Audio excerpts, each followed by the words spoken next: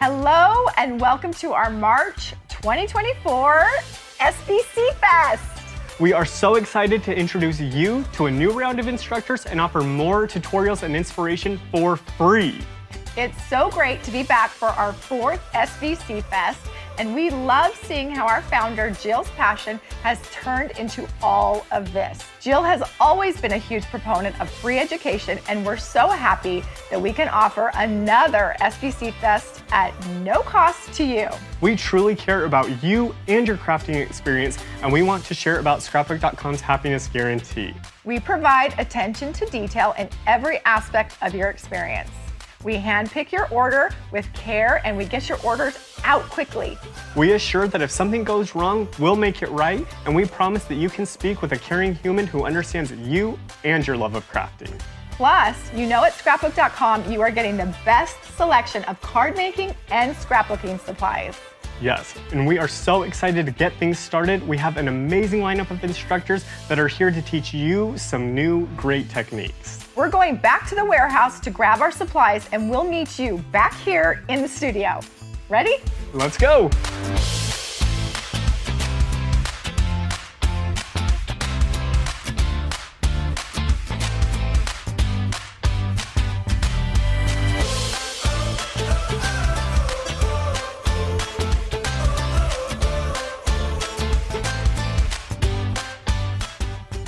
After the day's stream, we'll have timestamps so that you can go back to the beginning of specific classes. Yeah, and when you're creating your projects, be sure to upload them to social media and tag Scrapbook.com and use the hashtag SBCFest. And also upload your photos to the gallery using hashtag SBCFest in the category section so that we can all see what you're creating during the event. Yes, we love that. And if you're watching live, be sure to snap a pic of your workspace, share it on your stories, and tag Scrapbook.com. Yeah, or, you could make a shirt of your own. We always hear that people want the shirts. Well, now you can download the SVG file on the SBC Fest page and make your own shirt. And if you do, snap a picture of you wearing it, watching SBC Fest. We would love to see that. I feel like that requires some pausing and saying again, we are providing the SVG file so you can create your own SBC Fest shirt as well as make your own sticker. So where do they find that at, Cody? You can find that at Scrapbook.com/SBCFest. Yes, and at Scrapbook.com, we are all about empowering and inspiring the community, and we're so grateful for all of the instructors for joining us. We are asking that you keep the comments positive. Any negative comments will be removed, and if multiple offenses occur, you will be removed from SBC Fest. One thing that we always talk about is how positive everyone is during SBC Fest, and we really want to just keep that going. Absolutely. On our SBC Fest page, you can find commonly asked questions under our FAQ. And if you're interested in any of the products used throughout SBC Fest, you can find them on the SBC Fest page by visiting Scrapbook.com/SBCFest. Okay, we all know you want to know how our giveaways work. So after certain classes, Cody and I will be announcing the giveaways. You'll want to be here and watching live so that you can enter. Yeah, all you have to do is comment in the live chat, and a lucky winner will be tagged, and the comment will be pinned to the top of the live chat. You can also find a list of winners in the YouTube description. Yeah, this is awesome. Well, let's do a giveaway right now. Let's so for our first giveaway, we have some of the hottest products of this year. So we've got some fun stuff over here on our overhead camera. We've got a Misty. We've got a waffle flower grip mat. This is my favorite. All of these are my favorite. Oh my goodness, how exciting. And then you want to say what that is? Yes, this is the Tim Holtz travel media mat and then the surface mat that pairs with this. Oh my goodness, you're getting a ton. This first giveaway is insane. Oh yeah, and then the Sizzix scoring board and trimmer tool. Wow. Plus this from My Sweet Petunia as well. It's the glue press. This is something that tons of people have been loving. Absolutely. This is really good stuff, you guys. So let's try and hold it up and show you. Okay. That's so much stuff. Can we do Who needs Christmas? Who needs Christmas when you're at SBC Fest? Yeah. Who needs Christmas presents? Okay, glass media mat, the travel media surface mat, the Misty, the grip mat. The glue press and the Sizzix scoring board and trimmer tool. So in the live chat, let us know how many SBC Fests you've attended or if this is your first one. Yeah. Get your answer in the comments and then we'll choose the winner in just a minute. So while everyone is putting in their comments, I want to show you this freebie that we released today for SBC Fest. Yes. So we'll put all that goodness to the side. So we've got this scalloped flower freebie. Let me show you how cute it is. Oh my goodness, look at this. It can be layered, like this one's layered here. So I've got 2 different colors. I love that. You can add the flowers to tags, to cards. Yeah. I mean, the possibilities are endless, but this is a great freebie. So make sure you add this to your cart today and get this. What's really cute about this freebie is the scalloped edge. It's got a scalloped edge underneath right here. And then the solid one goes right on top of it. Such a fun, beautiful die. Free for you. We wanted to thank you for joining our SBC Fest, so make sure you grab one of these and put that in your cart. Yeah, and if you are shopping today, be sure to use the coupon code SBCFest4 at checkout to save. Okay, if you are excited about SBC Fest, give this video a like, and we're going to put the winner of the giveaway in the live chat now. Yes. Congratulations. Congrats to the winner. You got a ton of good stuff. A ton. That is a ton. And we have more coming, more giveaways, so stay tuned. Yes. Let's go to our first class with Carissa Wiley, and following Carissa's class, we'll be joined by Adrienne Boese. So let's go to Carissa's space. All right, let's go.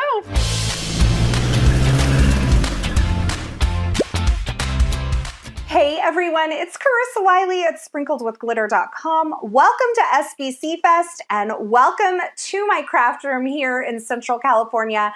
I am so thrilled that you are joining me today for this class. We are having a disco party and we are talking about 5 ways to add shine to your card making, scrapbooking, or other paper crafting projects. Now, I am creating 3 cards today and they kind of have a funky, I would say like rhinestone cowboy disco party feel to them. And I think you're gonna have so much fun with these cards. I've pulled out all the disco balls for today. You can see the big one here and I have some more on the shelves behind me because I am obsessed with disco balls and I'm obsessed with adding shine to my projects. And so we're gonna talk about 5 easy ways to do that.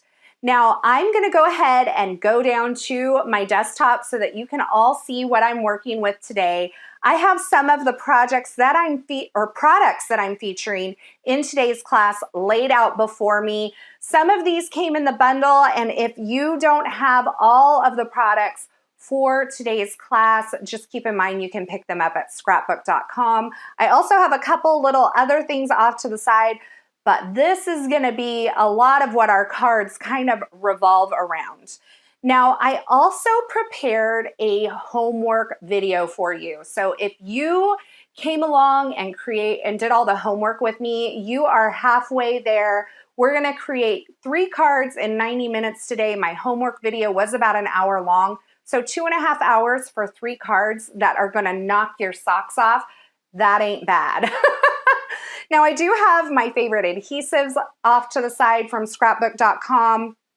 And I also have just a couple tools as well as, you can't see it right now, but we'll bring it in a bit, my Gemini Junior in the Petal Pink. And that color of Gemini Junior is my absolute favorite. Now, keep in mind, I will be chatting in the comments today. So if there's anything that you have a question on, please feel free to ask me.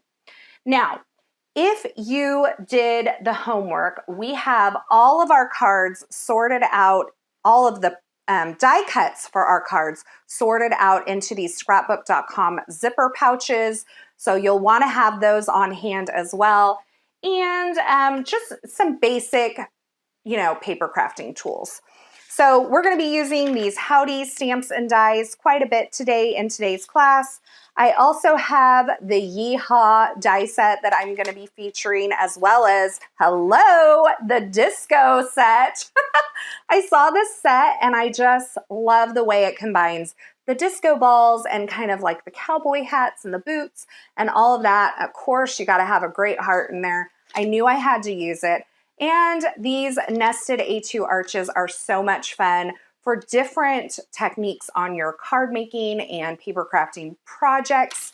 And our color theme today comes from this gorgeous vacation smooth cardstock from Scrapbook.com. They have made putting a color palette today together so easily. So easy.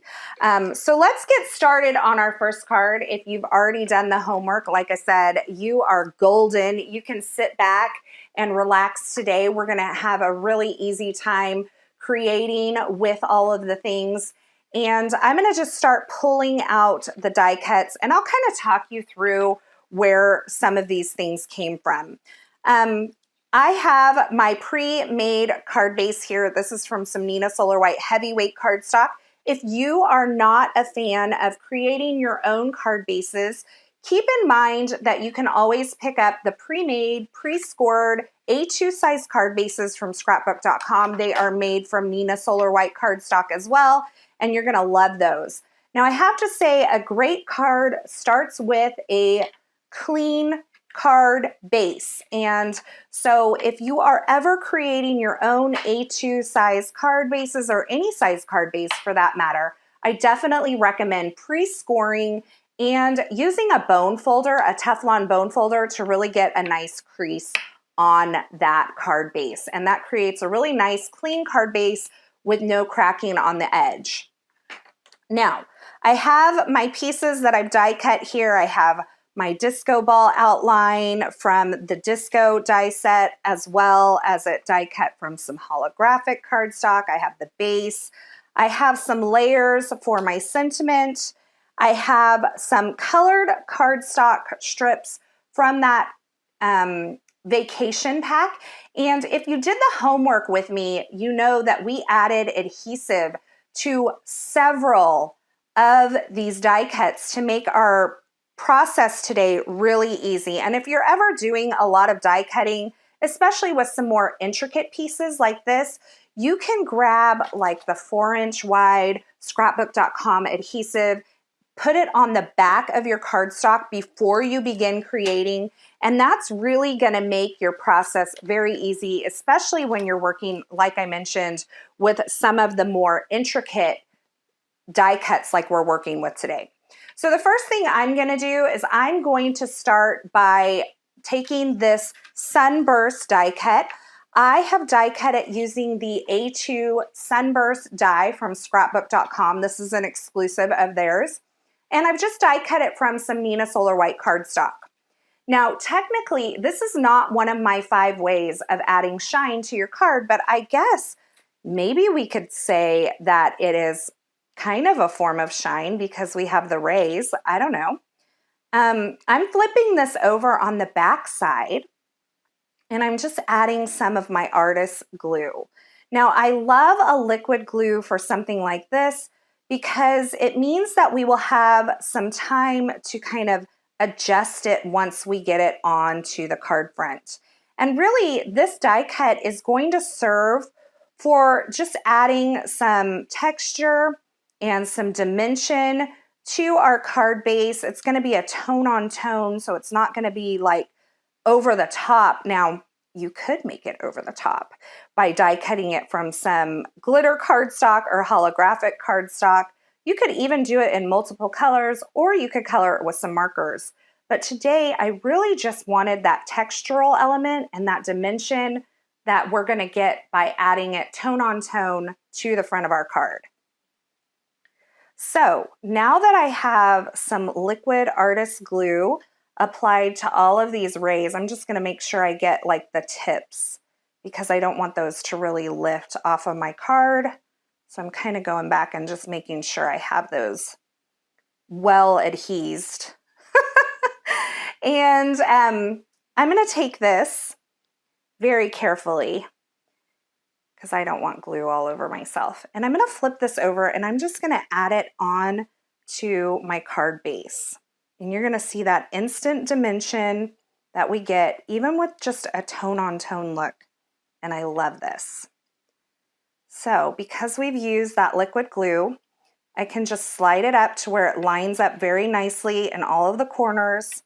Make sure I get it positioned well, and then press it down. Just straight down because you don't want to wiggle it around anymore. I did get a little bit of my hair in there, so I'm sure the recipient does not want that, so I pulled that out. And then you can just kind of set this to the side. Now, something that I will often do is take my Misty, my rose quartz Misty, because it's gorgeous, and just lay it over the top of something as it dries, and that just is going to kind of keep it flat and press down while I work on a couple other things. Now I have 2 of these arches from the Nested A2 arches. I used 1, 7, and 8 in this class. So if you count from the first one being the smallest, this is number 8. So it's the largest one that we used in this class. And I've die cut it from some of the blue cardstock from the vacation pack. I've also die cut it from a layer of white. Once again, just to give a little dimension. Now, I've created a lot of additional die cuts in this class to add dimension. Keep in mind that if you're not a fan of layering die cuts up, there are 3 different levels of foam adhesive available from Scrapbook.com where you can use those foam adhesives instead to add your dimension to things like this. I just wanted a tiny bit of dimension, so if I was going to substitute foam adhesive for this, I would just use the 1mm foam adhesive because it is the least thick of all the Scrapbook.com foam adhesives. I'm just layering these on top of each other to give it a little heft, give it a little dimension, and I just used my Scrapbook.com adhesive runner for that, and now I have those layered up. Now, I want to go ahead and do my stamping and embossing, and I'm going to do my sentiment, and I'm also going to create a couple of sparkles on this card front. So I'm going to use a scrap piece of Neenah Solar White cardstock, and I'm going to bring in my Misty stamping tool. My sunburst should be pretty dry by now, or dry enough for me to remove the Misty. And I'm just going to set this up into the upper corner here. A lot of people tell me I use my Misty backwards. This is how I use my Misty. I open it like a book. And I know a lot of people open it to the right-hand side because they're right-handed and it makes inking easier. But let's be real. I like to do things the difficult way. So I'm just going to place that Shine Bright sentiment into the corner there and pick it up with my Misty stamping tool. And then I'm going to take both my white piece of cardstock here as well as my little arch here, and I'm going to prep the surface with a powder tool. Keep in mind, I will have everything that I use linked for you, so if there's something in particular that you're looking for, you'll be able to find those links. And what I'm going to do is I am going to ink up this Shine Bright sentiment with Versamark ink. This is the ink that I use when I'm doing heat embossing, and that is the first way that we're going to add some shine to our project is with some heat embossing. Now, I love heat embossing because many of us have been doing it for a long time, and it's a simple way to add shine using stamps and with, not a lot of investment. So I have that there. You probably can't see it. But while I have this all out, I'm going to go ahead and just grab a simple block. Actually, you know what? I think I want to wait for the sparkles. So we'll go ahead and just heat emboss the sentiment first. I want to wait for the sparkles until I get the rest of my elements placed on my card so that I make sure that I have it where I want it. Now I'm just grabbing a piece of scrap paper here to catch my extra embossing powder. And if you know me, I'm normally like a gold girl, but I'm using a lot of silvers today because it's disco themed. Now, if there were ever a gold disco ball, I think I would have it permanently mounted in my craft room.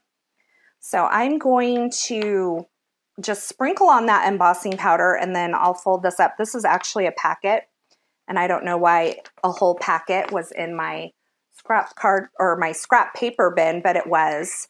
And so we're just going to go with it. We're rolling, right? Making things easy. Then I'm going to I'm using the Wow embossing heat tool. for my embossing today. It's trying to hide from me here in the little cubby.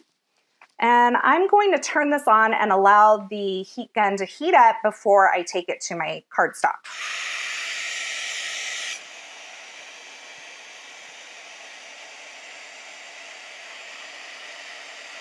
So I'm just going to give it a few seconds, and then once I know that it's good and hot, I can go ahead and just start heat embossing this. Now, I did prep the surface of this cardstock with a powder tool, and the purpose of that was to prevent embossing powder from sticking to areas of my cardstock where I did not apply ink. So that's a great strategy to get nice, clean embossing. And you can see that I have that beautiful, shiny sentiment. So easy to do. I'm going to let it cool for just a second. And then I am going to grab the coordinating die from the Howdy die set. And I'm going to line that up. This is one of the only bits of die cutting that we're actually doing today in class, because we did a lot of it in our homework, so that we could kind of go through and take our time assembling these cards today. So I'm going to take and I'm going to use my Gemini Junior to die cut this sentiment. I'm just going to kind of move some of this out and bring in my die cutting machine. I'm creating live, so I have all of the things around me that I need. Just gonna bring this in, and for my Gemini Junior sandwich, I like to use a clear plate and then the cutting plate for double-sided dies. I use that on both sides. So I have 2 clear plates, 2 cutting plates for double-sided dies, and I just stack them up and cut into that kind of more green plate.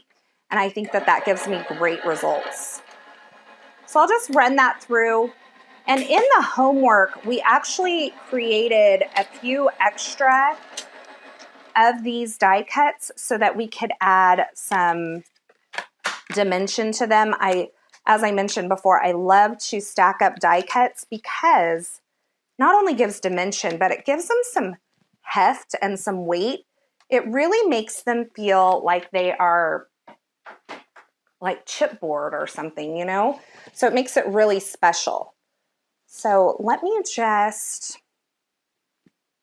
come in here, and we'll use some of the artist glue to just stack these die cuts up. So I'm just going to add some glue to the back of the one that we heat embossed, and I'm going to stack one of the plain white die cuts behind it. And I have 3 additional die cuts to add behind it. You can kind of choose, it's like choose your own dimension on these card projects today, because I feel like you can add the dimension or you can skip it. It depends on, you know, are you mailing it? Are you hand delivering it? Are you a sucker for dimension like I am? Total sucker for dimension. So I'm just going to layer up 3 of these plain white die cuts behind it. And then I'm going to grab an acrylic block, just a small acrylic block, so I don't have to bring my Misty over here, and just place that on top so that that can kind of set up and dry. And then let's move this out of our way for just a few minutes until the next card. And we can start working on our background and our disco ball. Now, again, with the dimension, I have die cut the base of my disco ball and the outline of my disco ball, like this little detail outline piece. I've used this disco die set to do that. So all of these disco ball dies are in this die set. I've used this die here, which is that outline, and this one, which is that base. And I've die cut them using some holographic paper from Scrapbook.com. This is a second way to add shine to your projects, is to use a specialty paper like a holographic paper.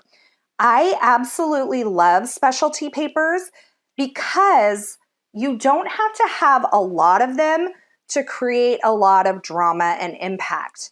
You can just use like small bits of it really to create a really fun look on your project.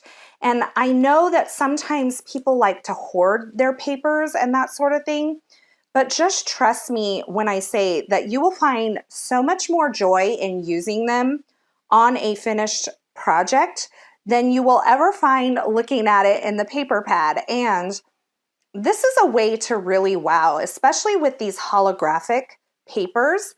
They just have a way of catching the eye and just really, like I said, giving that wow.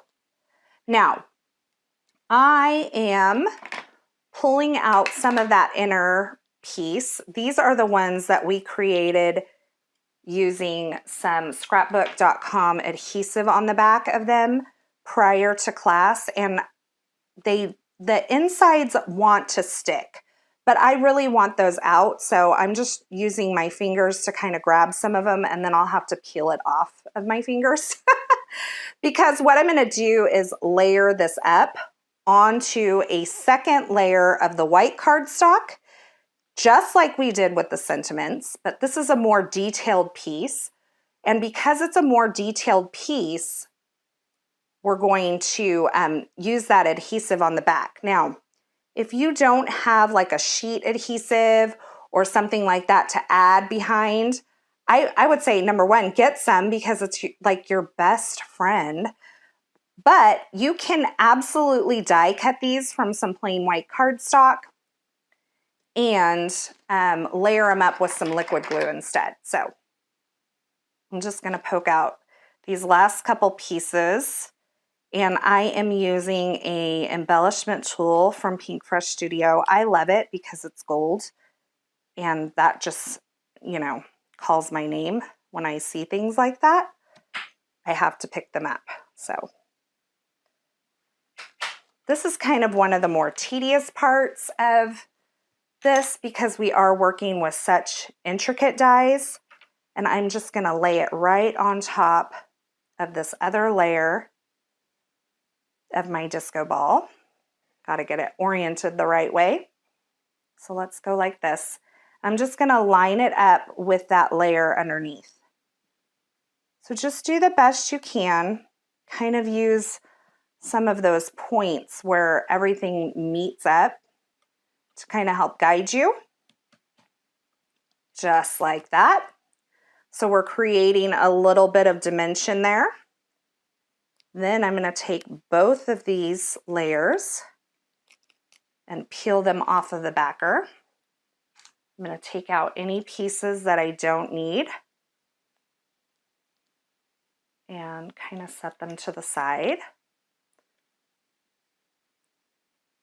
And once we get kind of this fiddly part done, the rest of it's fairly easy. So don't worry.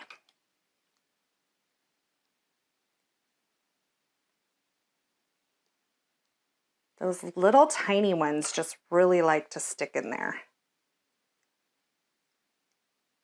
So I want to get those out. We're going to put this layered up piece right on that more solid backer piece that's cut from that holographic. I cut it from a different holographic cardstock that was in that holographic paper pad because I wanted there to be kind of a differentiation and kind of draw a little more attention to it by using two different holographic cardstocks. So you'll notice that the top layer that we'll use on this disco ball is a like a solid silver piece, and then the back layer is that super in your face piece. So I'm just dealing with like sticky die cuts on my fingers, and we're going to line this up, place it right there. So cute. And then let's get that out of the way. And then we're going to take this piece, and I've got one little silver straggler in there. We're going to place this down over the top of it, and look at that. If that isn't shine on a card, then I don't know what is. We're going to press that all down and just kind of put a block on it for a second to get that all adhered. And while that is kind of setting up, let's take and we're going to start adding our cardstock strips. Now, what I like to do is I like to kind of get my sentiment down here to where I know where I'm kind of going. And then I can start peeling the backer off of the adhesive that we placed onto our colored cardstock before die cutting it, and start placing it onto our little arch at an angle here. So I'm going to go right about there-ish. So lower on the left-hand side, a little bit higher on that right-hand side, and I'm just going to press that down. We'll trim all of them off at the end because we'll have excess. And if you want to save a larger piece of backer sheet from your adhesive, like I've done here, then you can actually keep these little strips for something else. So you can stick them on there and hold. It's like a placeholder for your pre-stuck strips. So I'm just working my way up. I started with that little turquoise color. Then I moved on to an 1/8" piece of that holographic cardstock. The colored cardstock on this card, these little strips I'm placing right now, these actually measure 3/16 of an inch. And yes, I understand that I say the word measure weird. My family teases me about that all the time. And then I'm going to go to this brighter orange color for the next one.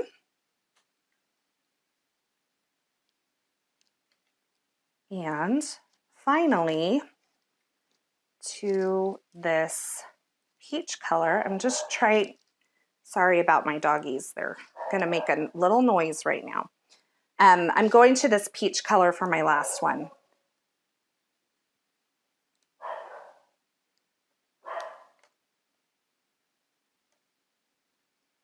So I'm placing those all down, and then I'm going to trim off the excess on both sides. And I'm just using my Scrapbook.com scissors here.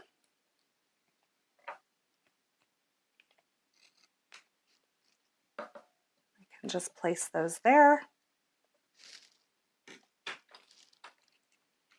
And we have that adorable arch ready to go. We have our disco ball, our sentiment, and then we just need to add a couple of those little sparkles using the embossing powder once again. So we are going to grab these sparkles from this little Howdy stamp set. I have 2 sparkles. So there's a bigger one and a smaller one. And I'm going to grab just a basic block and get them kind of mounted here. Just kind of staggered a bit. Sometimes these little stamps like to be tricky. So I have them just kind of staggered on the block there. I've already prepped this with some powder tool. And so what I'll do is just kind of get my bearings for where I want this and stamp. And then I'm going to remove the larger one, and I'm going to use just that smaller one and go kind of up above. Then I can add my sterling embossing powder once again and heat set that. And that will kind of complete our little bit of embossing. So just flick it off and we will heat set that. So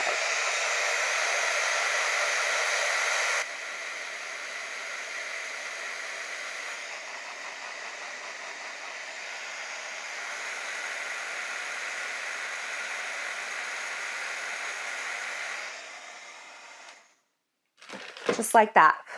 Now I'm going to let it cool, but once it's cooled, to get any of that extra anti-static powder off, you can just use a dry microfiber cloth or even a Swiffer cloth or something like that and place that on there. So now let's take our disco ball.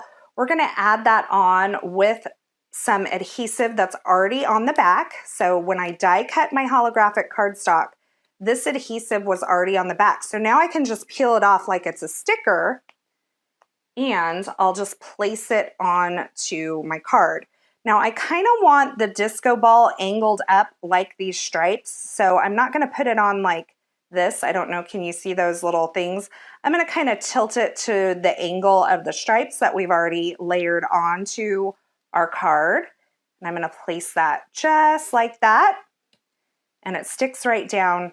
And then I'm going to add just a touch of some foam adhesive to the bottom of our sentiment. And that's going to be what we add our sentiment on with. Now this sentiment is going to overlap the disco ball. So you don't want to put foam adhesive towards the top of your sentiment. I just have it along the bottom. I can remove the backer and kind of just nestle that right where I want it, place it down, and then, oops, let me move this out of my way. I'm gonna just grab this whole thing and place it right onto my card front, and I can do that with either the artist glue or my tape runner. It doesn't really matter. All of these are good options. Even the Scrapbook.com glue, or the double-sided adhesive strips, or if you wanted to add some more dimension, you could obviously add this on with some more foam.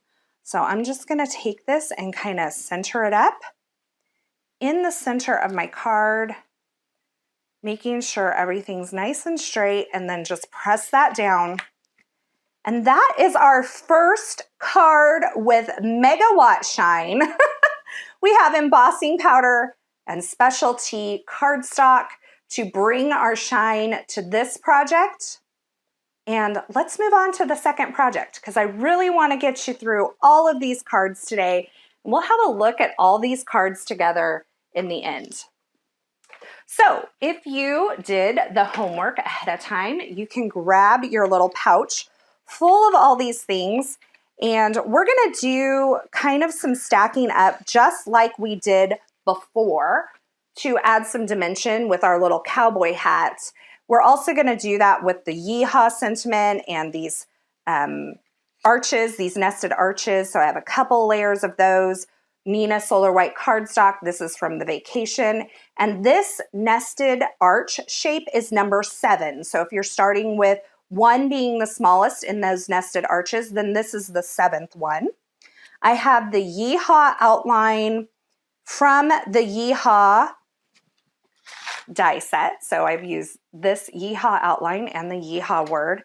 And we're going to kind of just stack these up. We can do all the stacking first if that's how we want to go and move along with it. Now, once again, I have an A2 size card base that I've die cut using, or not die cut, I'm sorry, that I've trimmed out and scored using some Nina Solar White heavyweight cardstock. If you like to kind of skip steps and make your life really easy, what you can do is grab those pre-made Nina Solar White A2 card bases from Scrapbook.com, and they really do just make your life so easy. Then they're like in your drawer, ready to go when you are.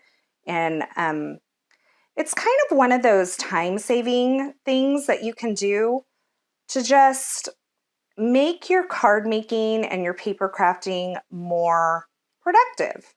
So when I'm feeling things that I do when I'm feeling like not inspired, I'm being careful not to rip this because I don't want to recut this. But when I'm not feeling very inspired, things that I'll do is often just do some die cutting or some trimming of some size cardstock that I use on a regular basis and just kind of get those all in my stash, ready to go, so that I have those things ready. And when I am feeling creative, I'm kind of ready to roll when I step in my craft room. I also am a big proponent of cleaning up after I craft so that when I go into my craft room the next time, it's nice and tidy and I feel inspired by that. That's just some free advice that I know you didn't ask for. So I've just layered up that Yeehaw word die that I cut from that beautiful turquoise colored cardstock onto the white layer. I'm also going to layer up some of these hats. So I have 2 layers of the white outline from the disco die set. And I'm just layering this up onto a second layer here to create dimension. If dimension is not your jam, then you can totally skip this part. Don't feel like you have to do it just because I'm doing it. But if it's something that you enjoy, then by all means, you should do it. Now, we've also, in our homework, die cut this hat base out of that beige cardstock from the vacation cardstock stack, or pad, I should say. And so I'm going to take these 2 layers of the white cowboy hat outline. I'm just kind of separating it from the insides. And I'm going to layer those up onto my beige card base. Don't need this little piece in there. Just take that out. So this piece is inside still. That's totally okay because we're going to top this off with our third way to add shine onto a card. And we're going to talk about glitter. Now, don't let me lose you when I say the word glitter, because glitter doesn't have to be scary. Glitter can absolutely be mess-free and enjoyable to work with when you're using the right products. So keep that in mind. And that's just a little taste. We're going to be using the Mixed Metals Glitter Cardstock Stack from Scrapbook.com to add some glitter to this card. And it's really, you're going to see, makes such a difference. But I'm doing my stacking right now. So I'm just going to take these 2 layers of Nina Solar White Heavyweight and adhere them together with a little bit of tape runner. And I'm going to add that peach piece on top. Once again, all of this we did together in the homework if you joined me for my homework video. So that has a little dimension. We have our Yeehaw ready to go. We have a Yeehaw outline. Let's go ahead and fold our card base. So I'm just going to take my bone folder and just really crease on that fold to make it nice and clean. And before we move to the glitter, we're going to add just a little something something to this card base. Okay, so I have this cacti stencil from Scrapbook.com. I feel like they made it because they're in Arizona. When I go to Arizona, I see all the cacti there. So you can tell me if I'm right or not. But I'm going to take this and I'm going to line up one of these rows of cacti kind of right along this right edge of my card base. And I'm going to hold my stencil in place from the back using some mint tape. Once I have it where I want it, then I'm just going to use that mint tape to kind of just hold it in place. We're going to do some really quick and easy stenciling. We're not going to go overboard with this. We're just going to grab a blending brush and some sea glass ink, and I'm going to kind of do it at like an angle. So I'm going to start kind of up here and then work down and across. So this doesn't have to be perfect. This is just to add a little something to our card base, kind of bring in some of those colors that we're using. And I'm going to do this really quickly. Now, if you are not a fan of blending brushes or ink blending, what I would recommend to you, I like ink blending brushes. But if that's not your jam, the Scrapbook.com blending tool with the domed foam adhesive really is a game changer for ink blending. I'm just doing this very quickly and bringing just a tiny bit up. So I've kind of created this angle here, okay? Super quick, don't spend a lot of time on it because I use that Concord and 9th Sea Glass ink. It's really going to blend well into the cardstock and kind of dry back and smooth out. By the way, these are the domed foam blending tools that I was talking about. Another great option for doing your ink blending if brushes are not your jam. So I'll just peel and reveal here. And now we have that beautiful texture and color just kind of in that corner of our card front. And we can set that aside. And now we're gonna do some die cutting together. Now, this part I really wanted to do together because sometimes glitter cardstock can be, well, it can be a tiny bit tricky to die cut at times.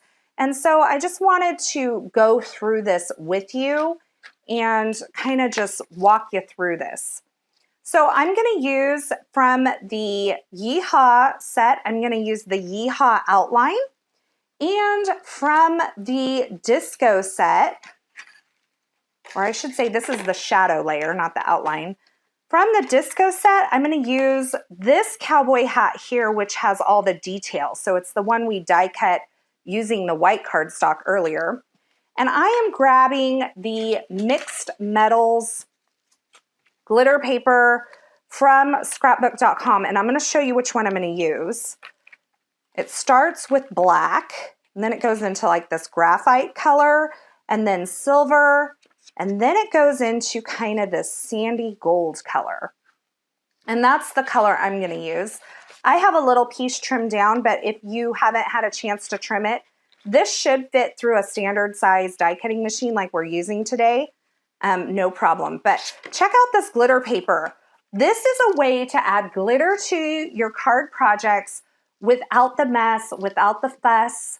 You're gonna love this glitter paper because, I mean, seriously, I can rub all over it. There is no transfer. It does almost have like, it has maybe like there's a tiny bit of synthetic paper in there. It kind of has that feel. So I feel like sometimes this can be a little tricky to die cut, which is why I wanted to talk to you about die cutting. So if you're having a hard time die cutting glitter cardstock, I would try adding a shim to your die cutting sandwich, or you can run it through a couple times, see what works for your die cutting machine, because every die cutting machine, even if you have a Gemini Junior, every die cutting machine is going to be a little tad bit different. So what I'm going to do to try to get the best cut, especially on this really intricate cowboy hat, is I'm going to start by, I have my cutting sandwich that I use. I'm going to start by running it through where I can see these dies. So the blade is facing down, and I'm going to run it through my Gemini Junior.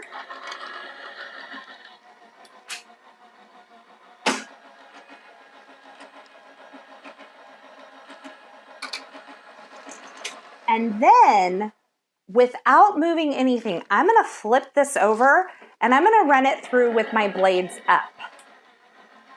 Now, I know this doesn't seem like much, but I feel like sometimes just getting that different direction of pressure onto these die cuts can really make a difference.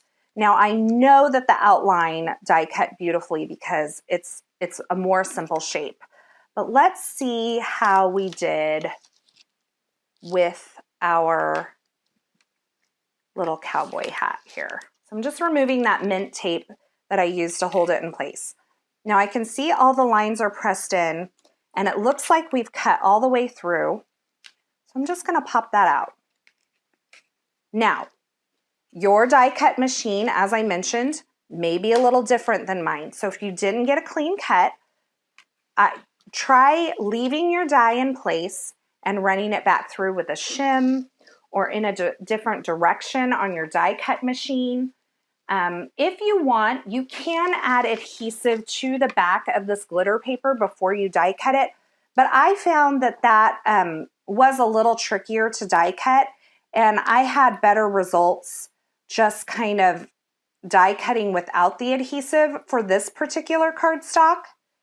And so I'm just going to use some liquid glue to adhere these layers to the layers that we've already layered up to add dimension.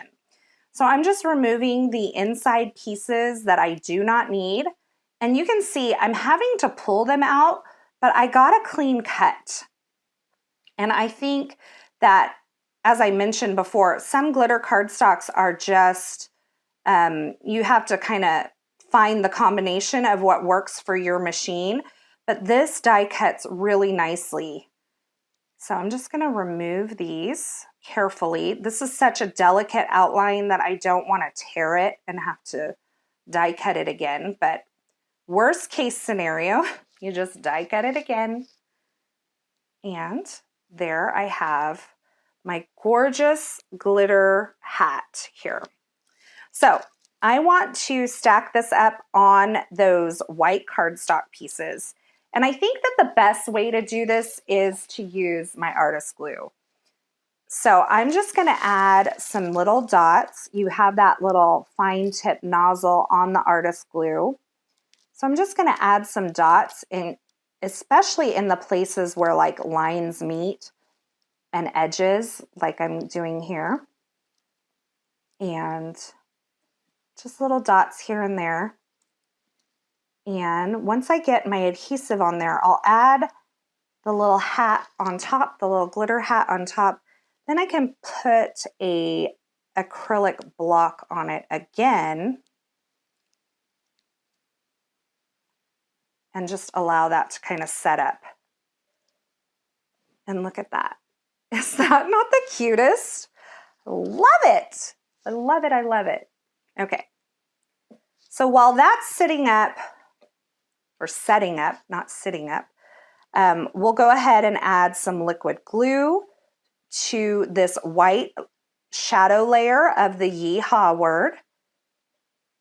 And we're going to add this glitter shadow layer on top of that.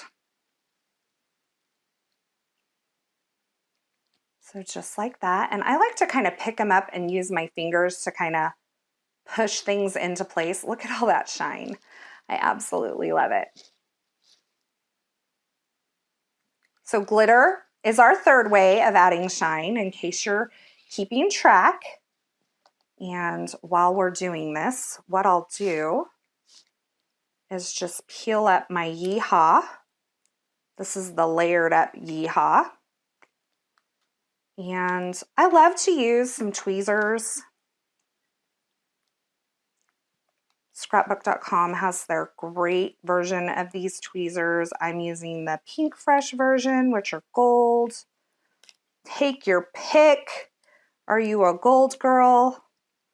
Do you like neutrals? There's something for you. Okay. Just going to pop out some of these inside pieces. It's like my least favorite part of doing this. But so worth it in the end, right? Some of the things we do for the end result. Can I get a what? Can I get an amen?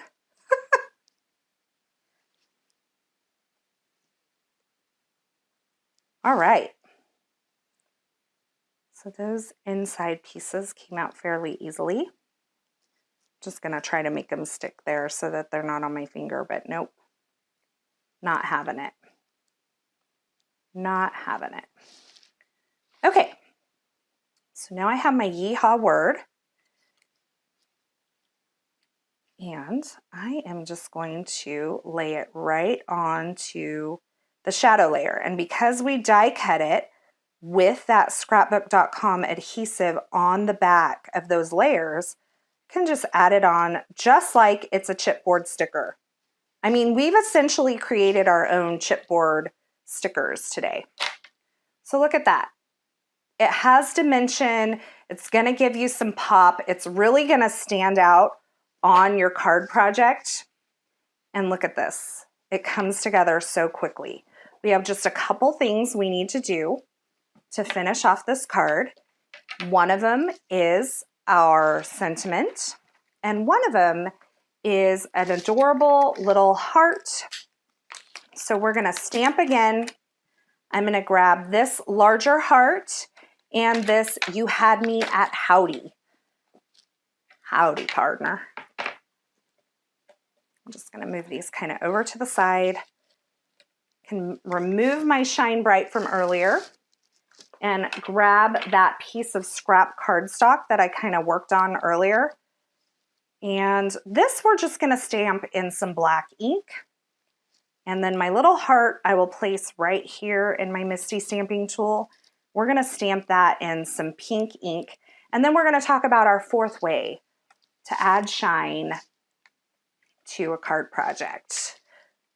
So we'll grab our pink lemonade ink for our adorable little heart here.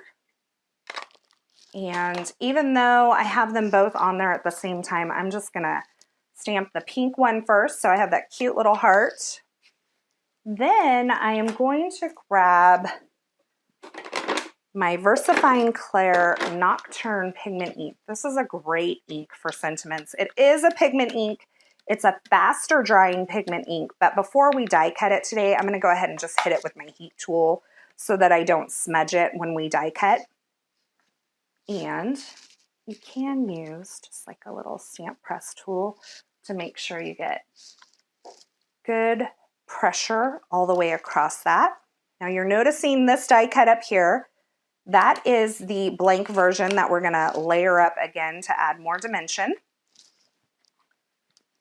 And I will just hit this with my heat tool.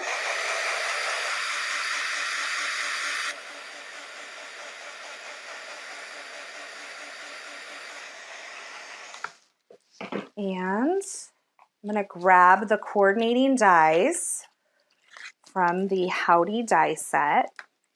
And I know that it's this one here and this larger heart right here. And once again, I'm going to hold those in place with some mint tape while I run them through my die cut machine. And then we're kind of ready to assemble, and we will add our fourth way of adding shine to a project at the very end of this, because I'll give you a little hint. It's going to need some time to dry. So we'll place this onto our cutting sandwich and run this through our Gemini Junior.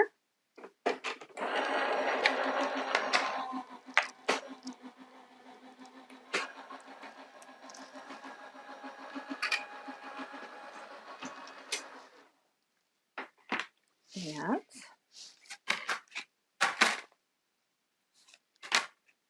grab that and that. These little Scrapbook.com trays, by the way, are great to kind of throw little dies in as you're working as well so that you don't lose them. And we're going to go ahead and start assembling all of this. So I'm going to start with my layered die cut for my sentiment. So I'm going to use artist glue for this.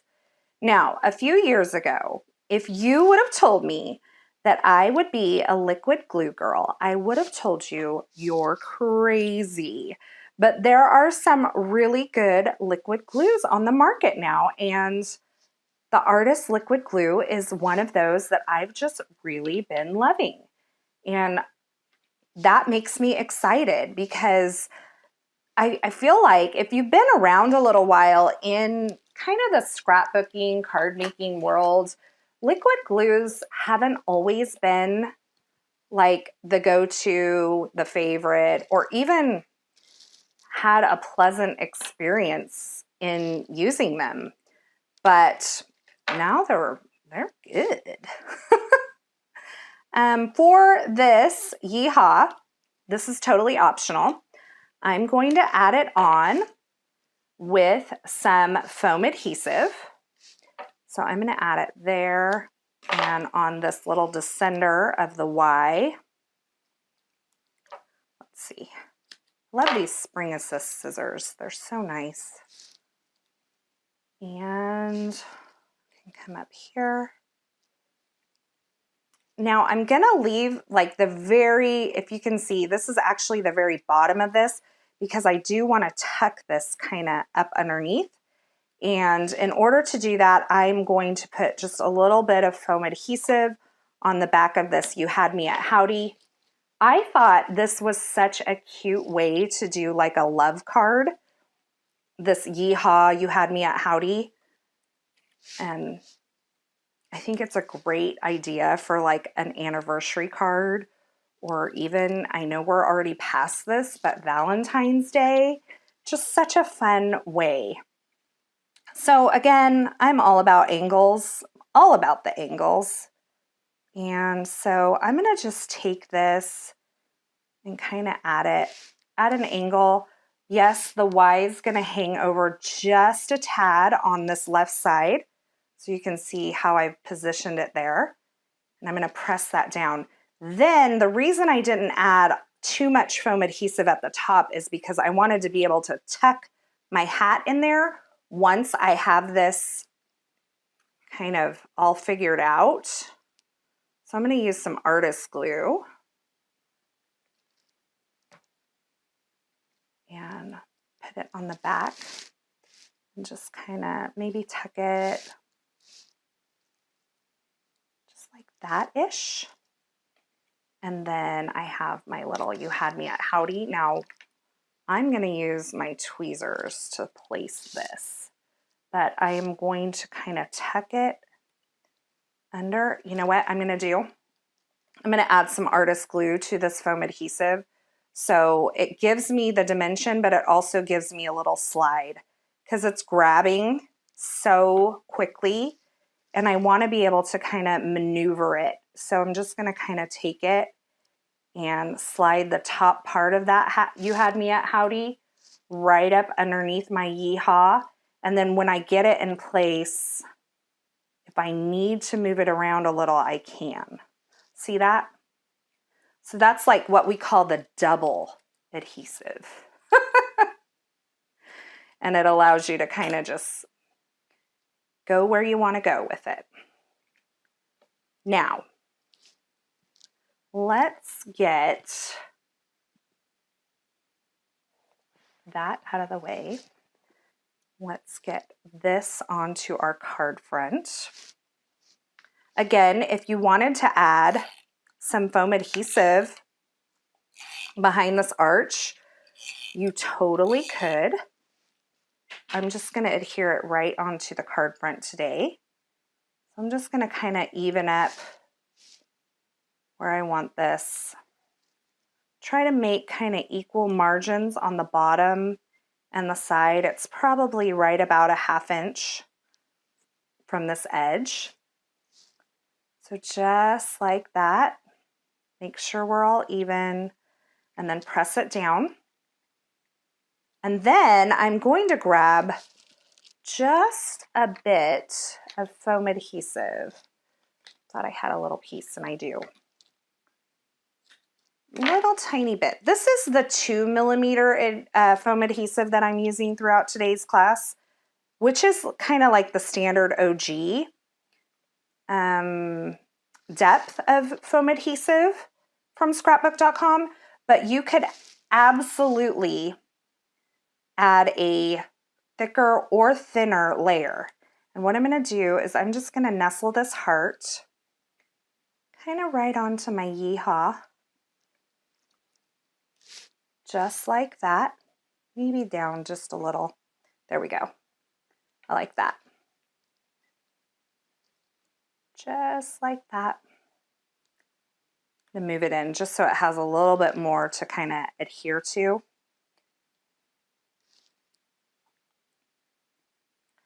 Man, are you like me? You could fuss with something like this that's so small for forever. Okay, decision made. It's on there. And we're going to talk about number 4 way to add shine to your projects. And that is glossy accents, paste, gels. You could use these pops of color from Scrapbook.com. You could use glossy accents. This is what I have on hand for clear, so I'm just going to go right over the top. I'm not going to actually bring in a scrap piece. You know, you don't want like those blips on your card project or scrapbook project or whatever you're working on.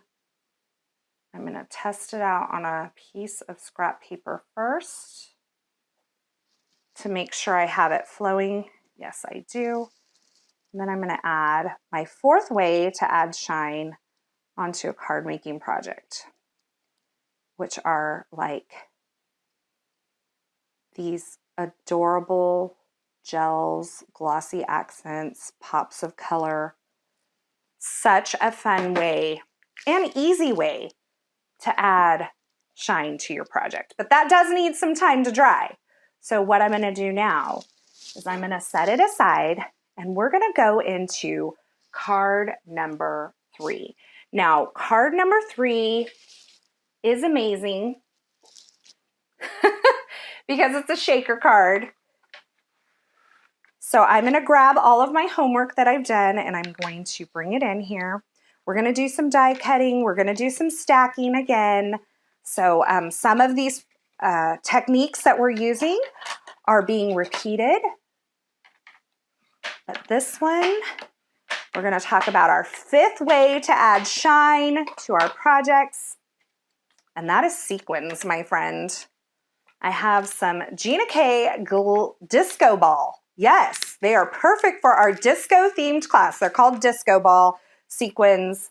And I did forget in the homework to create our panel of that peach colored cardstock.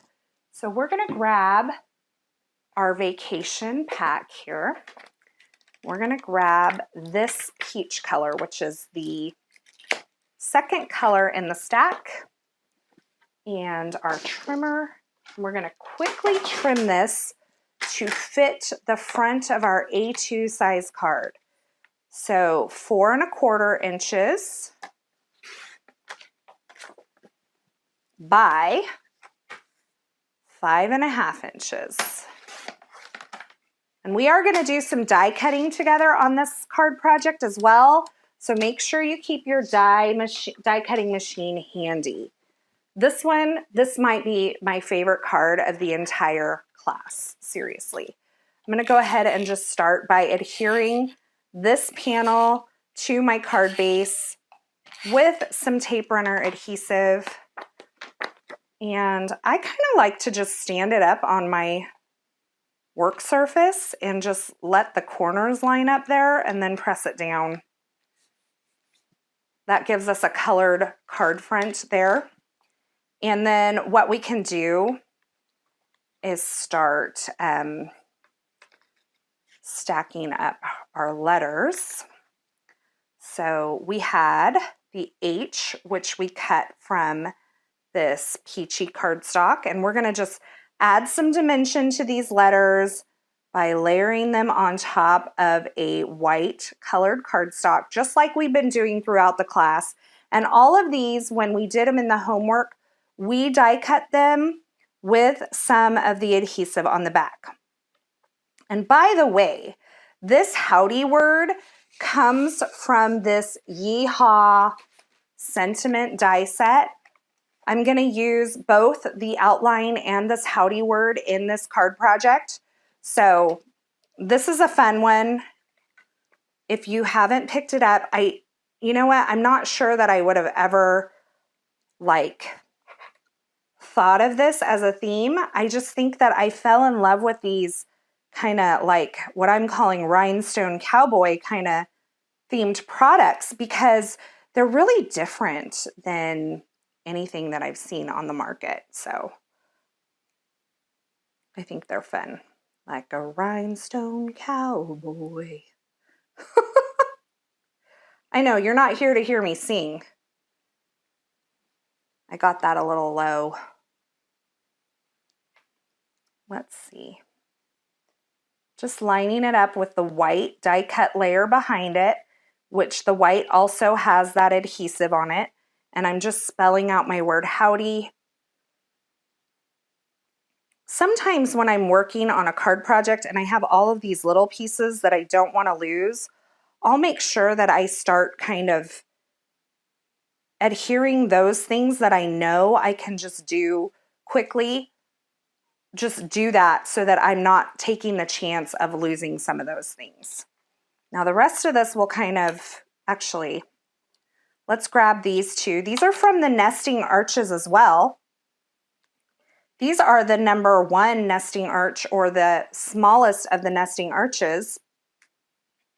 And we're going to actually use this to create kind of a banner for our sentiment.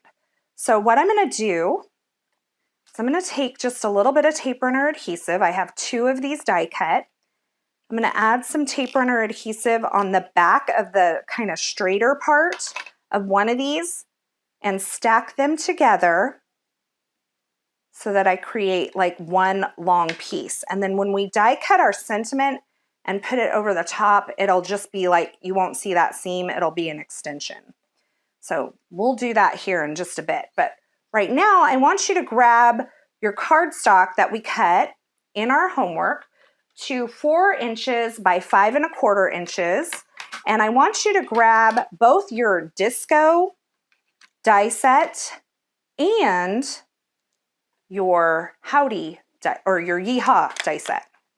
We're going to start with the howdy word. This is the shadow layer of the howdy word. And I'm going to put it kind of in the upper third of my card at an angle. Yeah, we're doing a lot of angles today.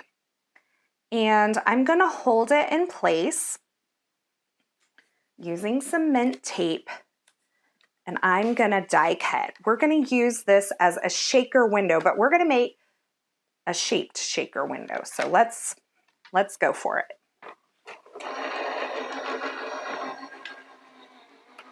I'm just running this through my Gemini Junior die cut machine, which is right off camera. And let me see, I should have moved it onto camera. It would have been easier. So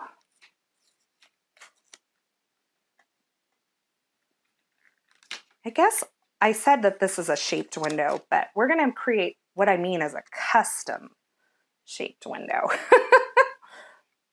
So there's that. You can actually save this because we'll use it to help us align our die cuts, and I'll show you how to do that. Now I'm going to grab my disco die set, and I'm going to grab this ball outline here, the disco ball outline. So this is the one with 2 outer die pieces here. And I am going to kind of angle this again, kind of matching the angle of howdy. But I am kind of looking at like these crossbars right here to make sure I'm not cutting off. I guess that doesn't matter actually. But anyway, let's move along. For some reason I was thinking that mattered and it doesn't, but it only really matters on the outside. So just making sure that it's centered here and looks good there at the same angle as the howdy for those little crossbars. And we'll run that through our die cut machine. I'm going to stand up for this time so I can grab it a little bit easier.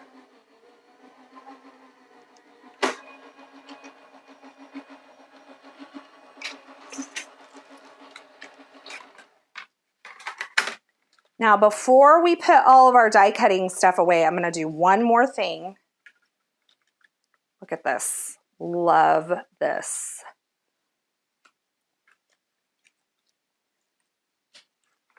That is our shaker window. Isn't that fun? Okay, before we put our die cut stuff away, I'm going to move that to the side. I'm going to grab the actual howdy word. And I'm going to take the shadow that came out of the center. This is just going to create a guide piece for us. This came out of the center of our die cut window. And I'm going to line it up, the howdy word, onto the shadow piece. This is just to create a little guide, and I'm going to run that through.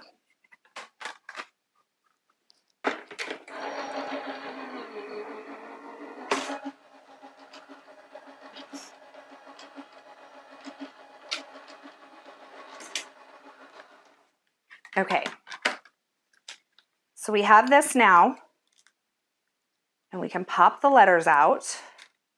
I actually am going to have you trim this in half too, so it doesn't have to be perfect. We're just using a guide, okay? So we're just doing that. You can save those little letters for something, another project if you like, but we're done with our little howdy here. And what we're gonna do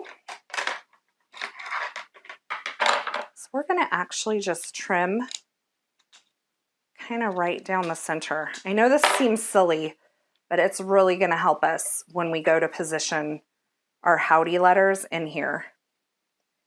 And I'll tell you when we go to do this why we trimmed it in half.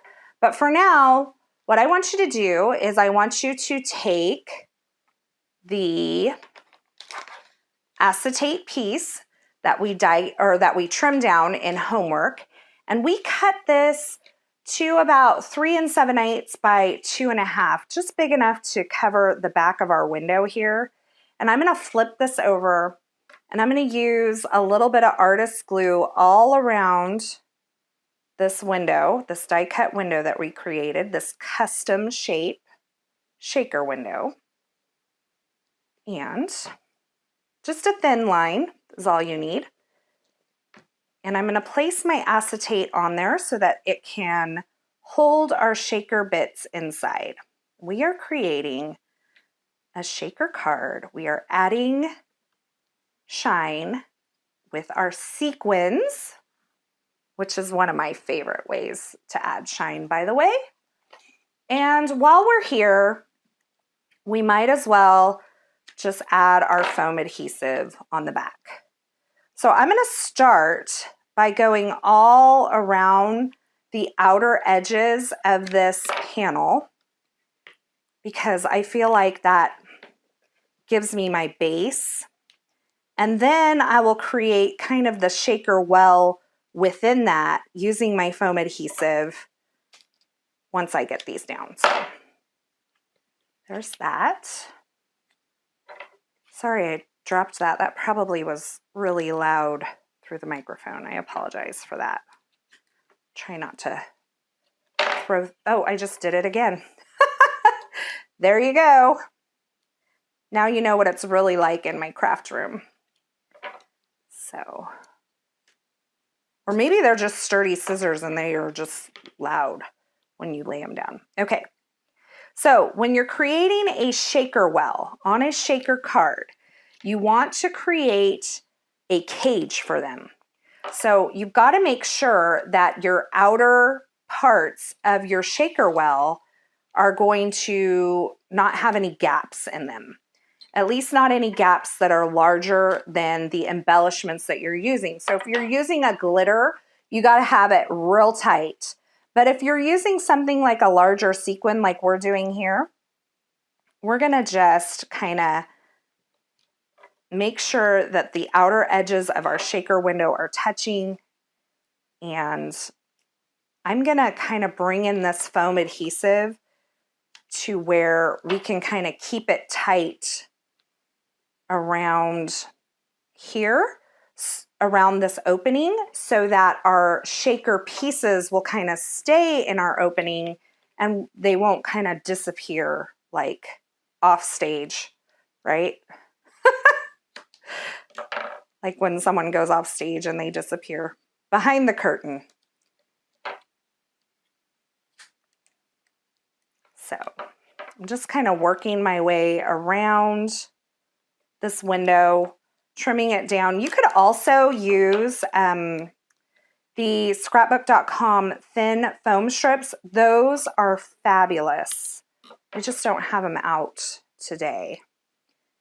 And you can see the way I'm kind of just working around what I have down already and just kind of creating this well. So you can see how all of these bits are kind of touching each other, and that's going to hold all my stuff kind of in this window area. The one thing I do want to caution you of is that you make sure that you're not placing your foam adhesive where you can see it through the window, because that will, it just doesn't give an overall clean look to your card. So, and I'm a little foam adhesive obsessed, apparently. So, I just keep going. Okay, so here's the fun part. Here's where we add shine. We're going to use glitter again as our shaker window backer. We cut this to the same size as we did our acetate, so it is 3 7/8 by 2.5 inches. And I'm going to use a little ice cream tasting spoon to just kind of place some sequins into my shaker well that I've created with the foam adhesive. Then we're going to remove the backer from the foam adhesive, and we're going to seal it up with that glitter cardstock. So just going to do, I kind of like to keep them a little bit on the flat side, like don't make a mound in the middle, like spread it out, okay, like this. So there's not one place where they're super high mounded up. It just makes putting the shaker window together a little bit easier. And then this is kind of the tricky part. You want to remove the backer to the foam adhesive, but you want to make sure that you're not kind of disturbing or shaking this too much to where you would get the sequins popping up and sticking to the foam adhesive where you've exposed the adhesive. So you can see I'm just very gently keeping one of my hands on the outer part of my card and gently removing the backer so that nothing's like jumping up into the foam adhesive. You can see your nails can grab that adhesive very easily. Just be careful. And I'm going to do this one down here. And I'm going to do this side. Now, once we get the backer onto the window, it won't be as big of a deal because those sequins will be trapped in there.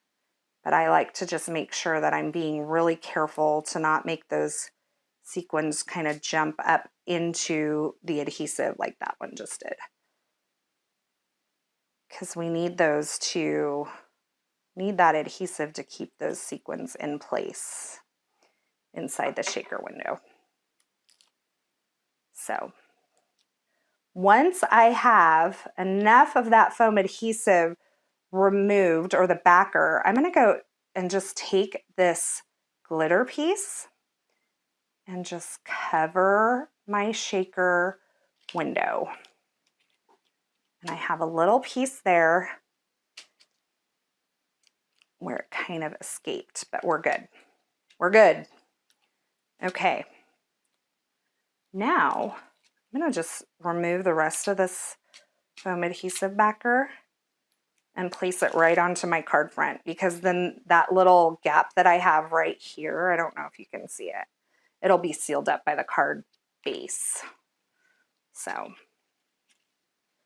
going to do this, place it right here in the center of my card.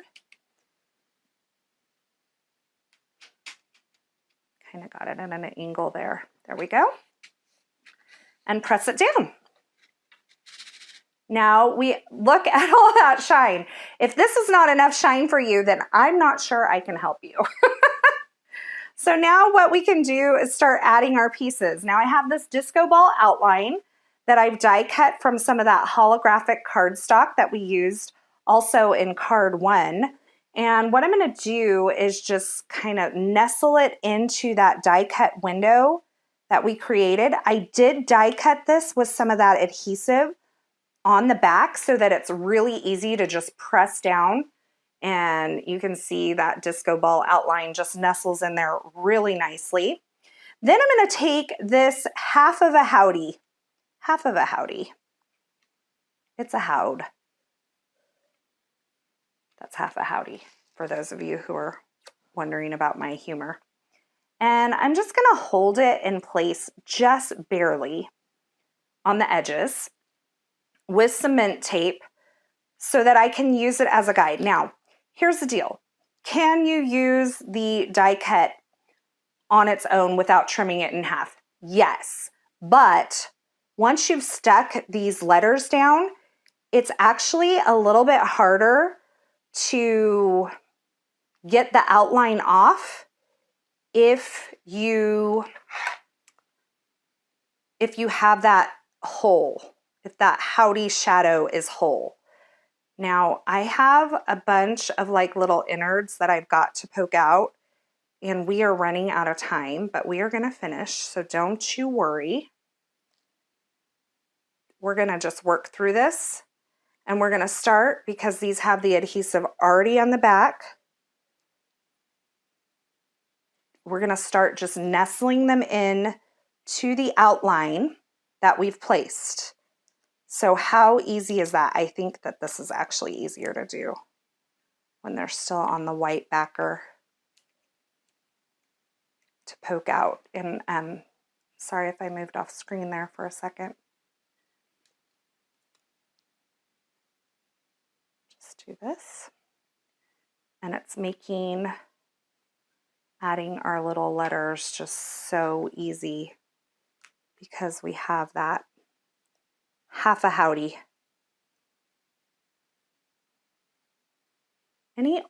Anybody out there old enough to remember Howdy Doody? I remember my mom talking about it, but I don't myself remember watching it. I can tell you what he looks like, I think, but I don't remember watching it. Okay. I love this little embellishment tool from Pink Fresh Studio because the little tip on that pokey end is actually a ball tip, so I don't stab myself. It's always dangerous when there's sharp things around.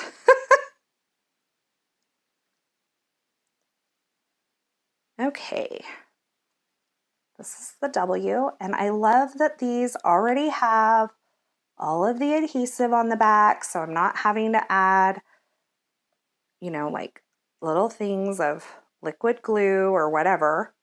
I'll tell you that when I first designed these cards, I was not as smart. So I was, adding liquid glue and adding all the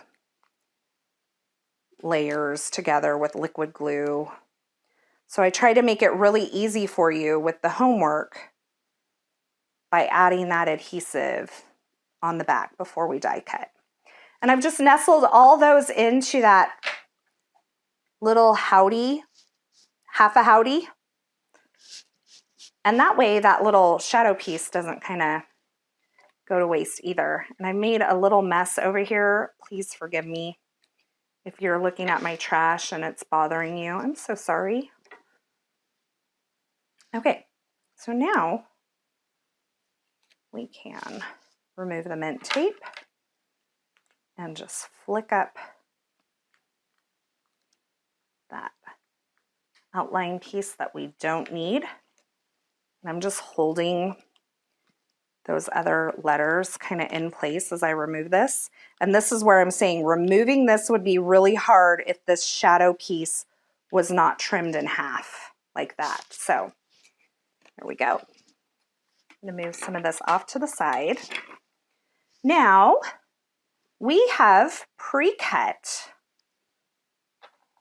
some little sparkles, and we're going to add them. Actually, we'll do this last because I want to work on the sentiment real quick so we can show you how we did that. So we're going to grab our Misty stamping tool again, and we're going to grab our stamp set, our Howdy stamp set, wherever it is. And we're going to use this sentiment that says, "You make the whole world shimmer." I believe that's a song as well. Correct me if I'm wrong. I'm not really up on pop culture. Maybe I need to listen to the radio every now and then. Okay, using the same piece of scrap paper, white scrap paper that I've been using all along. I just have things stuck to me, so I'm just trying to move them off. Perfect. And we're going to use that VersaFine Clear Nocturne pigment ink again, because I love that dark, rich black ink. Just going to ink that up real quick and stamp it. I like using my Misty stamping tool even for something this small, because if I don't get a great impression the first time, then I can just restamp. And I love how this waffle flower grip mat just holds everything in place. So I got a great stamp the first time. I hit that with my heat tool.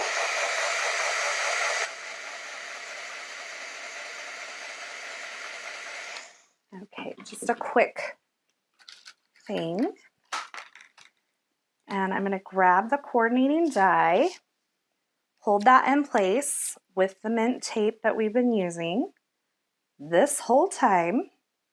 Isn't that great? You take one piece off and you can just use it over and over again, rip it, make it the size that you need it. Okay, and then I'll just run this through my die cutting machine.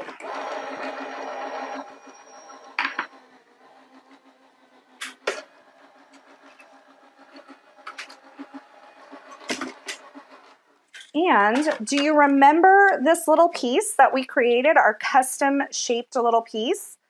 We're going to put that right onto the top of that. We can just use some tape runner. I got things jumping out at me now. I got a mess. So some tape runner adhesive. And I'm just going to make sure that seam is covered with my sentiment. Just kind of put it there in the center. And then I'm going to add some foam adhesive to the back of this. Let's see if I can find it. It's like a little game of where is the foam adhesive right now? Are you all playing that game right now? Where is my foam adhesive? I see some, but it's not the height that I want, so we'll just use it. Oh, it's right beside me. You were there the whole time. Just need a little sliver there. And I'm going to put it more, when I flip it over, it's going to be more towards the left side, because I am going to trim off a little piece of this. So now that I have that on the back, I'm going to add it to this card front, kind of just like down here-ish. Now you're going to notice that this part is hanging off. That's okay. I'll just take my scissors and slide them up in there, trim it to where it's even, and now it looks like one continuous piece. And now I'm going to start adding these little sparkles. Now they have the adhesive on the back because I did that before I die cut them, and we did that in the homework. But I'm just going to kind of peel off the backers. I think it's going to be a little harder on these smaller ones. And we're almost there, guys. Almost there. I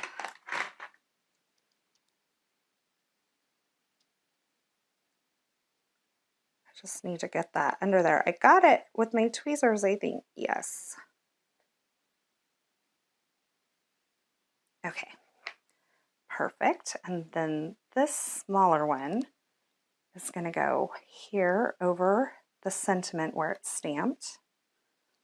Doesn't have to be perfect. This smaller one is going to go right up here. And then we have a larger one that's going to go right up above the howdy on the disco ball. This might be one of those dies where you could easily do it with a drop of liquid glue and put it on. So if you're not loving the adhesive on the back of this, then just kind of put it at an angle there. It's kind of hard to see with all the shine we got going on there. I have a little one, and it's just going to overlap the D on the howdy. So right here. And then a larger one right here. Now, I am going to grab those disco ball sequins. I'm just going to add a few of those to the front of the card as well, right in the middle of, I can't actually find them, right in the middle of those sparkles. I want to add them. I can show you them on the finished card project. I think we're running out of time anyway.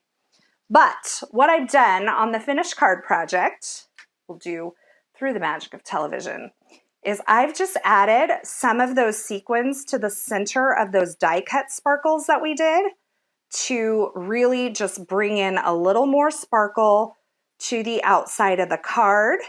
And those sequins are our fifth way of adding sparkle and shine to your card project. So let's bring them all in. You can see I actually added some sequins to our second card as well. And then here was our first card. Look at that. So much fun. I love this disco party. Let's go to a side-by-side because then you can see all the cards and you can see me as well. I really hope you have enjoyed this disco party class here at SBC Fest for Scrapbook.com. Keep in mind that all of the products I use today are available at Scrapbook.com. Some of them are exclusive to Scrapbook.com. So if you're looking for links for all those products, you'll be able to find them in the classroom. So be sure to check that out. I hope that I was able to inspire you, kind of this rhinestone cowboy theme, and inspire you to really bring some shine to your card making, paper crafting, and scrapbooking projects. Once again, I'm Carissa Wiley. I am over at sprinkledwithglitter.com all the time. You can find me and free educational videos there. I want to thank Scrapbook.com for having me here for SBC Fest today. I had so much fun creating these projects with you and chatting along with you in the chat. Thanks for joining me here in my craft room today. And until next time, I hope you have a fabulous day.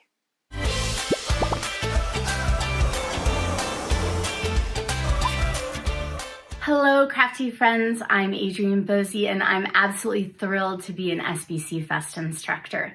Let me tell you a little bit about myself for those of you who don't know me. I've been paper crafting for over 20 years now, and I live in the state of Colorado, where the nature and landscapes are truly inspiring and beautiful and often inspire many of my craft projects that I create. Like many of you, I started out with scrapbooking, and then I also added in card making and tags, but then I began experimenting with mixed media techniques. Now I truly love creating mixed media projects. That's really my home base and my true love. But I also do mini albums, cards, and so much more. And honestly, there isn't a paper craft project that I've done that I haven't loved. You can find me online with the online moniker of Alice Scraps Wonderland. I chose that name because paper crafting is truly my wonderland. And I know that the SBC Fest chat flies really fast during the lives. So if I happen to not answer your question during the live chat, or you're watching this on the replay, be sure to reach out to me with any of your questions on my socials. I'd be more than happy to answer your questions.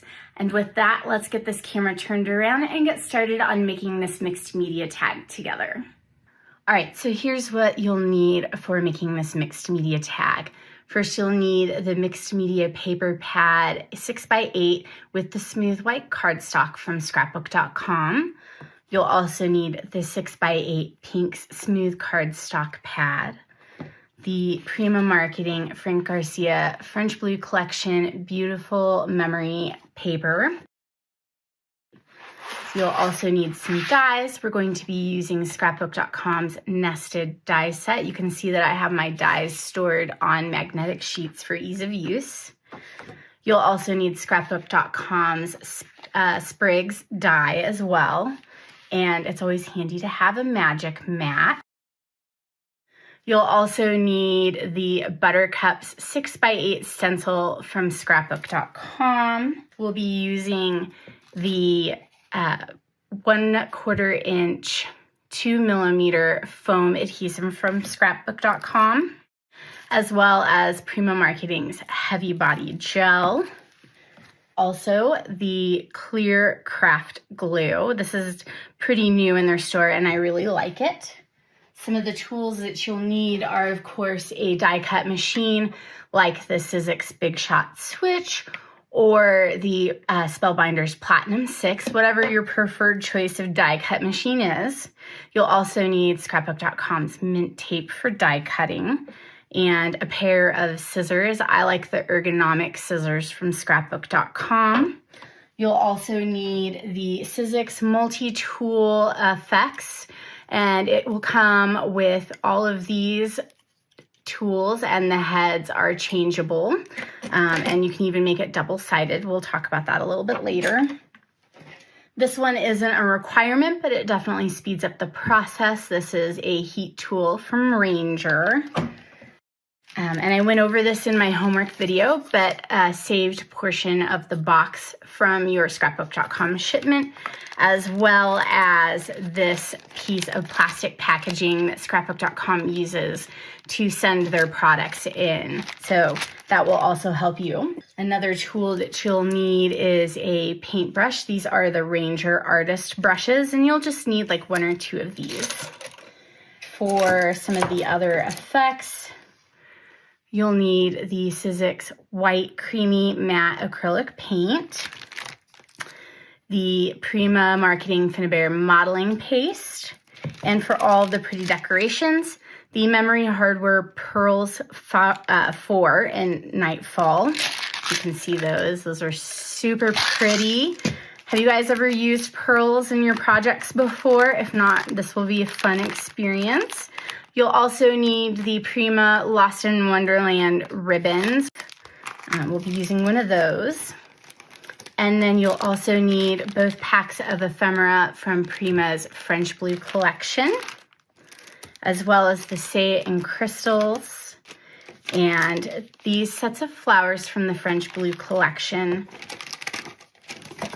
the chipboard stickers from the French Blue collection. Woo, there's a lot on the table. And finally, these Lost in Wonderland flowers as well. All right, let's get all of this stuff moved out of the way and we'll start creating this project. Let me know if you guys have ever done mixed media projects before, and if you haven't, why you haven't tried it yet, and if it intimidates you, what is the most intimidating thing about mixed media projects? Let me know so that I can assuage your fears, because it truly is quite simple and really fun. It's all about experimenting. There's no right or wrong in any of this, and it's just about having fun. This is the mixed media tag that we'll be making together today. And on my homework video on my YouTube channel, we cut out the patterned paper tag. the white tag from the mixed media cardstock, as well as these little sprig die cuts that you can see sprinkled in there. Okay, so let's get started on this mixed media tag. We'll be doing a monochromatic tag today, and that just means that we'll be doing different shades of the same color. So we'll be doing pink if you haven't already kind of noticed. And what we're gonna do is we're gonna laminate these two tags together. In order to do that, we're going to use the Scrapbook.com clear craft glue, and then we're also going to be using the Sizzix FX multi-tool, and we're going to be using the brayer for this. And this tool is really amazing because it's easy to switch out. It's double-ended. You can also take off this cap and put another one on there. You just twist and then line up the little arrows that are on the pieces to get it in the notch. Here we go. They're there. And then twist so that it lines up with that second arrow. All right, so we're just going to be putting a little bit of this glue on here. You don't need to get right up to the edge because that is what the brayer is for. And we just need enough to go around all the edges and then also in the center. It doesn't need to be perfect. You just need to get some glue on there. And then we're going to line these two pieces up. And I like to use my table to kind of line them up on the edge and then give it just a little press with my fingers. And then we're going to use the brayer to get that glue to all of the different edges, and that's the laminating. So now this is nice and thick, and it will stand up to the stenciling with the medium that we're going to do. And these are great for giving as gifts. So if you want to give this as a gift to somebody, now is a good time to write on the back of this, which is perfect because it's white and you can put whatever you want on there to whoever you're gifting it to. All right, so what we're going to use is the Finnabair Prima modeling paste. And we're also going to use the Buttercup stencil. And if you don't have a mixed media or nonstick craft mat, that's where this piece of plastic comes in handy. And we're going to put that on there. And then we're also going to switch out the brayer for this longer palette knife for the Sizzix tool. And you can see that on all of my mediums, I cover them up with a little bit of the cling wrap. If you don't use your mediums very much, you'll want to actually push that down so it touches the surface of the medium. That will keep it from drying out. I go through mine so quick that I don't really need to do that, so I just put it on there for extra security. All right, so for mixed media, in this case, we're looking for texture, we're not looking for perfection. So just pick some places on the tag to just kind of put a little bit of paste on there. You don't need to make sure that you fill up the whole thing. It doesn't need to be a perfect spread. Like I said, it is all about just getting some texture onto this tag because the pattern paper is so pretty and we don't want to cover the entire thing up, but we do want to add that really gorgeous texture. And just scrape off your excess right back in. And I'm going to give that a cover. We're all done with the modeling paste, so you can set that aside. And we are going to peel this up carefully. And in my homework video, I talked about having a little plastic bin with some soapy water into it. So that's where I'm going to put this, and I'm going to finish cleaning my stencil off later. All right, so as you can see, there's just a little bit of texture in here. If you have a little bit on the edges, you can clean that up with your palette knife. And I'm going to use a wet wipe just to clean off this, and then I'll finish cleaning it again later. So now what we're going to do is we're going to dry the modeling paste. This isn't a requirement, but this does speed it up for the class. You can totally let this air dry. So let's go ahead and do that. And I always like to hold up from the craft mat because that allows the hot air to pass through and it won't cause your tag to curl. If it does, just heat the other side of it and help it flatten back out. Paper doesn't have memory, and so it should generally pretty much flatten out, especially with this mixed media paper on the back. And we're just gonna do this enough to create like a skin. So when it comes to crafting, let me know what color palettes you guys like to play with. Do you like to do rainbow? Do you like to do monochromatic? Do you like to have like 2 or 3 different colors that you play with? Let me know in the comments. I definitely like monochromatic or like, 2 or 3 colors, and clearly I like pastels. All right, so this is dry enough. And let's move on to that next step. In my homework video that's over on my YouTube channel, we had pre-cut this, and we also pre-cut all of these little dies. And I also pulled out all of the things, the ephemera, and put them into these little trays here just for ease of use. And we're going to pull out some of the pink ephemera. I've already pulled some to the top. We'll be using these 2 from the first pack. And then we will also be using, see this one I didn't pull forward, we'll be using this piece here that says pianos and organs on it. So we'll set that to the side, and I'll kind of put these over here. And we'll be using the ribbon later. We'll also be using, from the chipboard, this piano keyboard piece here.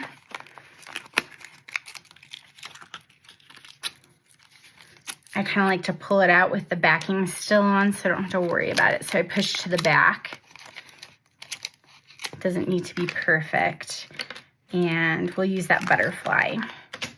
And then the rest you can just stick aside. There's a whole bunch of really pretty things on here, so feel free to pick whatever you want. These are the 2 pieces I for sure want. Let's start with the layering process. And I'm going to take you guys through this. I'm going to use a variety of adhesives, but the most important one is this heavy body gel from Prima.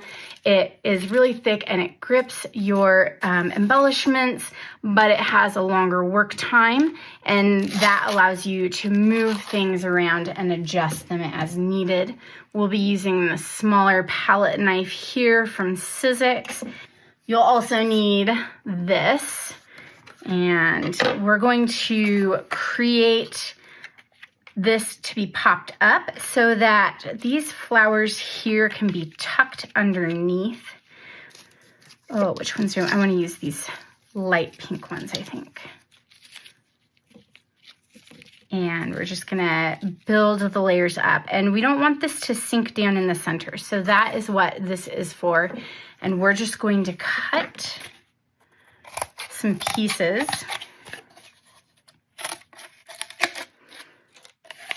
Maybe about that size, just enough to kind of, it doesn't need to be perfect, and no one is going to see this. It's going to be covered up by flowers and embellishments, and it's a great way to reuse your boxes. All right.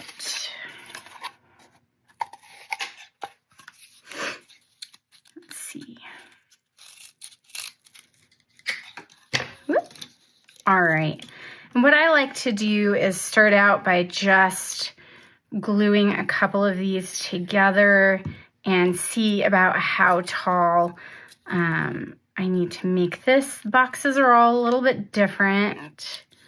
Let's give that a second to kind of adhere there. You want it to be about the same height as these flowers, and it looks like I need at least 1 more layer for this box. See. A good test is always to just kind of put it in place about kind of where you think you need it and dry fit just to see. That looks like that's going to be perfect. So we'll stick this aside. We may need it later. Everyone's paper flowers are always a little bit different because they're handmade. And the other thing that I like to do, especially when creating monochromatic projects, is to rip the green leaves off the backs of all of the flowers. And this is just so that it, continues with that monochromatic look. And I find that the greens don't always match. I think these ones are pretty close, but they don't always match each other. So you just rip those off, and it's always okay to alter your paper flowers from Prima. That's especially what mixed media is about, is to just make it your own and just play and have fun. All right. Okay, so we're gonna start by adhering a couple of these down. And it's always important to make sure that when you're adhering things down, that you are supporting these, paper elements with the cardboard, with the paper flowers. So I always like to kind of make sure that they're just supporting those edges a little bit. And we're gonna start by gluing down this bigger flower. And I just put a healthy little dollop on the back of my paper flowers. And as you'll see, I kind of dry fit as I go. And so we're just gonna kind of tuck that right there. I think that looks really pretty.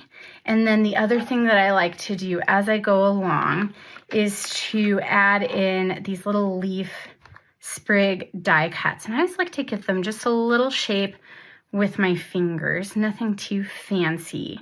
And tuck these in as I go, just so that I'm not, waiting until the very end. Maybe my adhesive has already started to set and I can't get it in like I want to.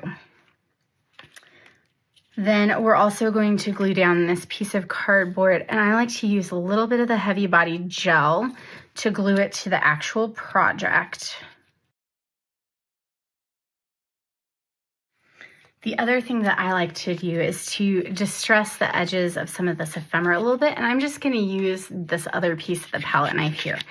And again, nothing perfect, just, rub along the edges. And this creates that shabby chic look, which is really forgiving. If you make mistakes, if you tear the paper or ephemera a little bit, no biggie. That really adds to the charm of this. And I think it's the perfect style, especially for mixed media beginners. All right, so we want to glue this down onto the cardboard. And I'm actually going to use the clear craft glue because I think that'll warp this less. The heavy body gel is pretty thick and has quite a bit of moisture content in it, and so it'll really warp those paper elements. So we don't want to use too much of it on paper ephemera like this.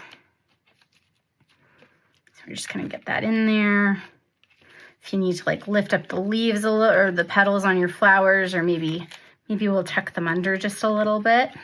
Sometimes that helps to tuck a couple underneath, and that will kind of help hide the cardboard underneath as well.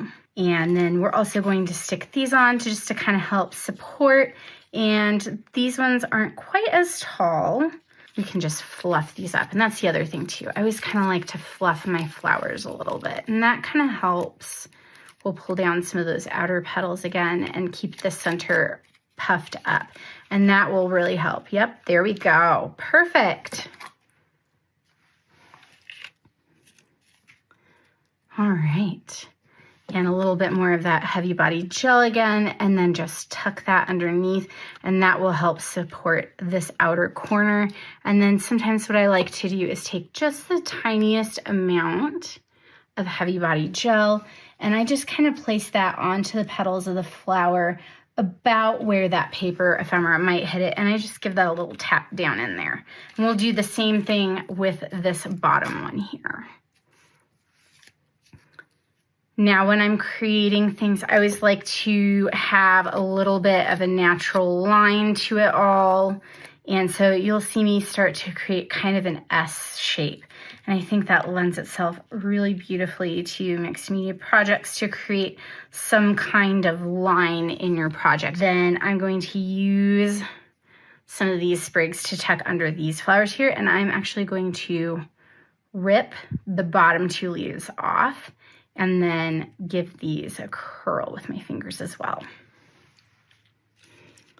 And just tuck these. And that's the great thing about heavy body gel. You can kind of pull it up and rearrange things.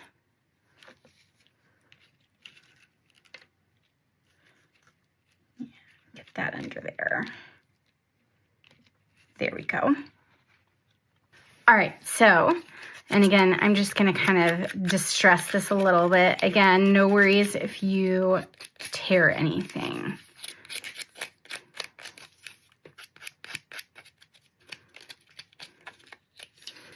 All right, and even if you tear something, you can kind of give that a little roll. Sometimes that's really pretty to just do that.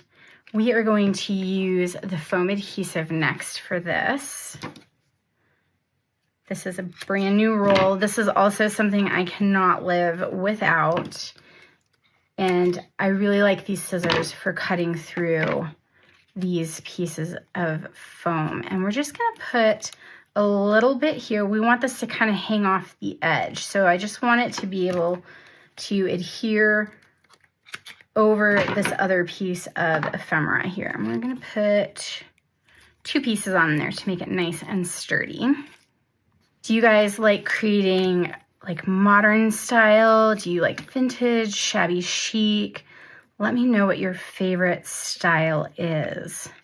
And the other thing that I love about mixed media is just being able to use all kinds of different elements, from chipboard to paper, flowers, papers, mediums, you name it. It really truly is a very creative medium. And like I said, there is no right or wrong.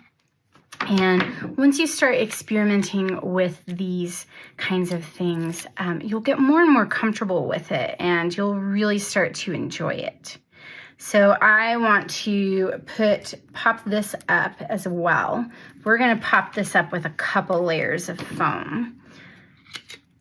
Foam, adhesive, and cardboard, even paper flowers like the smaller ones, are all things that you can use to keep your project level when building these highly layered clusters of flowers. And it's important, especially, you don't want things to be kind of toppling over or looking like the Leaning Tower of Pisa. And so making sure that everything is nice and level is really important. So that's the only thing that you really want to be a little picky on when it comes to mixed media. But other than that, anything truly goes.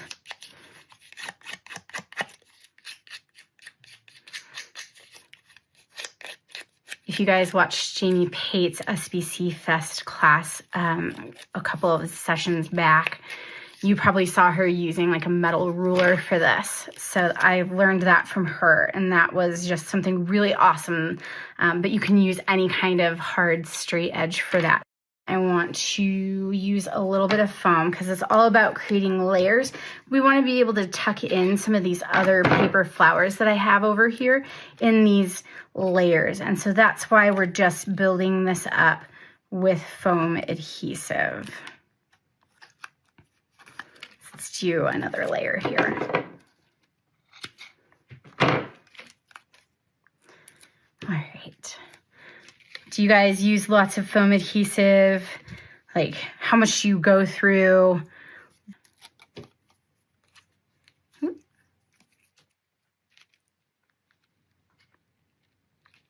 Okay, so now that we have these kind of layers created, we can go in and start adding some more of the beautiful flowers here.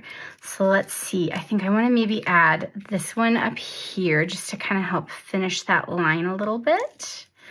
And then I want to add that one there. This one is going to kind of be the star of the show. It's going to be right on top. And then I also really love this one. We'll tuck this one underneath here. Maybe I'll pop that over here. It truly is all about just creating all these beautiful layers. I feel like you can never have too many flowers on your project, but that's just me. I'm also a gardener, and so I think this is a way for me to have all of the pretty paper flowers, all the pretty flowers in my life that I'm missing during the cold months. What do you guys like to do besides paper crafting? I also play flute and piccolo, so I've always been a very creative person in my life. So when I'm not in my craft room or in my garden, you can find me practicing and playing with my music groups. All right. This one won't really necessarily be holding up another flower, but if it was, I would definitely be checking to make sure that this helps support. But because we built this support up so well right here, that'll hold that bigger flower. So this you can just not worry about. Put a little bit of the heavy body gel on and just kind of stick that in place. I want this little curled paper to kind of maybe show through if you were looking at it from the side. So we'll kind of stick it over there.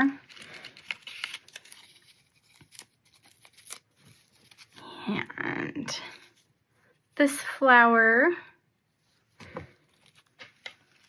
and just tuck that under there. It's all about just kind of, whenever you look at this project from another angle, you'll just notice something else about it, see something else little that you really enjoy about it. And that's another reason why I do these highly layered. Just my goal is to always try and outdo myself on the flower clusters. Like, can I get it higher? All right, let's tuck in some more of these leaves.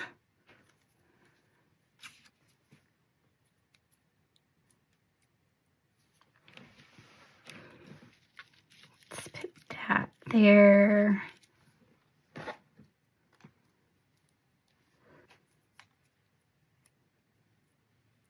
And this one here.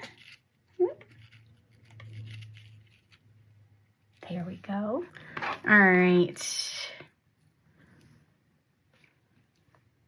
Let's see. What are you guys thinking of this project so far? Let me know in the comments below. Do you have any questions about adhesives, other mediums? Do you have questions about like storing your mediums? Let me know anything that you want to know in the comments, and I will try and answer as many of them as I possibly can. All right, let's get this guy in. This is the one that I wanted to tuck under here. And there we go. Oh, I think that's really pretty. And then waste not, want not. We're going to just kind of curl these as well and tuck these in under the really small ones. Whoop. Make sure it gets in the heavy body gel so that it stays in place. Let's see, what else do we want to put on here? This, we'll tear this back off. And then I think we'll do the little buds and then we'll move on to the next step. So let's get this down. There we go. All right, for these buds real quick, we don't want to waste these cute little wire ends. So I'm just going to curl them around my paintbrush and then I'm just going to cut that off. We're going to use those, so don't lose them. Curled this one. You can use any kind of round tool that you have, die pick, but we're using the paintbrush later, so you should have that with you. And then we're just going to tuck these in. We're just going to apply just a little bit to the back there, and I am going to tuck this in. I think maybe right here.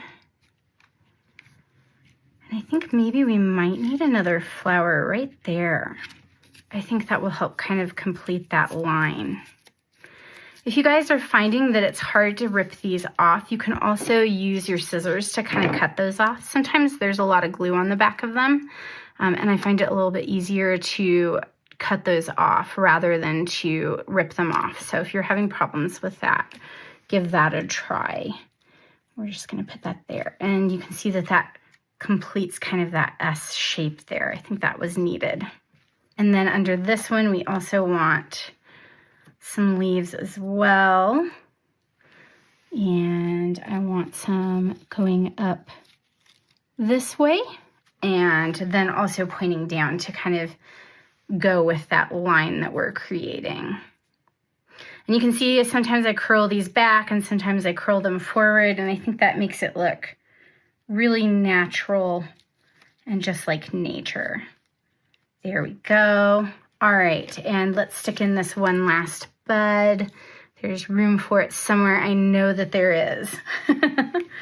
Maybe right here. Okay, and then I'm just gonna get these just a tiny little tug, just to stretch them out just a tiny bit. I'm gonna get a little bit of heavy body gel on the back of that just to make sure that it, for sure, whoop, sometimes it comes off, to make sure that it truly does have like something that it's sticking into. And I'm just going to kind of pop that under this big flower, and we're gonna do the same thing on this one.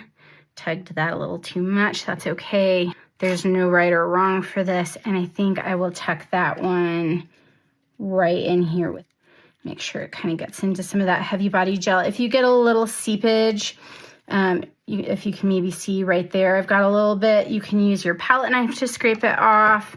It does dry clear and glossy, so you won't have to worry about it too much. We're going to be adding this, and we're also going to be using these pearls. But first, what we want to do is use the Sizzix paste to alter these flowers just a touch more. And we'll be using this plastic packaging again, or you can use the plastic packaging from one of your flowers. And I'm just going to squeeze out some paint onto that plastic packaging. And then just dab your brush right in there. I kind of like to get a little bit of the excess off. I don't want too much on there. And we're just going to kind of brush on the edges of all of these flowers, and that will kind of help bring out all those different petals. It creates a little bit more of that shabby chic look, and it just really personalizes and just adds your own little touch to each of these flowers. You know, when you make your own, you could also add glitter to the like the centers of the flowers. You could put a little glitter on before this paint dries. It'll stick to the paint, so you could have glittered flowers. You can, you could do different kinds of mediums that maybe have a little bit of color or texture in them, like the jewel effect paste. You could do that instead of this. What else could you do? You could use like a crackle paste. You can just kind of do whatever you want to your flowers. They're your flowers now, so have fun with them and just, you know, personalize them. And then I'm also going to get, you can see I've been putting a little bit of the paint on these leaves as well. I'm getting it on the ephemera, and it can be messy. This is mixed media, like just play, have fun. Perfection is, there's no such thing as perfect, and it definitely isn't, something you don't need to strive for in mixed media when it comes to creating. So don't be intimidated by it, because it really is so easy, and it's just putting a bunch of different things on. And once you kind of understand the properties of all of the different mediums, it really is easy. Okay, you can always go back and add more later, but I'm going to stop there for now and put my paintbrush into the water cup that I have. And then we're going to pull out a couple of these pearls. I want a peach one that's big for that.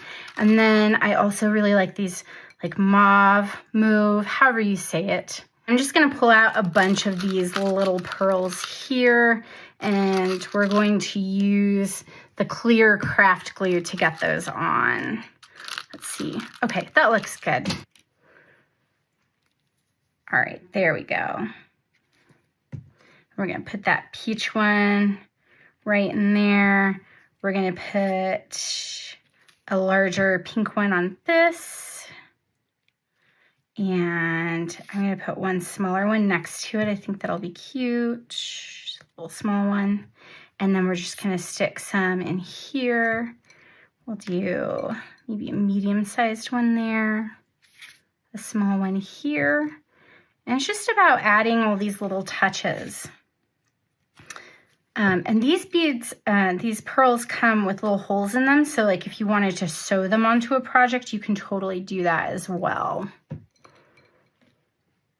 Okay.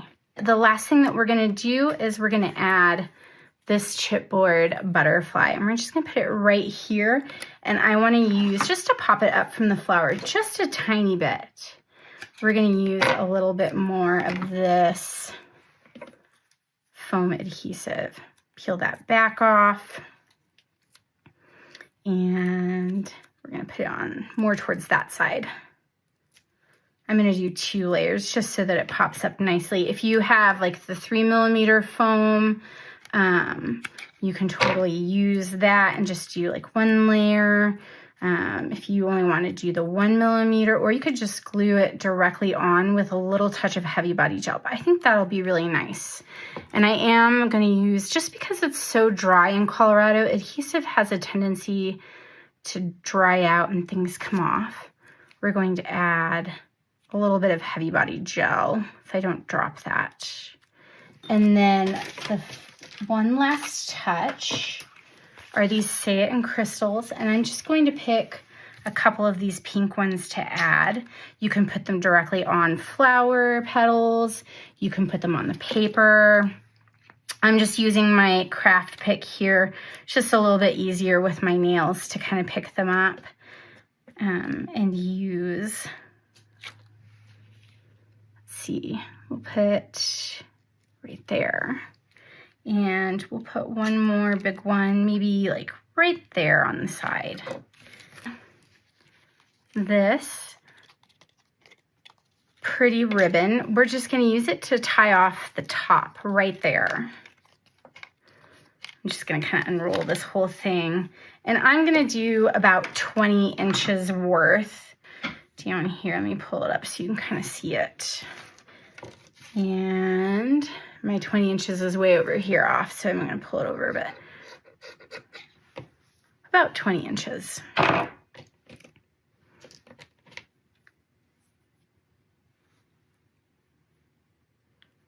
And I always like to, you can even, if you want, make this edge raggedy by dragging a pokey tool across it and kind of pulling that out. That'll help fray it to match that other edge.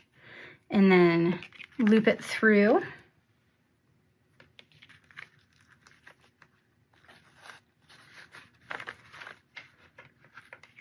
And when you attach these to like a gift, I just like to use like a little mini clothespin or like a binder clip or something. You could even make like a little custom like paper clip with like bead dangles on it, or, you know, whatever you want to do. Or just slip it like right inside of the like gift bag if you're attaching it to a gift bag. That's what I like to do. And then just tie a little bow. I won't make it perfect for this class, but just so that you can kind of see. And just a little bow right on top. And that's it. All right, let me turn this camera around and we'll close out this class. All right, and that's it for my class. I hope you really enjoyed making this layered tag and that you learned something new, whether it was, you know, just adding texture with a little bit of modeling paste, altering flowers, you know, the layering with ephemera, chipboard elements, whatever it is that you took away from this class. I really hope that you learned something new and that you can take it to whatever kind of crafting you do, whether that's cards. I created this more simple one with some of the same techniques, the paint, the modeling paste. I ripped the centers of the bead flowers off these to make it a little bit more flat for mailing. But if you want to do a more highly layered card, you can totally do that. I like to give these ones in person. There's a blue one and a pink one. And then you can also, if you're a scrapbooker and you like to make mini albums, you can totally use that exact same, all of those same techniques on a mini album cover. You can even add the texture inside on the pages. You can use it on 12 by 12 layouts. You can add it to pocket page albums, whatever you like. And if you really enjoy mixed media and you want to continue doing it, you can even graduate to canvases, panels. This is one that I created for Prima, and it was actually the project that inspired this tag. So it's that same pretty pink monochromatic. You can even see some of the same elements like this chipboard keyboard. I love that so much. And then adding paste to the flowers to alter them. So I really hope that you enjoyed this SBC Fest class, that you're enjoying SBC Fest, and you're just having fun and learning new things. I hope you enjoy the rest of SBC Fest. And until next time, happy crafting. Bye.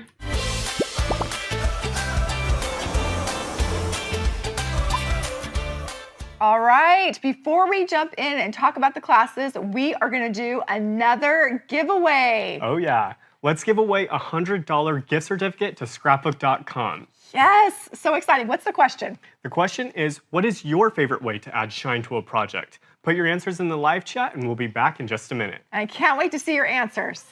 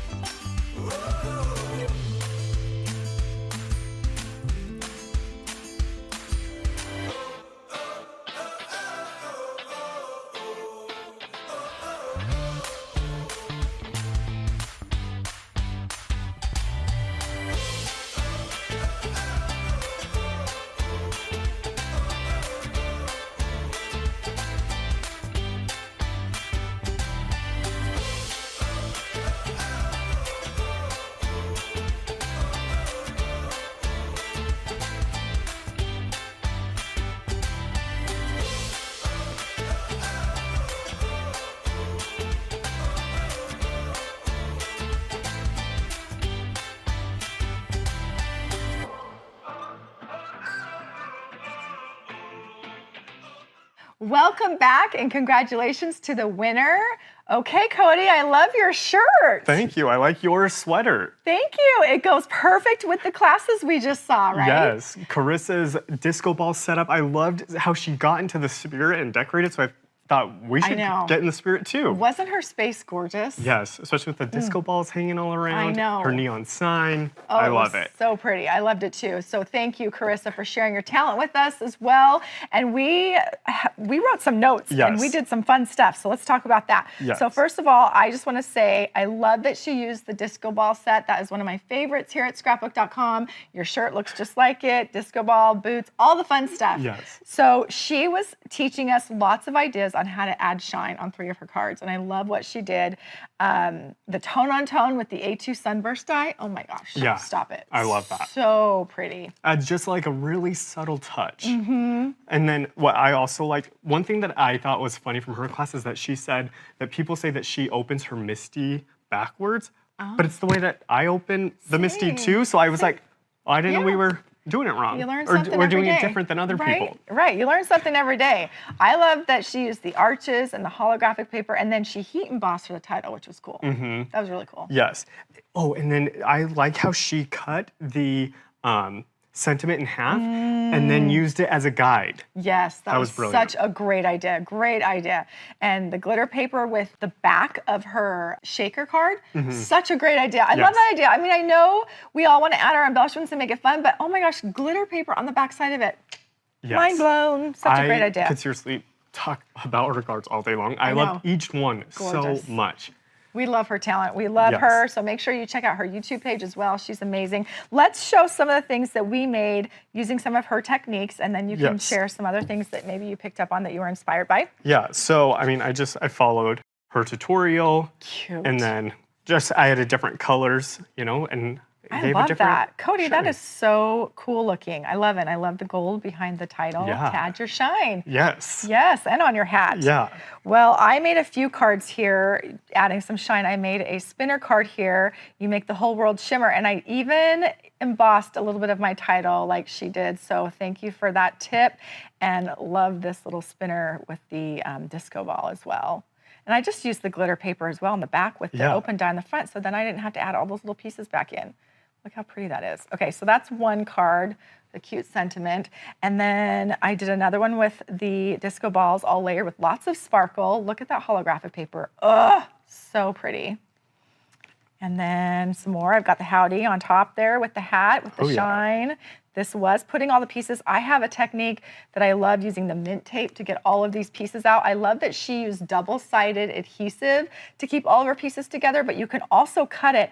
Flip your die over with all the little pieces in it still. Put mint tape down and it will hold it all perfectly so that you can put the glue on each piece and then flip. We'll show it, and we'll show it sometime soon. I'll have to show it in a video. I can picture it. Can you picture it? Yeah. And then just another one with disco balls. Yeehaw! So cute. I mean, so many possibilities with this one. Yes. And then let's talk about Adrienne's class. Oh, that's such a fun class. Yes, and we actually have hers project in studio. We'll talk about that in just a second. Okay. So I really like that she said, like, mixed media is about making it your own and having fun. Like, it doesn't have to be perfect. Yeah. Because, I mean, if it's not perfect, then, that's the way I meant for it to be. I know, and I loved all of her tips and techniques for layering. For the cardboard, she layered the cardboard on top of piece by piece to make it even bigger so that you can get those flowers. I'm always confused of what to do with those big flowers, and I love that she showed us how to incorporate them on a beautiful tag like that. So many great ideas. And to reuse your packaging, because she used the plastic, she reused her cardboard box. So I love that. And stenciling over pattern paper. Yeah. Love that. I actually did that on my sample here. I took some of her ideas and tips and made this tag here. Now, I didn't go too crazy with the big flowers like she did. We have her project here. This is her gorgeous project. Look at that. Look at all that depth and dimension. Ugh. One lucky person's gonna get this awesome tag. And then, so yeah, mine's a little different, but I took her tips and techniques. I did the cloud whip on the pattern paper. I made my own flowers with the freebie die. This is that floral freebie die with the scalloped edges. And then I added some twisties from some other flowers so you can just get a little bit of, let me see if you can show that there, a little bit of twisty embellishments coming out. And then I took foam adhesive and layered it on top of each other like she did with her cardboard to put my sentiment higher up so that these flowers can kind of layer underneath so they can have big embellishments like buttons on there. So that's what I created. What did you do, Cody? I just did something small. I don't know. I love it! Yeah, just something little, and then I added like the glitter brush painted on the edges of the flowers. Can the camera see that? Look, he added the glitter brush on the petals of his flowers. Yeah, that I is just thought, so pretty. you know, kind of like how she did. I wanted to do a different, well, like kind of the same technique, but, you know, just add a little touch. And your butterfly looks alive. Like he's on the flower, smelling the floral. That looks so pretty. Yeah. That is beautiful. I love that you did the snake pattern too, like she was talking about with your flowers. So pretty. So many possibilities with this class. She did such a great job. Totally. I loved it. So if this is not your style, this mixed media with lots of dimension and paint and all of that stuff, you can simplify it a little bit as well and create and take some techniques from it, take some ideas from it, and create something of your own. Yeah. Which is what we did, which I love. Definitely. She has such a beautiful talent. That is so much talent. Yes. In one. I love Adrienne's stuff. Me too. Again, another creator that you have to check out on YouTube. She has so many great tutorials. Yes. So All right. Speaking of tutorials, I think it's time that we go see other crafters. Is it time? Yes. I think it's time. I'm excited. Who's next? We are going to go to Obed Marshall's place, and then following Obed's class, we're going to be visited by Angelica Conrad. Oh my goodness, you guys, I cannot wait for you to see these classes. They are amazing. Yes. And remember, the instructors are in the chat with us live, so be sure to ask all your questions there. Make your questions bold, all caps. That will help them answer them quickly, and we will see you all in the class.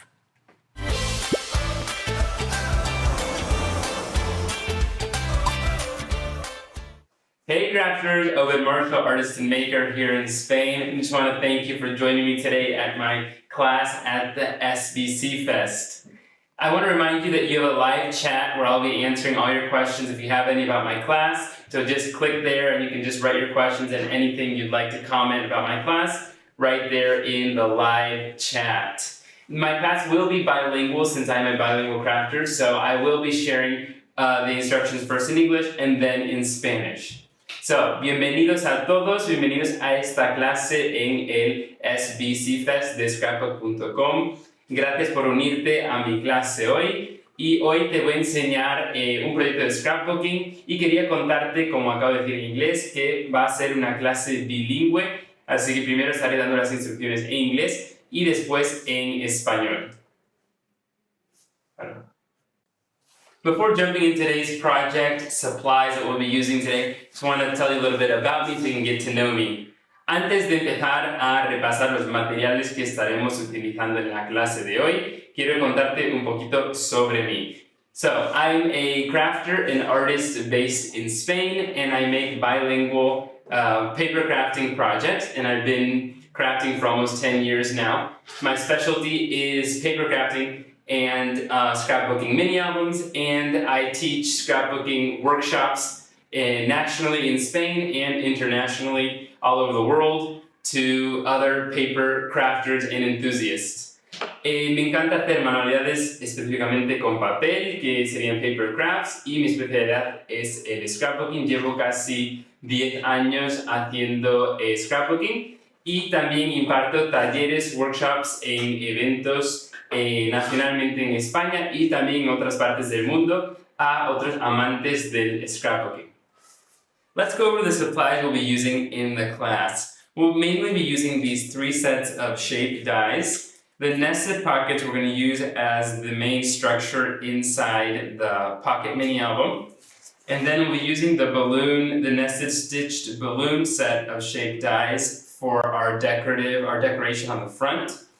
And we'll also be using the alphabet dies, the festive alphabet dies. En español estaremos usando estos 3 troqueles, sets de troqueles principalmente para la estructura de interior y para la decoración exterior, estos 2. For the structure of our pocket mini album, we'll be using chipboard. Estaremos usando cartón contracolado para la estructura principal. And the star of the show are these 2 paper pads. The Sunny Lane, these are the 6x8 40 sheet count. The Sunny Lane pad and the Sherbert pattern collection 6x8 pad with 40 sheets also. And then for tools, we'll be using scissors, tweezers, and we'll also be using any adhesive you like. I have these 2. Always good to have more than one. And then we'll be using our ruler, paper trimmer, and we'll also be using the Sizzix Big Shot Switch, which is the electric die cutting machine by Sizzix, and I'll also be using the amazing Magic Mat from Scrapbook.com. También estaremos utilizando la Big Shot Switch, que es la máquina de Sizzix que es eléctrica, y lo estaré acompañando con las placas de Sizzix, pero también con la Magic Mat de Scrapbook.com, que te enseñaré para qué sirve y cómo se utiliza. So we've got all our supplies here. Tengo todos los materiales en la mesa. I've got my big shot switch over here, and now I want to show you. I was very much inspired by this die. This die set, este set de troqueles me inspiró muchísimo para hacer la estructura del álbum. So, the project is going to have the structure is going to be a nested pocket type flip book. And this is like the main highlight of the project. I made one example to show you. He hecho un ejemplo de proyecto para enseñarte cómo queda. So here is the project. I also used, as I showed you before, the balloon die. So this is an example. I'll be making one now with you. So we've got all our pockets on the inside, our nested pockets where we can put tags, pictures, whatever we want. We can put this here. We could even put pictures. Podemos poner fotos dentro de los bolsillos, pero la estructura principal es a base de bolsillos. The main highlight of the project, as you can see, it's a little flip book type mini album with pockets on the inside, on the right, and on the left. I put in these tags just as an example, but you can put in whatever you would like.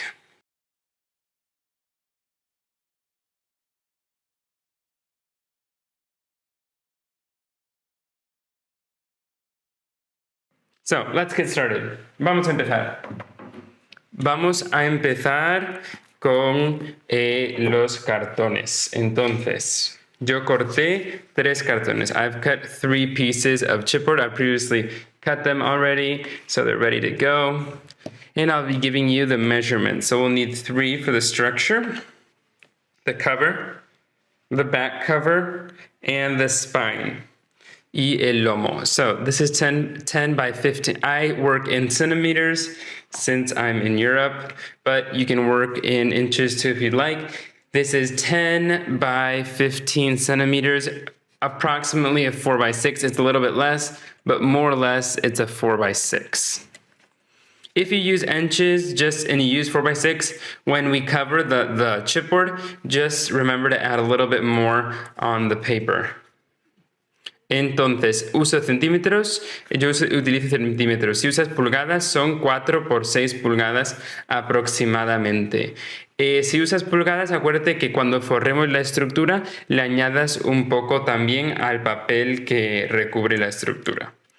Entonces, we're going to start by the structure since we're going to cover it in paper and then that has to dry a little bit. So we're going to do that first. So we got our 3 pieces here.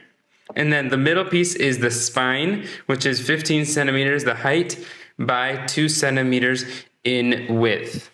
And in inches, it would be 6 inches tall, so the height, and then the width would be 3/4 of an inch, or approximately 0.75. So that would be the spine, okay?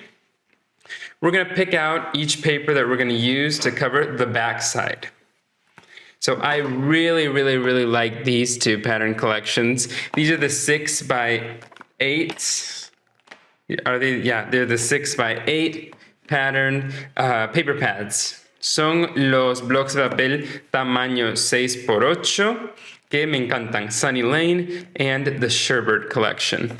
So I'm going to pull out of here 3 papers to cover the outside. I already know which one I'm going to use from Sunny Lane.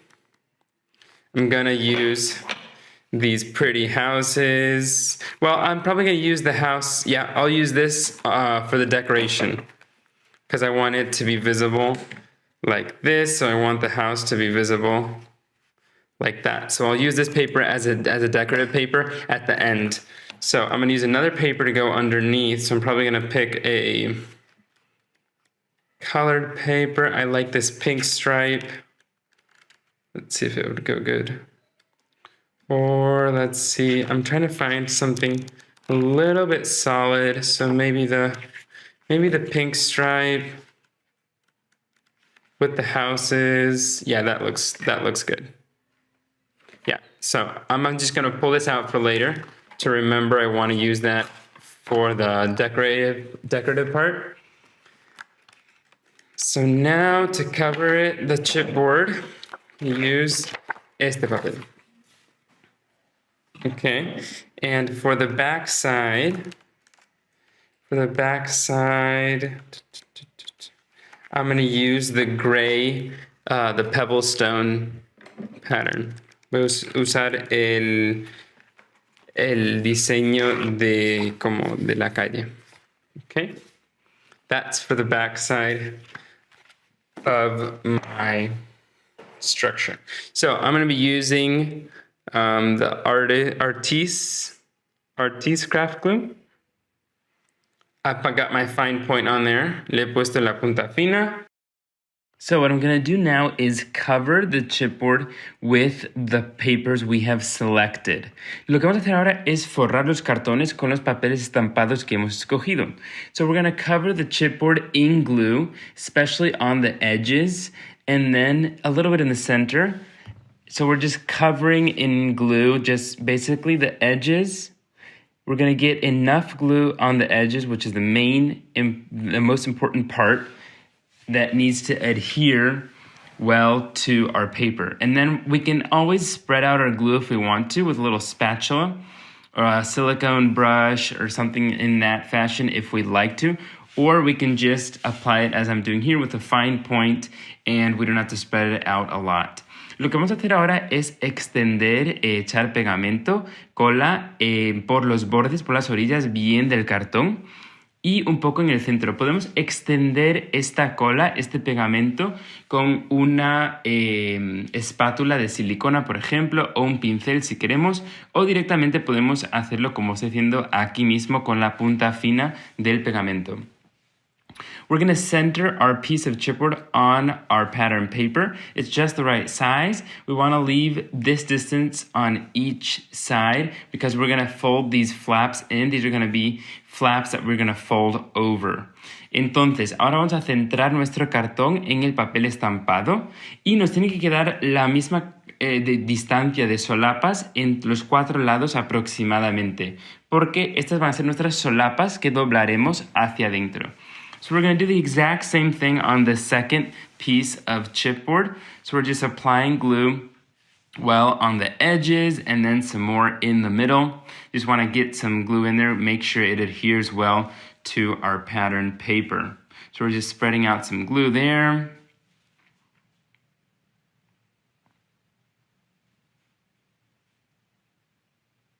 Now we're going to do the same thing. We're going to center our piece of chipboard on our pattern paper. We're going to center it right there. We're going to eyeball it. I didn't even measure this. But we do need to try to leave the same distance on all 4 sides of our chipboard. And now we're going to cover our spine. This piece of chipboard, which is going to be the spine of our mini flipbook. Ahora lo que haremos va a ser forrar la espina, el lomo de nuestro álbum, de nuestra estructura, que es esta pieza de aquí. We do the same procedure again. We just cover and glue mainly the edges and then in the middle also. Again, we can spread out the glue if we want to, or we can just do as I'm doing right here, just spreading some out, just pouring some out with the fine point of our glue.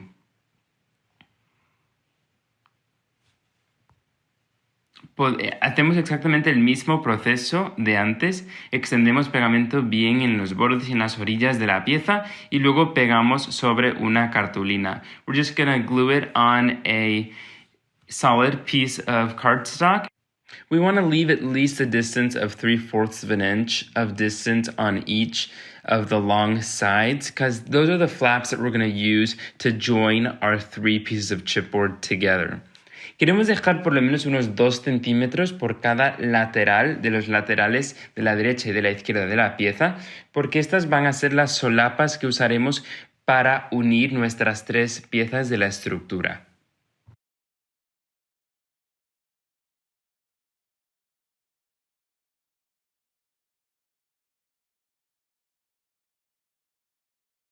So we're just centering our piece of chipboard, making sure it's centered on that piece of cardstock. Vamos a centrar bien nuestras piezas de cartón, nos aseguramos que estén centradas sobre la cartulina. The next step we're going to do is crease our paper using our bone folder. We're going to crease the paper along the edge of the chipboard. Con nuestra plegadera pasamos la plegadera por el lateral de las solapas contra el cartón. Now what we're going to do is cut diagonally each edge of the cardstock. So we're going to leave 0.5 centimeters right there on that corner. We're going to leave 0.5 centimeters and then cut approximately 0.5 centimeters. Entonces, lo que hacemos ahora es unos cortes diagonales en cada esquina de las cartulinas. Dejamos aproximadamente 0,5 centímetros de papel desde la esquina del cartón hasta el corte. So now what we're going to do, we're just going to fold over these flaps. We're just folding them over with our fingers, just easily folding them over. We are going to fold over our long sides first. So the right and left side first, the long edges first, and then the short edges. Entonces, primero lo que hacemos es doblar las solapas grandes y después las pequeñas. Las doblamos hacia adentro. So what we're going to do now is glue these paper flaps onto our chipboard. So we're going to start by the long edges, as I said before, and then go on to the short edges. Lo que vamos a hacer es pegar las solapas, empezando por las más grandes y luego las más pequeñas. So if we have our chipboard in a vertical position, our right and left flaps should be the biggest ones, and those are the ones we're going to start gluing onto the chipboard. We're just going to glue that over, press it down, and then there might be a little bit of an edge of paper left.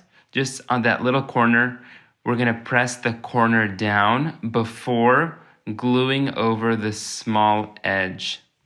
So you're going to see that right now. We're going to press that down right there, press that down, and then we're going to glue over the small edge.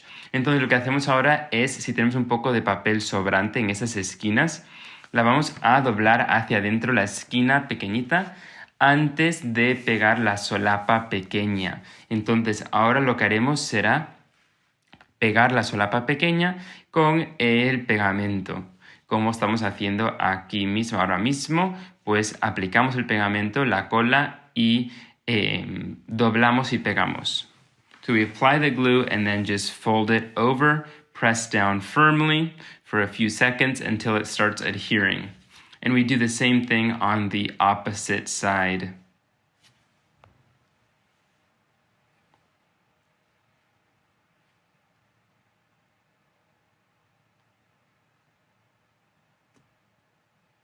So we let that dry off now. Vamos a dejar que seque. And we're going to do the same exact process on the second piece. Entonces dejamos que seque y vamos a realizar exactamente los mismos pasos en nuestra segunda pieza. So we're making these diagonal cuts. We're cutting the edges off. Remember to leave a few millimeters, 0.5 centimeters, from the corner of the chipboard to where we're cutting our paper. Entonces, acordaros de dejar esa distancia entre la esquina del cartón hasta nuestro corte. And now we're just repeating the process. We fold over the flaps a little bit before gluing them. Antes de pegar, doblamos un poco las solapas con nuestras manos o con la plegadera. Nos podemos ayudar de la plegadera para que quede lo más perfecto posible.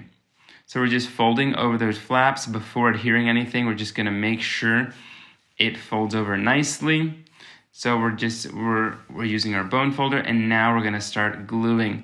Remember, we're going to glue the long sides first. Entonces, acordaros que estamos pegando siempre los laterales más largos primero, antes de los más pequeños. So we fold that over and press down firmly, and it should start adhering. And we do the same thing on the opposite side. Hacemos exactamente lo mismo en el lado opuesto. Aplicamos pegamento, doblamos y pegamos. Esperamos unos segundos hasta que empiece a coger adherencia y ya podemos soltar y dejar que seque. Now we're on to our shorter sides. We press down that corner because there should be a little bit of paper left over there that has piled up right there in the corner. So we're going to press that down with our bone folder before adhering and before folding over that flap. Entonces, antes de pegar los laterales más pequeños, pues como acabas de ver, pues vamos a doblar hacia adentro la esquinita de papel que se queda entre la solapa grande y la pequeña. Aplicamos pegamento y ahora sí que vamos a pegar esa solapa.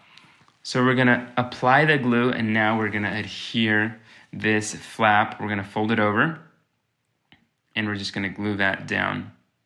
And now we have a sturdy structure. By doing this, we make it a very sturdy structure. So we're going to do the same thing on the shorter, at the opposite end. These short flaps on the short edges. So we're just applying our glue, and we're just going to fold that over, press down firmly till it starts adhering, and then we'll let that dry.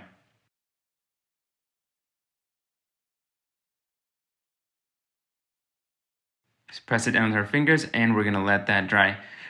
Now we're going to do the same thing with our spine, but we're only going to adhere the short edges. So we're going to fold them all. We're going to fold them all, but we're going to only adhere, first of all, the short edges. Entonces, lo primero que vamos a hacer es doblar. Vamos a hacer exactamente lo mismo con la espina, excepto que no vamos a pegar las solapas grandes a nuestra espina. So now we're going to cut the edges just like we did with our bigger pieces. We're cutting off we're going to make a diagonal cut and we're cutting off those edges. We're leaving a few millimeters, remember, just to make sure the paper covers the chipboard. Dejamos esos milímetros, hacemos los cortes diagonales, pero nos acordamos de dejar esos milímetros entre cartón y papel para asegurarnos que doble bien y solape bien, cubra bien nuestro cartón. So we're going to start on this piece, we're going to start on the short ends. So we're going to glue those short flaps first of all, on both sides. Those two small flaps, we're going to glue those on, just going to apply some glue and glue them onto the chipboard. Entonces, en este caso empezamos por las dos solapas más pequeñas y vamos a adherir esas dos solapas al cartón.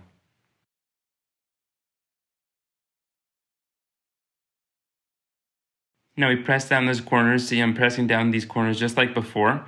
It's a little bit more difficult because the piece is much smaller, but we can still do it, as you can see.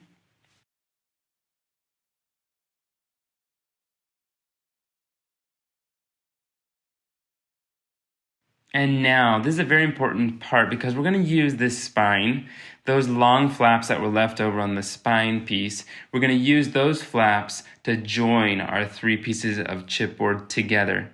Entonces, para una parte importante, que es esta, la que estoy haciendo ahora mismo, entonces, las solapas más grandes de nuestra espina son las que vamos a utilizar para unir nuestras tres piezas de la estructura.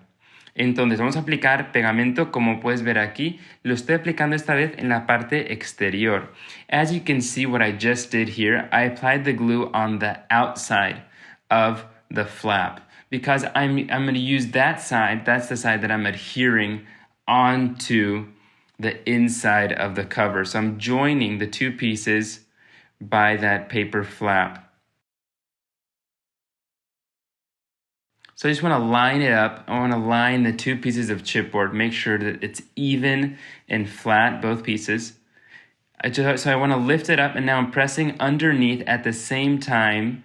I'm pressing underneath, and then I'm making sure it's lined up on the outside too.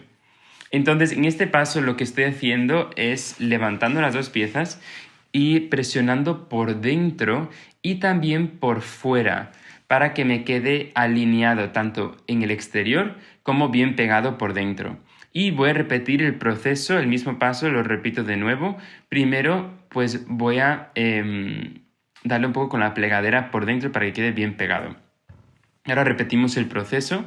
Now we're going to repeat the same step with the second piece. So we're applying the glue on the outside of the flap.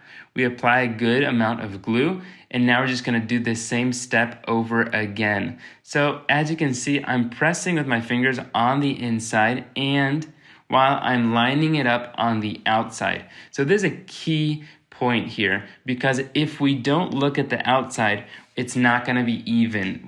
It's not going to be lined up. So we need to be looking at the outside to line it up. So both pieces, in this case, and now 3, they're all lined up on the same level. So we're going to press down firmly on the inside, make sure that's adhering well. But we also want to make sure it's lined up on the outside.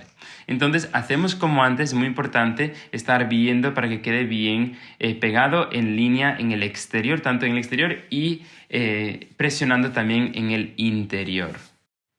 I'm going to go ahead and grab my shape dies, my nested pocket dies, which are the main focus of my project, my flipbook mini album, pocket mini album.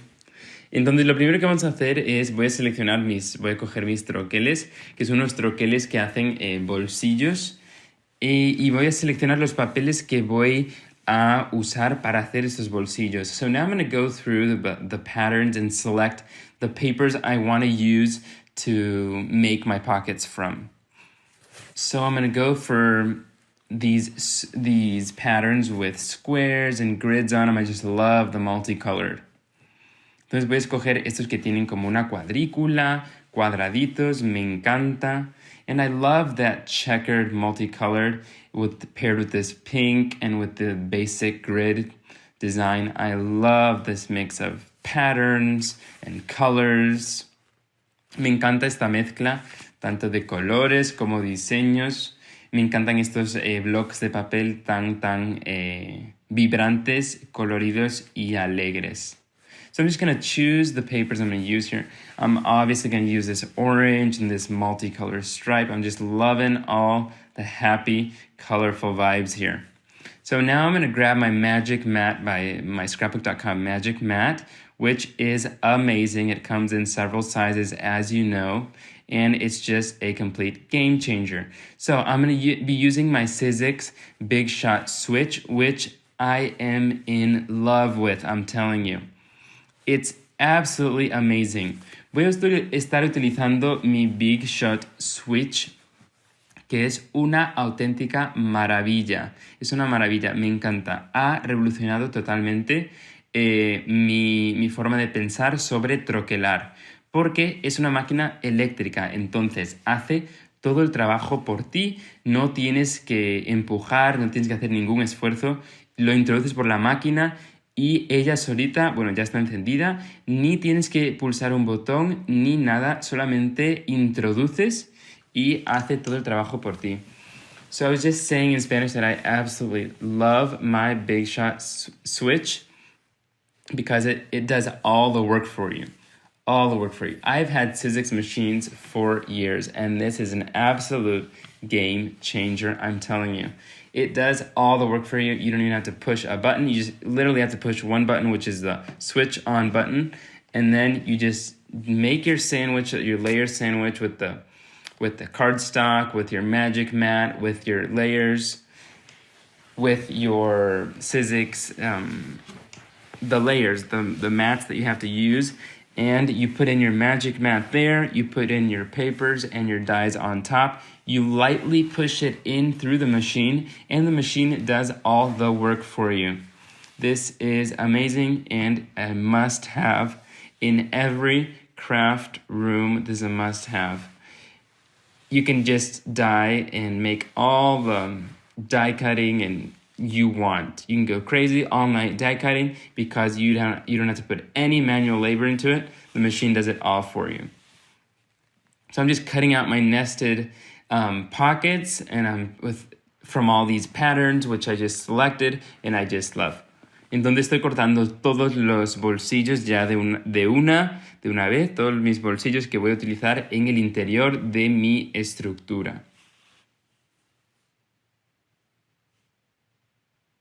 So here goes another pocket in this beautiful stripe pattern.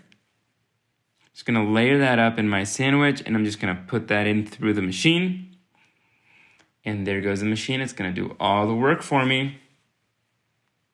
Don't you just love that multicolor pattern? Oh, I love those stripes. So while the machine's working, I can do something else. I can select my next paper that I'm going to cut. Entonces, mientras la máquina está trabajando, yo puedo trabajar también. Entonces, gano tiempo sobre todo. Así que eso es fantástico.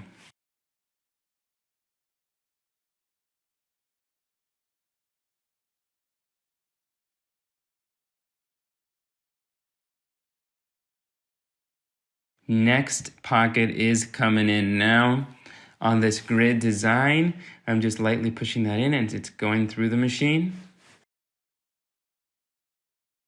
I'm doing 4 different sizes of pockets, and it's not the biggest one. It's the 4 that fit the structure that I selected, which is that 4x6, if I remember right. It's that 4x6 structure size.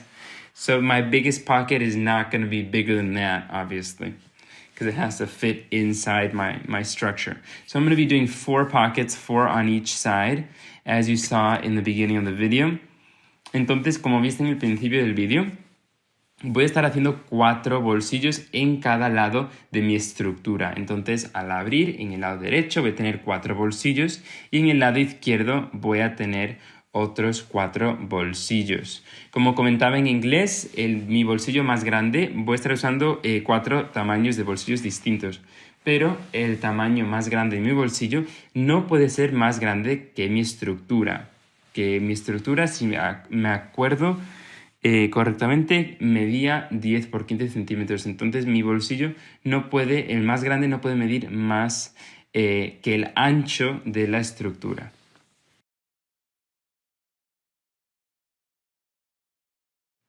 So while my structure is drying, I'm going to go ahead and cut all my decorative shapes that I'm going to be using on the front cover. So I'm going to die cut these balloons, which I love these balloons. This balloon die is one of my favorites because it has a stitched decorative border on it, which I just love the details on that. So I'm going to cut out all my balloons that I'm going to be using on my cover.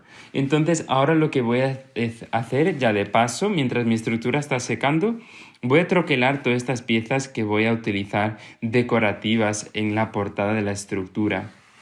Estoy cortando utilizando unos troqueles de globo que a mí me encantan porque tienen un detalle como un efecto de costura en el borde que me alucina.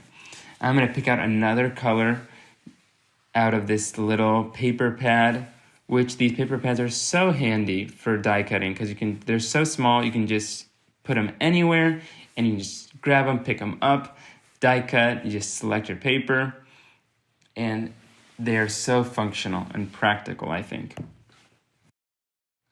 So I chose a word die to use on the front cover. I was debating on using the letters, the alphabet die, but I ended up choosing this word die, which says celebrate, which I love, and it's going to go great with my balloons. And I love that it says celebrate, and I can use it for any occasion, not only birthdays, but other occasions too. So I selected a yellow mustard solid cardstock, and I'm going to cut the border out of that, the border for my word.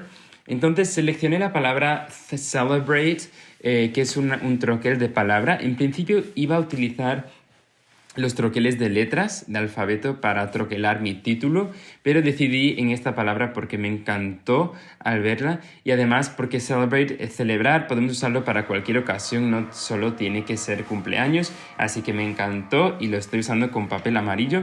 Y ahora estoy troquelando la palabra en sí de un papel color azul claro, casi turquesa. So now I'm cutting out the word itself from a light blue colored cardstock.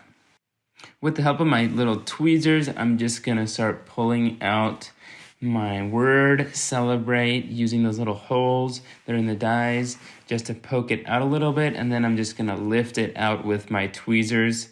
It's quite easy when you get the hang of it. You just poke it through the hole a little bit and then just start lifting up the paper. Entonces con mis pinzas solamente pues por los agujeritos que trae el troquel por detrás empujamos un poquito hasta que se empieza a levantar el papel, la palabra, y tiramos hacia arriba sin romper la palabra. Empezamos a tirar de ella. Al principio cuesta un poquito, pero cuando le pilles el truco ya es muy fácil de hacer. Y ya tenemos nuestra palabra lista. And we've got our word, our title ready. Celebrate. So we're going to pair it on its background. Entonces lo vamos a poner en su fondo y listo. Vamos a pasar al siguiente paso, que va a ser forrar el interior con una cartulina. So the next step is going to be to cover the inside of our structure with a solid piece of cardstock. This cardstock, it measures 22 by 15 centimeters. So in inches, that would be approximately 6 by 9. Approximately 9. A little bit less than 9. And in centimeters, it's 22 in width and 15 in height. So I'm going to be using the same glue, which works very well for this type of projects because of the adherence it has. So I'm loving how this glue is working for me here. So I'm just gonna apply on the borders and then a little bit in the middle again. Again, as before. We can use more quantity if we want and then spread it out, or we can just do the edges like I'm doing here and then a little bit in the middle. Como os dije antes, pues el pegamento, vamos a ir extendiendo el pegamento. Podemos hacer como estoy haciendo yo aquí, o podemos pues echar muchísima más cola y extenderla bien. Tenemos esas dos opciones. La cartulina que va a ir aquí forrando el interior mide 22 centímetros de ancho por 15 centímetros de alto, que en pulgadas son unas 6 por 9 aproximadamente. Entonces vamos a pegar esta cartulina lisa sobre el interior. So now we're just pressing down this cardstock on the inside of our structure. And now with our bone folder, we're gonna softly go over the edges, especially between where those pieces of chipboard join each other. The space between the spine and the covers, we're just going to go over that line with our bone folder very easily and very softly. So we're not going to be harsh here. We're just going to softly go over. We're firmly pressing down. We don't want our paper to rip. So we're doing this very, very slowly, very steadily, and very softly. Entonces, estamos presionamos primero con nuestras manos sobre el papel y ahora con nuestra plegadera, pues muy suavemente pues estamos presionando y repasando con nuestra plegadera muy suavemente, repito. Es muy importante repasar bien con nuestra plegadera la unión entre la espina del medio, la pieza central y nuestras portadas. Pero es muy importante aquí hacerlo muy suavemente sin aplicar casi presión para que no rasgue y no se rompa nuestro papel. Entonces nos aseguramos bien que se vaya pegando y se vaya adhiriendo bien los bordes, sobre todo las orillas de este papel que hemos puesto en el interior. So we're going to make sure our inside cardstock is adhering well on all the edges. So we start slowly folding in and trying to see how it closes, see if that's adhering well. And we just make sure it's adhering well. We just go over all the edges. So I'm just grabbing my nested pockets that I cut out previously, putting them right here in the center of my workspace. And I'm going to choose the 4 that are going to go on the right side of my structure and the 4 that are going to go on the left side of my structure. Entonces lo que estoy haciendo ahora es cogiendo los sobres que ya cortamos previamente y estoy seleccionando los que van a ir en el lado derecho de la estructura y los que irán en el lado de la izquierda. And now I'm just folding the flaps. I love that this die just pre-embosses that line for you and you just need to fold it over. Me encanta esto de este troquel que literalmente te hace la línea de embosado, la línea de la doblez de las solapas, te la hace al troquelar el sobre, así que solamente tienes que doblar con los dedos después para montar tu sobre. Entonces, como estoy haciendo aquí, tiene 3 solapas que te hacen al troquelar y listo, solo tienes que doblar con los dedos y tienes el sobre montado, solo falta pegarlo. So I'm just going to go over and do this on all of my pockets. I'm just folding over those flaps, those 3 flaps, the 2 on the sides and the 1 on the bottom. So as you can see, the 4 sizes, the 4 pockets here, actually they're just 3 different sizes, and then I made 2 pockets of my largest size. I made 2 pockets of that one, and then it's 3 sizes. So I'm gonna order them from largest to smallest in my structure. Entonces aquí realmente tengo 4 sobres, pero al final decidí hacer 4, pero son solo 3 tamaños. El sobre más grande pues lo troquelé 2 veces y tendré 2 sobres de tamaño más grande que tengo aquí. Y en mi estructura los voy a colocar desde más grande a más pequeño. Entonces sigo doblando estas solapas hacia adentro. So I'm just folding the flaps in, just like I'm doing here, just with my fingers. It's super easy.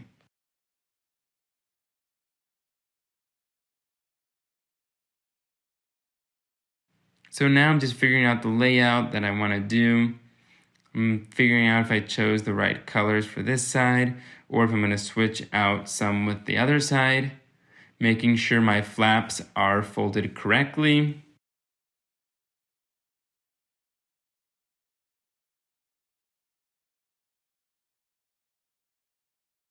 So just like that, my little pockets are ready. I'm figuring out the layout of the colors and the height of the largest ones. I want to figure out where I'm going to place that back one, at which height I want to place it compared to the one that's going to be on top of it. And I'm just seeing how my layout is going to look, the layout of my pockets. So these are the ones that are going to go on the left, and these are going to go on the right of my structure. So I'm going to grab my structure. It should be dried by now. And I'm just going to lay out my pockets, my nested pockets. I'm just going to lay them out inside the structure and see what height I'm going to go for on that last one, the one that's in the back. Entonces ahora cojo mi estructura y ya debe de estar seca, y voy a disponer mis bolsillos para ver la altura y la posición que quiero que tengan. Vamos a aplicar pegamento en las solapas y vamos a pegar el sobre más grande primero. I'm applying glue to the flaps, and I'm just going to glue that first one, the one that's going to go in the very back. That's going to be the first one I'm going to glue down. And I'm just eyeballing the height here.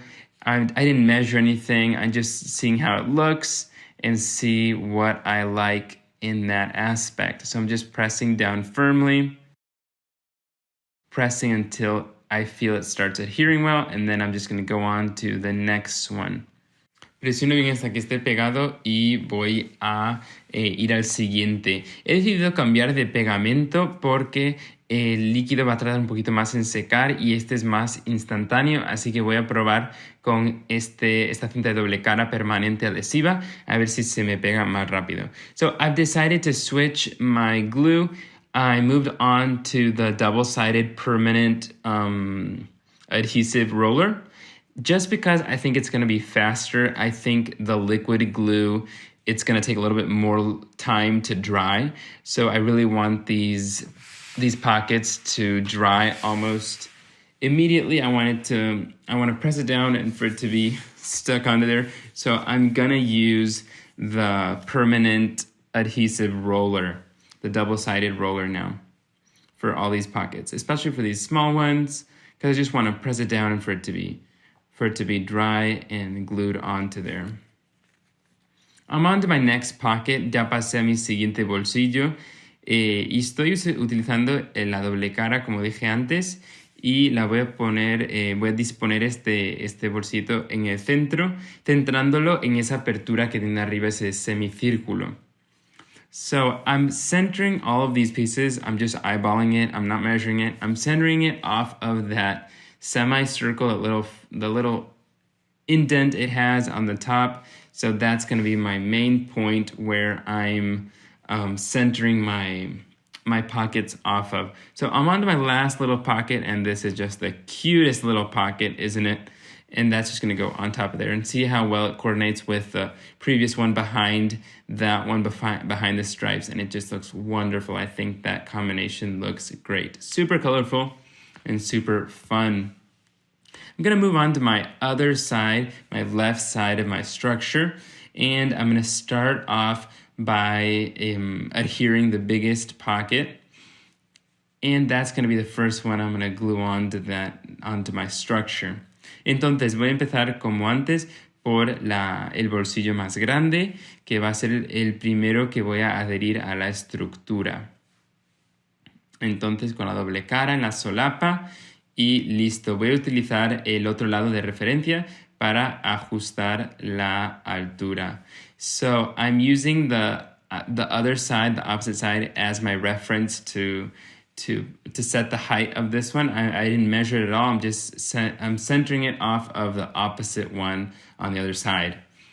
So for the next pocket, it's the grid pattern, which I just love. I think it's just the perfect balance of pattern and more of a basic pattern. So I have my colorful, my flowery, and then I have the stripes, the grid, the polka dot. So I'm just doing the adhesive on the flaps like before, and I'm on the 3 flaps, bottom and both sides. And now I'm just gluing that on. And then I want to line it up with the bottom now. Now this one I'm lining up with the opposite side, but I'm also lining it up with the bottom of the structure.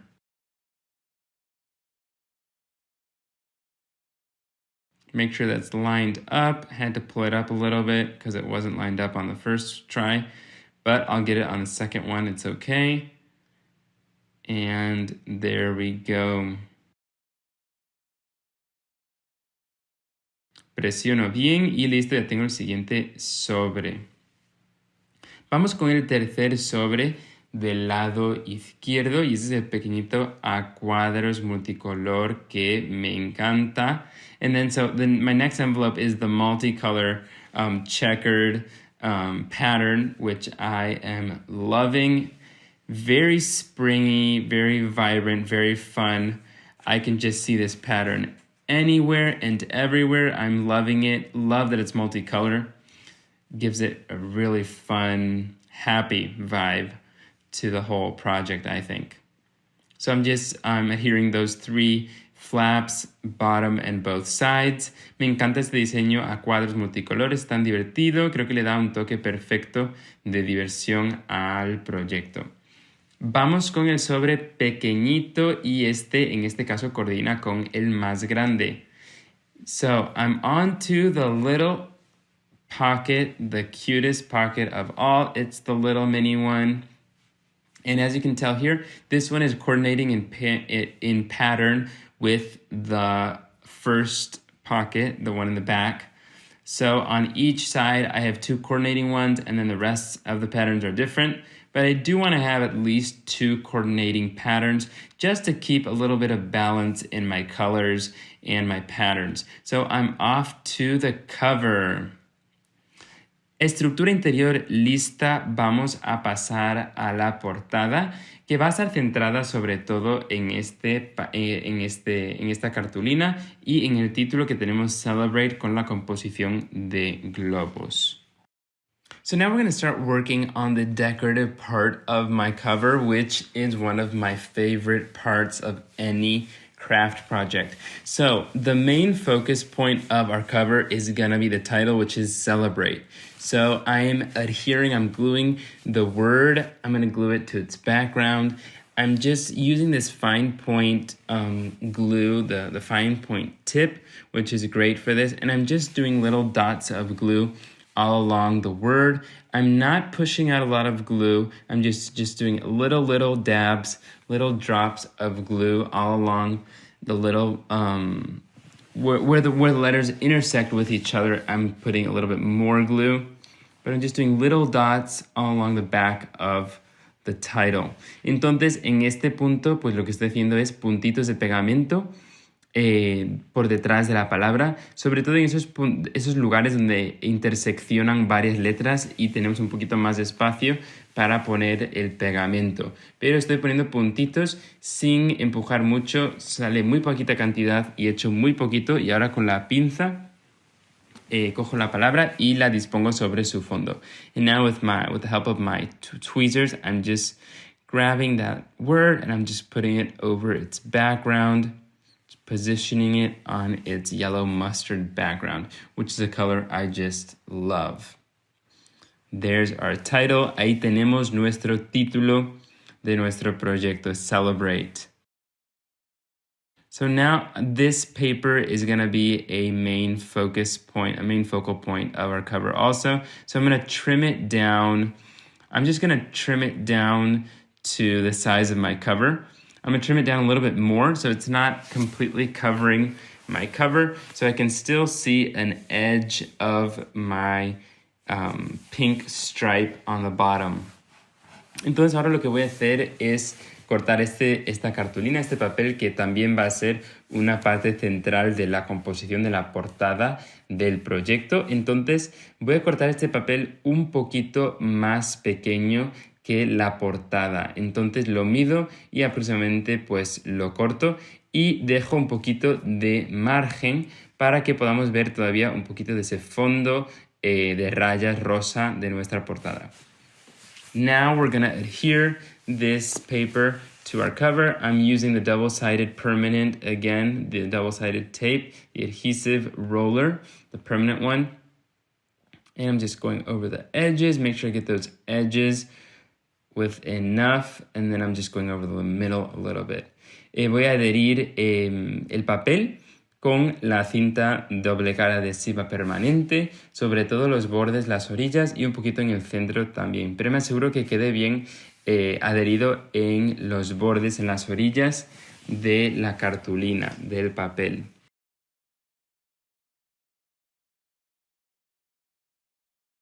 Ahora he cortado este trocito de papel decorativo para el lomo exterior y lo voy a pegar por fuera en el centro. Es un poquito más pequeño que el lomo para que se vea también el color del fondo. So I've cut this little strip of paper to adhere on the outside of my spine. It's just a decorative strip of paper in one of the coordinating patterns of one of the paper pads. So I trimmed it down a little bit smaller than the spine itself, just so I can see some of that background, some of that solid color on the bottom of it. And I'm going to do the same thing on the inside of the structure with one of the flower patterns. Entonces he hecho exactamente lo mismo que por fuera con uno de los diseños de flores, pero ahora para la parte de dentro de la estructura. Entonces he cortado un papelito un poquito más pequeño que la espina y la voy a pegar en el interior de manera decorativa. So I'm going to glue that on the inside decoratively also, just to give it a little flowery, a little pop of color in the middle there.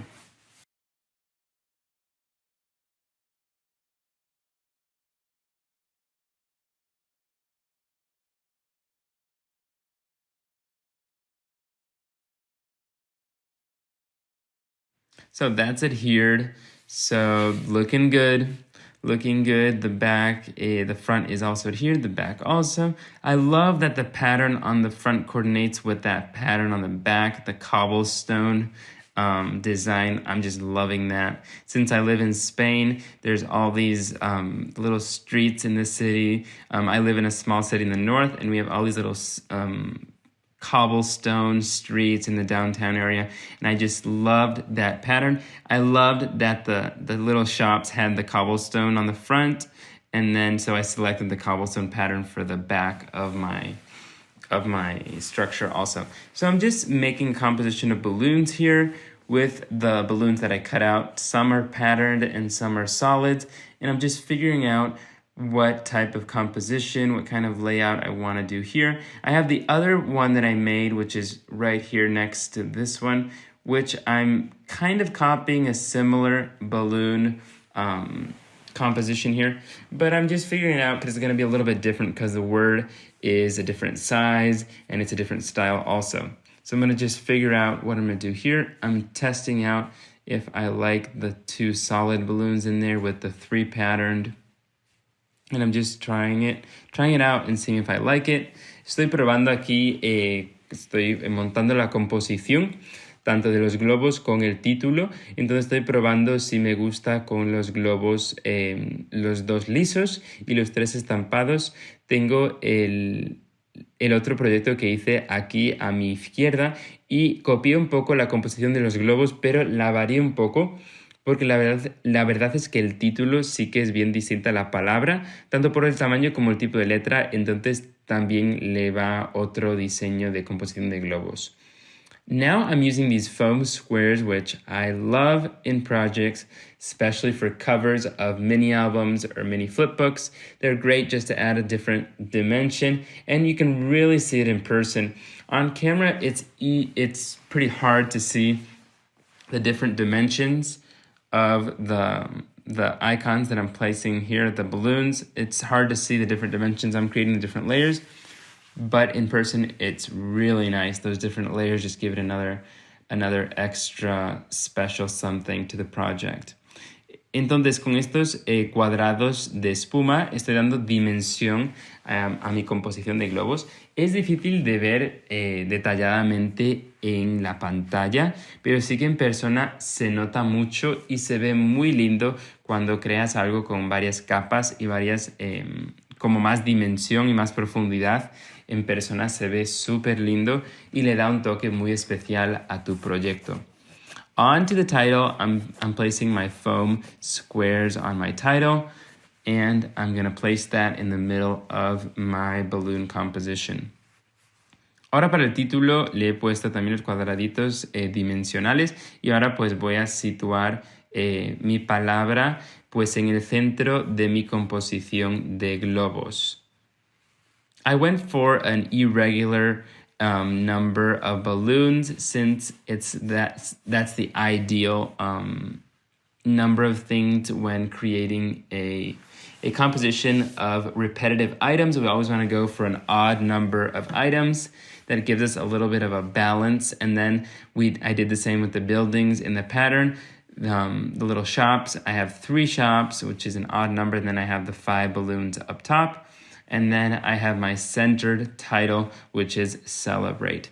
Entonces, al final decidí utilizar 5 globos para la portada principal y es un número irregular porque un número impar porque si estamos utilizando piezas repetitivas, pues es bueno utilizar un número impar de objetos, un número impar para darnos equilibrio a la estructura.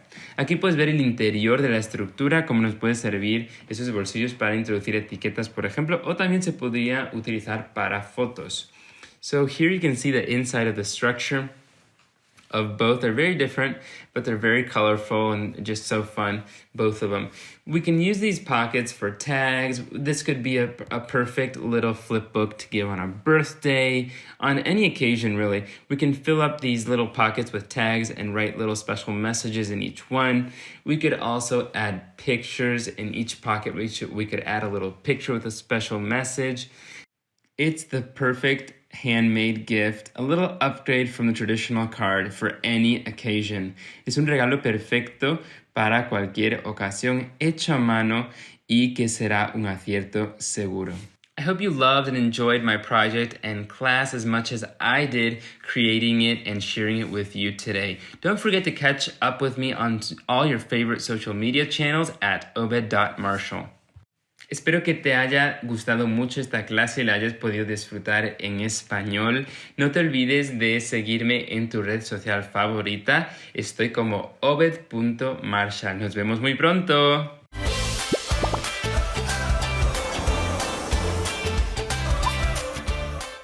Hello, everybody. I'm Angelica Conrad, and I'm so excited to be joining you here today.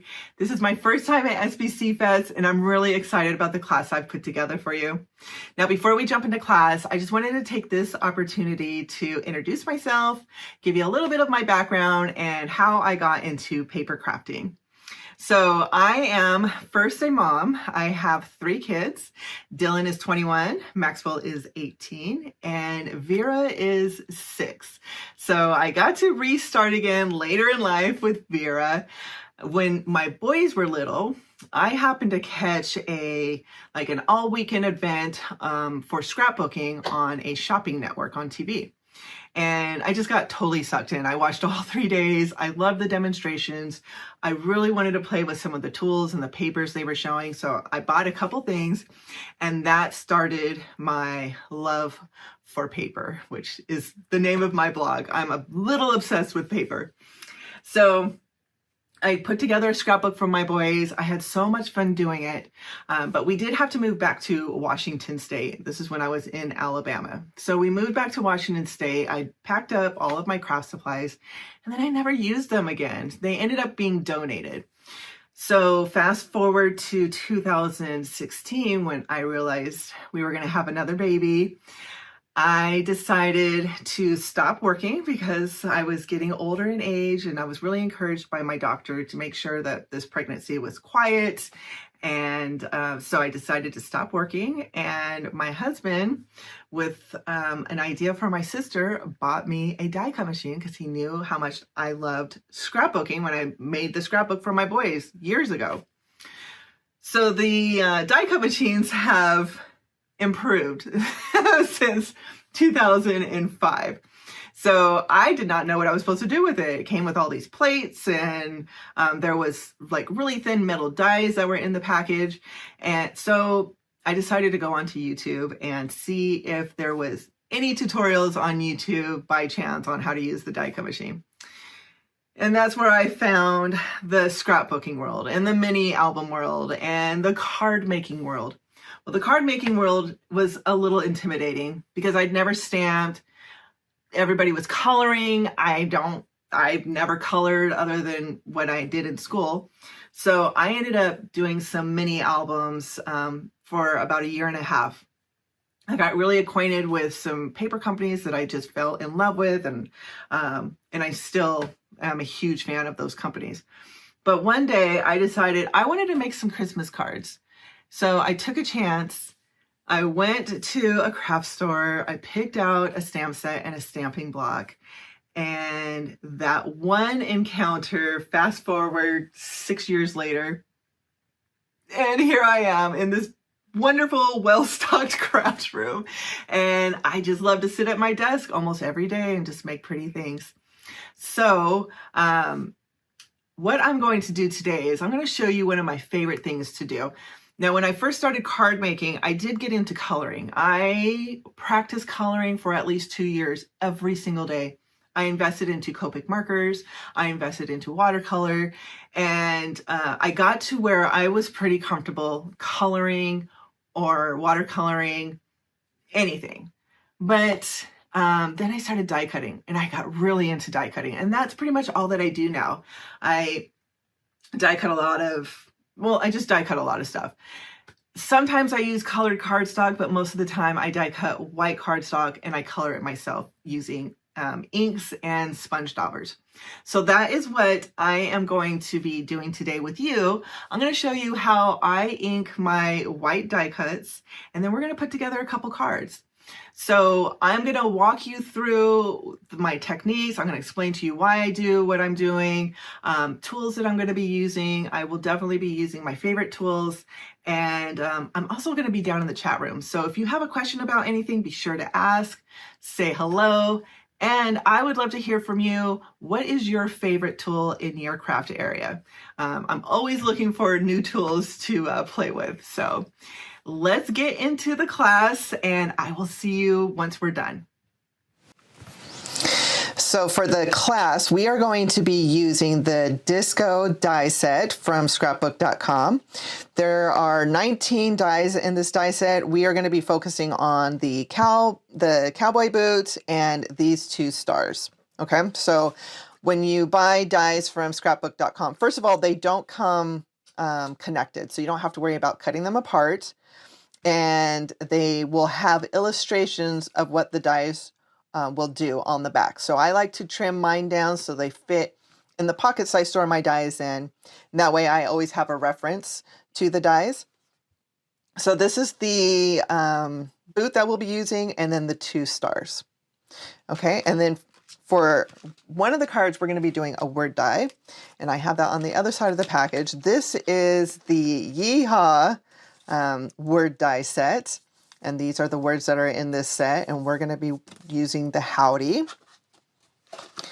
We're also going to be using the Howdy stamp set. There's really fun fonts, sentiments in here, and we're going to be using one of the smaller sentiments. You also have like smaller stars, stamps, a heart, and another star. And also you want to keep the acetate or the packaging that the stamp set comes in, because we're going to be using that too. Or you can use acetate, just whatever is in your supplies. Some people don't have acetate, so I always like to keep my packaging, and I'm going to show you why. And then we're also going to do a quick stenciled background, and I'm going to use my well-loved Heavy Doodle Sunburst. This is the Simple Sunburst, and you can see it's had some fun times on it. I have glitter from Glitter Paste.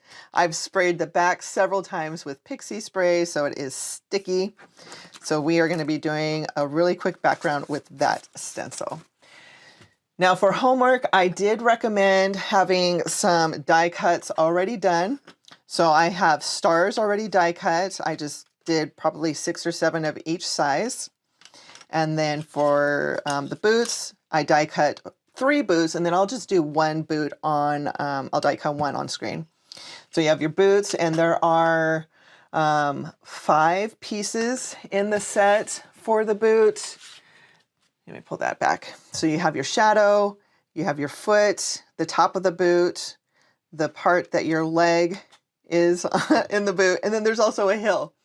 Full transparency, between all of my die cutting that I've been doing, I lost that little teeny heel. So when I'm doing the ink blending for the boot, we're going to act like I have the heel. That just broke my heart when I realized it was gone, but it's okay. I already ink blended boots off screen too, so I will be able to use boots that do have heels on them when we're putting the projects together. So just know that I've lost, unfortunately. I lost that die, and I want you to learn from my mistake. There are several tools that we'll be using also, like reverse tweezers, scissors, glue. I'm also going to be using a tape runner. For the word, the die cut word, I do have Howdy already die cut. I die cut the word twice and glued the letters together, so there's a little dimension. And then I have 2 die cut backgrounds because we're going to stack them, so we have dimension there also. I have 2 card bases, card panels that are cut just a little smaller than the bases.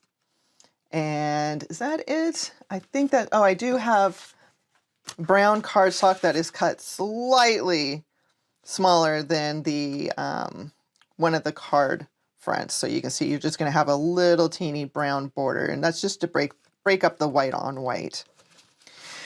Okay, and I think that is it for now. So let's get the craft mat out. This is my silicone mat that I love to do my blending on. And actually, let me get a little bit of a grip under here. Before I sit down to craft, I always bring a wet washcloth with me. That way I can clean as I go. And you can see how well my mat is now gripped. The silicone mat is now gripped to my craft mat. Just give that a quick wipe. And I'm going to die cut. Let me grab my little die cut machine. We'll do 1 on screen. And then we'll jump right into the blending. So let me grab those dies. And I am going to be die cutting Nina Solar White 110 pound cardstock. And I have a strip here. So this is the shadow or the background. This is what you're going to build the boot on. We have the foot, the leg, and the top of the boot. Just do that. Let me make sure that's suction to my mat, and then we will run this through real quick. My die cutting area is behind me. I do have a smaller craft area, so I do most of my die cutting standing up away from my desk, but I thought it would be fun to pull out my little machine so I can do one on screen. And honestly, after losing my die the other night, I probably will start doing all of my small die cutting on my desk. I searched my garbage. I searched everything that has a magnet to it. I do have carpet, so I slowly vacuumed to see if I could hear metal going into the vacuum. I just looked everywhere and I could not find that die. So I highly recommend either just getting that right back onto your magnet sheet, or throw your little dies into a bowl when not in use so you don't lose a die. Learn from my mistake. Okay, so let me get this put up and pull out some ink colors and my sponges. I forgot to get my sponges out. So here are my ink sponges that are sponge daubers that I'll be using. And I like to keep them in rainbow color. And these are only for my Distress Oxide inks. And what's great about inks, those inks on the sponges, is that the sponges, they don't dry out. So I can use these sponges without having to use the ink pads if I just want like a little bit of color on something. But for my boots, we are going to be using a lot of inks.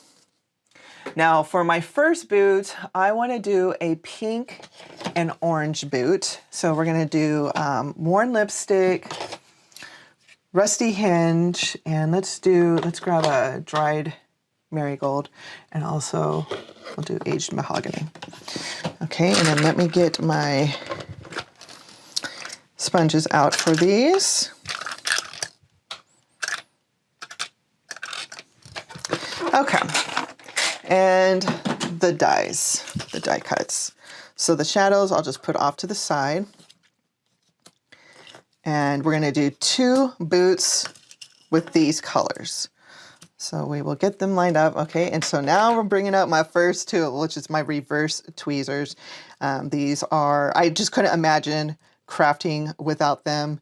They are, I like to call them my third hand in my craft room, but man, they make life so much easier when you have them in your life, in your craft life.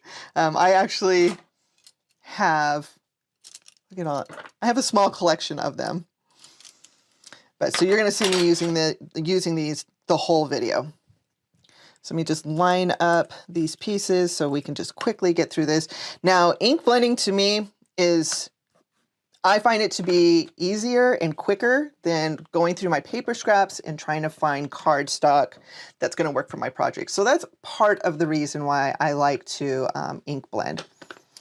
So let's start with the leg part of the boot. So I am taking my dauber and just quickly doing a quick swipe on the ink pad. My ink pads are super juicy. And I'm going to start on the left side of the die cut. And when I'm working towards the right side, I'm going to loosen up my pressure, and so the ink will become lighter. So I have a lot of pressure right now while I'm blending this ink onto the paper, but the closer I get to the left, I'm letting up on that pressure, so I have a really pretty gradient like that. And that is going to make it look like the light source is coming towards the front of the boot. Okay, so we'll do this other one also. Again, pressure on the left, and then lift that pressure up when you get towards the right. And now those 2 pieces are done. And let's do the bottom of the boot. I'm going to start with rusty hinge on the back side of the boot and just use a pretty heavy hand of that ink. And then we will blend that out. You could still just continue to use that and just blend it out really lightly. But I like the yellow tone that the dried marigold has. So those are done. Now, if I had the heels would be ground espresso. But so we'll act like I have the ground espresso heels. For the top of the boot, I do want it to look more of a red. So I'm going to start with aged mahogany. And then I'm going to blend that out with worn lipstick. Just like that. And see if we like that. That's just a little too pink on the left side, so add a little bit more ink there. And I think these are perfect. So let's put them together. Let me wipe this off real quick and get these put off to the side. I do keep my oxide inks on my desk. That's how much I love them. And let me tell you, you saw the inks on my wall behind me, and I have more inks on the wall in front of me too. But I keep my oxide inks on my desk because they are my go-tos. Now, let me grab that tape runner because we're just going to quickly attach these to the shadow. So I'm just going to just do a quick swipe of the tape runner. And so when I would put down the heel first, and then you layered this on top of the heel next, just like that. And then the foot or the leg fits right into that the foot area. I have that foot just a little crooked, so let me fix that. Just like that, okay? And then this goes right on top. You see that curve? That curve just matches perfect on the curve on the top of the boot. I am going to add just a little bit of glue to the part that will be on the boot, just like that. And if you think you put too much glue on your die cut, you can just tap that glue off on your mat and it'll be good, because if the glue oozes out on this oxide ink, it's going to activate the ink. The ink's going to do some funny things, and you probably don't want that for your project. One last thing you can do, oxide inks take a long time. Well, not a long time, but they take a time. They don't dry instantly. So if you want a shimmery boot, you can just brush on a little bit of Perfect Pearls, which is this beautiful iridescent pigment powder. Okay, it's by Ranger. There's several colors at Scrapbook.com. But since the ink is still wet, if you brush that over the paper, over the boot, that wet ink is going to grab the powder, and then you have the prettiest shimmery boot. I don't know, can you see that? Isn't that lovely? I'm not going to be doing that on today's boots, but I just wanted to show you that is an option. And there is a shimmer sentiment in the stamp set, in the sentiment stamp set, that would match perfect with a shimmery cowboy hat or boot. So I just wanted to give you that option. So I like the way that this looks, but for the cards today, I actually do not want a shadow. But I do need something to build the boot on. So you can see that it does have like a 1/8 inch around everything. So I'm going to take my scissors and I'm going to cut this boot down. I'm just going to cut that edge right off and then just glue the pieces of the boot to the inner part of this die cut. That's one thing I really love about dies and stamps is once they're in your collection, you can do whatever you want and you can manipulate them, cut them up, cover them, mask them. I like to make stencils out of my dies, stenciling or like with vellum. I've done that quite a few times. It's a lot of fun and it's just another way to stretch your supplies. So let me put another strip of this down and then we will rebuild that boot again. I'm going to leave just a little bit of area where that heel would be. And then the leg. You see how simple this is coming together? Now I did cut that. All right, put the boot on pretty crooked. That's fine. I'm just going to pull this back a little bit, cut that off. Okay. And then glue this on top of the boot. Where's my glue at? And I like to use little bottles of glue. These bigger bottles, they're just too hard for me to work with. I end up using way too much glue. So the smaller bottles, I just feel I have a lot more control. And I buy the smaller bottles singly and then just fill them up with glue. just like that. And now we have kind of a boot put together. And that's how our boots are going to look for the cards. And let me put my needle. If you're using a needle point top for your glue, you do want to make sure you get that needle in as soon as possible, or it's going to get dried up inside and then it makes it hard to use again and just takes time away from your crafting. So for our other boots, we are going to do weathered wood, aged mahogany, and ground espresso. Let me grab those sponges. Let's see, weathered wood, ground espresso, and I use mine so much. I can just tell by the color what inks they go to. Okay, so for the legs, I want them to be the weathered wood. So quick dab on the pad. We'll start on the left side with a pretty heavy ink, some pressure, and then let that pressure up a bit when you get to the left side. And do it again, just like that. You see how quick and easy these just come?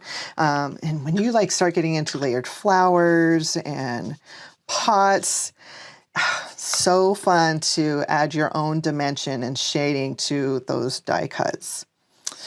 So for the foot, we're gonna do the aged mahogany. Here we are. Another thing, when you're working on silicone mats, you can see where you inked. And so I'll just put my area, or put my dies in another area, so I don't contaminate my sponges with that ink. Okay, so pretty heavy hand again, and then lighter towards the toes. Okay, so let's build this boot up real quick. Again, it would have a ground espresso heel. And then for the top part of the boot, we are also going to do ground espresso. I love these colors together. Just like that, okay? And then we would cut down the shadow again, just like this one. So now let me show you the boots I've already made. I'm just going to put these back in here. And put these away.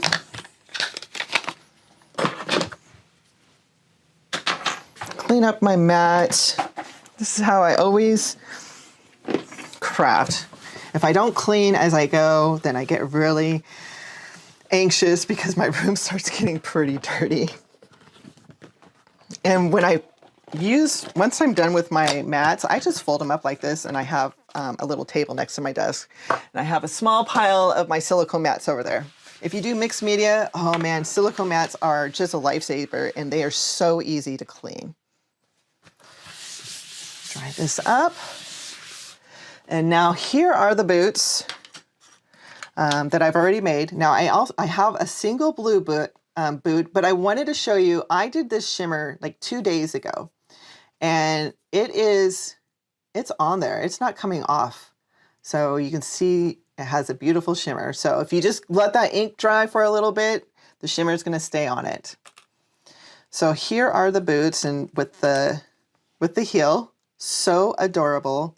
Yeah, I'm telling you, it broke my heart that I lost that die. So here are our boots. We'll put them off to the side like that. Here is one of the hats that are in the die set also. And this is just one die. It die cuts 1, 2, 3, 4, 5, 6 pieces. And this is another reason why I like to use white cardstock. Instead of running that die through 6 times with, 6 different, or whatever colors you want to use, I just did it with one piece of white cardstock, and then used my oxide inks to color it. And then I played around with some white gel marks. White gel pens kind of scare me. I'm not really comfortable putting marks on my boots and feel like it looks good. Some people are amazing with white gel pens. I do not feel like I am. So now we're going to get into making our first card. So let me grab a panel here. Now I use nesting dies. I have 2 sets of nesting dies. There is you have your nesting dies that are 4 by 5 1/4, and then they go down 1/4 until you get to like the small ones. And then I have a second die that is a 1/8 inch in between those dies. I don't remember what company I bought them from, but once you have a nesting die set, rectangles, I don't go out and buy all of the companies. I have my one. I've had it for 4 years, and that's what I use. So let me measure this real quick. This panel is 5 1/8 by 3 7/8. Okay, and I want to use these boots first. So I'm going to be using foam adhesive and glue, and I'm going to pull in that package, the stamp package that I said that we're going to be using, or you can use acetate. So let me cut this up a little bit. Just going to cut that bottom part right off. We'll cut the top off, and then we'll cut the edges off. So now we have 2 pieces. Now, I am a huge fan of clean and simple cards. Some people really struggle with clean and simple, and some just don't like it at all. I'm a huge fan, and our first card that we are going to do is a very clean and simple card. So we are going to use another oxide color. I'm going to use tea dye, and where is my, I need a spray bottle, a water spray bottle. Let me grab one real quick. All right, so I have my distress sprayer, and I'm just going to work right on my mat, even though I usually use my silicone mat, but we're just going to go with this. So I just did a quick swipe. I'm going to spray that, and then what my plan is to have the boots down here, a small sentiment, and then to just break up all of that white, we're going to do a little bit of ink smushing. Now, it would be a little too hard for me to keep the colors concentrated in a certain area, which is why I want to use one of these sheets. So I'm just going to quickly dab that, turn it around a couple times, and I'm going to slowly drop this onto the panel where I want the boots to be. Because that's all, pretty much all that I want to ink is just the boots. So let me pick these up with my tweezers and see what that looks like so far. We definitely need to add more. So we'll pick up some more ink, and we'll do some kind of going out this way too. And this is, I'm just going to go back and forth until I just really, really like the way it looks. Get a little bit more water in that so we can get that ink moving a little bit more. Put that up. And you see how it's kind of coming together? You're going to have like that dirty splatter behind it, which is perfect because I definitely put like dusty back roads when I think of cowboy boots. These are the colors that I'm thinking of because, you know, you wear them outside, and I used to live in the South, and I saw a lot of people in their cowboy boots out in the fields. So I think this is fine. I got a little bit up there that I would have rather not, but that is fine. It's still very clean and simple. Let me wipe this off. If you don't like the way your panel turns out, just put that in your scrap paper pile. I have a box full of white paper pile or white paper scraps, and then that's what I use when I want to stack. When I want to die cut and stack my die cuts, I'll just go through that pile. So I use so many papers like this, or stenciled backgrounds I didn't like. I'll just re-die cut them and use them to stack my letters. Okay, so the paper is a little warped because I did get it wet right there. Oh, and this is Nina Solar White, 110 pound. All the white cardstock I'm using is the 110 pound cardstock. So I'm going to pull out my Misty now, and we're going to stamp that sentiment, a sentiment. So I have this beautiful Misty. I do have a waffle flower grip mat in my stencil. To me, that was such a game changer for my craft room. The grip mat, I have a couple of them, and I highly recommend them. It just makes everything so easy. So even though that paper wanted to buckle a little bit because I put it on the craft mat or on the grip mat, it's now sitting completely flat. If it starts losing its tackiness, just wipe it with a baby wipe or with your wet washcloth if you bring one with you. So now I'm going to just put these here and line up the stamp that I want to use. So here is the Howdy stamp set, and I want to use You're So Gorgeous. I love this one. Well, I'm a huge fan of a certain beautiful pop star, and a couple of sentiments in here are really, you can just really see the influence of her songs that were put into these sentiments. There's a couple, I think there's a couple that are towards Shania Twain and some other country singers, but I had a date with Miss Taylor. My daughter and I went and saw her this summer, and it was amazing. So when I saw this stamp set, and it just brought back all those good feelings from when I was at the concert, I really appreciated that. I am looking for my L shape. I'm sorry, I thought I had all of my supplies out, and I did not. So my next favorite tool that I use all the time is the L-shaped ruler from the My Sweet Petunia. I don't even remember what it's called because I don't have my packaging, but it's for the corners. It comes with corner magnets. And this ruler, I have never used the corner magnets, but this ruler is usually on my desk at all times because this is how I get my sentiments to be straight. So I'm just going to push that over just a little bit more. Just like that. Excuse me. Let's get those boots back into the picture. Make sure I like this layout. I think I'm going to do it just a little bit more and a little bit lower. Okay. Now, if you have a Graff, an acetate Graff, that's another way you can see if your sentiment is straight. But I'm going to use the ruler, and then I'm going to slowly bring my Misty door down, and I'm going to be able to quickly look. It does look straight. Now, before I stamp that onto my panel, because I don't want to make another panel, so I want to make sure I have that on straight. I'm going to take the other piece of the packaging that I cut. I just want to make sure I don't have ink.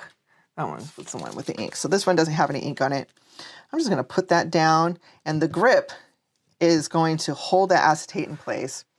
And let me turn that. I'm going to grab my ink. I am going to use VersaFine Clair. This is my go-to ink for black, and it's a pigment ink. So I really only use it for sentiments, but out of all of the inks in my ink collection, besides my oxides, this is the one that I use the most. I love it. It's so crisp and black, and I love the way that that looks. So let's put the boots next to it, make sure it's in the right position. Looks great. Let's wipe that white acetate, get that ink off the acetate, and then we are ready to stamp the panel. So we'll do one more, and since this is pretty small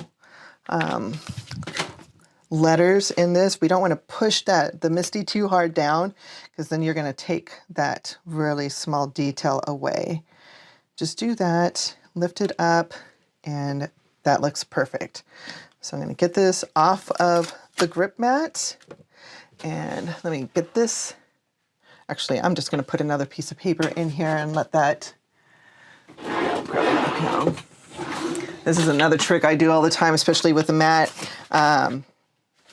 Just going to do that so I can just set the Misty aside, and I'll put the stamp away later. Okay, you can see that it's still kind of buckling. The paper isn't fully dry yet. Now, before I attach the boots, I do want to back this with brown cardstock. And I actually just took this cardstock over to my paper trimmer, and I just measured my paper, my white paper, and then I die cut brown cardstock slightly larger than the white paper because I just wanted like a 1/16 inch border around all the edges. Now for me to be able to put this on the panel, I have to be able to see it. I can't see it on my mat. So I am going to use my card panel as a reference. And then I'm just going to quickly add this with the tape runner.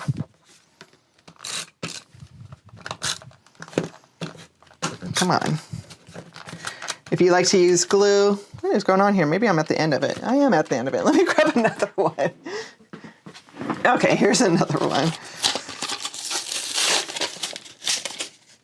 You know, this is the first time I've ever done an in-person card making class, so I thought I had myself all set up and I did not. So I'm just gonna go with it. Sorry about that. Okay, so let's add a little bit more adhesive on here. And then I'm gonna take my time to make sure that I have this on straight and even. So just like that. Looks good. And then we will add more adhesive to the back so we can get this.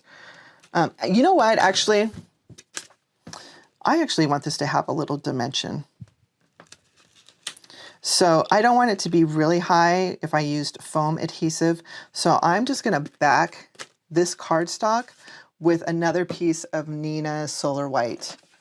The 110 pound, let me see. Yeah. Okay. Normally I would have put adhesive on this part, but I'm just gonna do this. Now I don't really have to pay attention to the edges on this. I just wanted to make sure I had my work area clean. Okay, and now we will get the adhesive on here, and this will go right onto the card base. And I'm gonna do this slowly. Make sure that everything is even before I push that down and really bond these together. So, okay, now we need to get the boots on here. And I want this one to be on the back, so we're just gonna add a little bit of glue, or if your glue is, you're pretty committed to that spot. If you don't want to use glue, just in case you want to take it off the panel, you can use the tape runner or whatever double-sided adhesive you like to use, but we're just going to go right with glue. Just like that. And I want this to be a little bit higher, and I'm going to put the other boot in front of it. Like this. Maybe pull that away just a little bit from the sentiment. Just like that. Okay. And then for the other boot, I want to only put adhesive, or the foam adhesive, because I do need to lift the boot up a little bit. So I'm going to put foam adhesive only on the right side of the back of the boot. Okay. Now I do have some foam squares here. This is from Scrapbook.com also, but I don't need them that large. So you see, I usually do cut my squares down so I have small strips, and this also extends your foam squares too. It stretches them out so you can use them longer. I'm just going to use my reverse tweezers to pull these foam pieces off of the back of the sheet. I'm just being careful. I really don't want the foam adhesive to poke out. So it is poking out a little bit on the heel. So I'm just going to push that in with my tweezers, and I don't see any more white. Oops, I didn't mean to do that. So that looks good. And then I'm just going to put this on top of the boot and make sure I don't need adhesive anywhere else. So I like to do this and just push down, but I think that's good. Actually, I'm going to put a little bit down here too.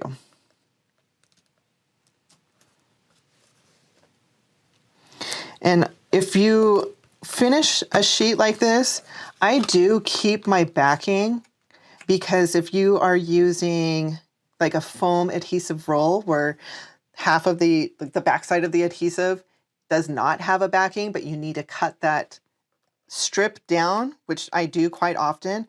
I will cut out a long piece off of my roll, stick the piece that I cut off on this backing, and then cut the strip down, because the backing is going to really save on the adhesive buildup on your scissors. That is a lifesaver. If I do get too much adhesive on my scissors for cutting through adhesive, I do keep a box of rubbing alcohol in my drawer right next to me. So I can just pull out a square and quickly clean my brush or clean my MISTI if I have too much ink on it. Put that down a little bit lower. Straighten it out. And there you go. That finishes the first card. Very clean, very simple, really cute. Love these colors together. All right, so that finishes the first card. Let me know what you think about that. Let me get my glue put away, and yeah, let me show you my rubbing alcohol. So I just keep this in my drawer and use them when I need. They clean scissors really well. Now let's do one more card, and we're going to be doing some stenciling. So I'm going to grab my other waffle flower mat. I will be right back. So this is my other Waffle Flower Crafts grip mat, and you can see I've only had it for a few months, and it is well loved, well loved. I'm not one who wants to keep my tools super clean. The dirtier they look, it just means I have used them a lot and I love them. So to make sure I have a good grip before I put the stencil on the mat, I am just going to wipe it down with my wet washcloth and just tap it dry with my fingers. And then we're going to use a panel. Now the second panel I'm using is actually the same. It was die cut with the same nesting die. Where did those panels go? Okay, so this again is 5 1/8 by 3 7/8. And put that, let's see where we are. Okay. Down, put this down. And where did I put the stencil? And here's the stencil. To make sure that I am going to have the center of the sunburst even in the middle of the panel, I am going to pull out my 0 center ruler. Again, another tool that is right next to me. So I keep that in my top drawer, and this really helps me put my die cuts on my card fronts evenly. So it looks like I have the stencil on. That circle is going to be in the middle. Oops, but I didn't put it down. Okay. Now, like I said, I have that Pixie spray already on the back of this. So I'm just going to push that into the paper. And then I'm also going to push the stencil onto the grip mat too. And then it really shouldn't move. Now, I just want a really, really light background. Stencils, the finger sponges work fantastic with stencils, but I'm going to use a blending brush and some ink. Where's my pink brush? Here we go. So this is Pink Fresh Studio Ballet Slipper. And again, just a really light background. Just like this, back and forth. This is the lightest pink that I have in my ink collection. I'm going to pull this back a little bit just to see how it looks. We'll do just a little bit more on the edges. But I think that is good.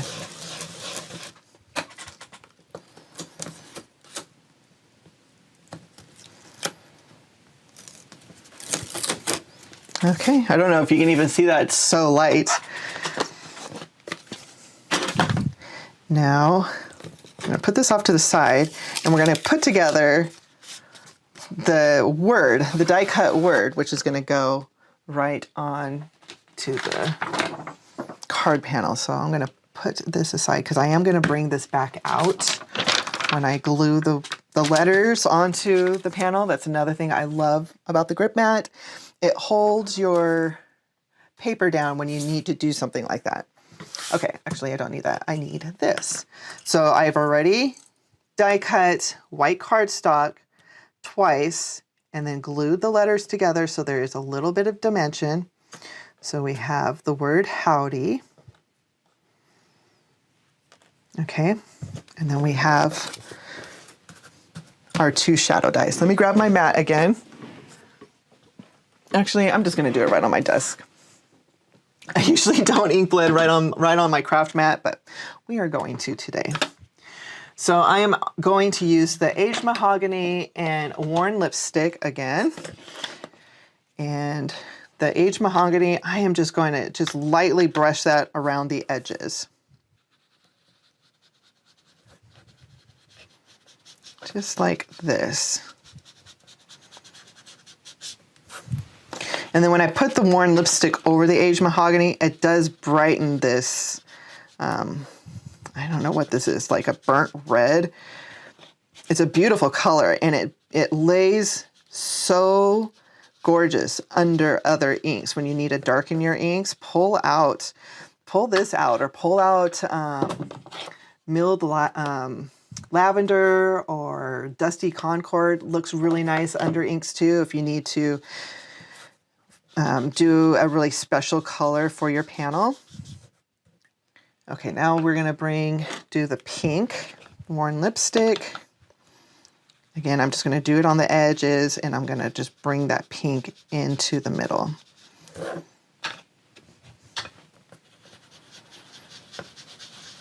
And I picked these colors so they did match the boots, the pink and orange boots.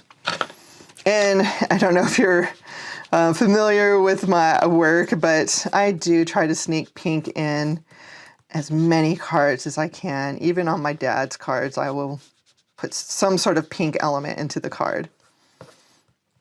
So I do have some smudgy marks on there, but I'm gonna see if the letters are going to hide those marks, and it looks like it. So I'm not gonna worry about evening those like right here. I'm not gonna worry about fixing that because it's gonna be hidden. Okay, I love the way that looks. So let me wipe my station down and we will glue those letters on top of the shadow.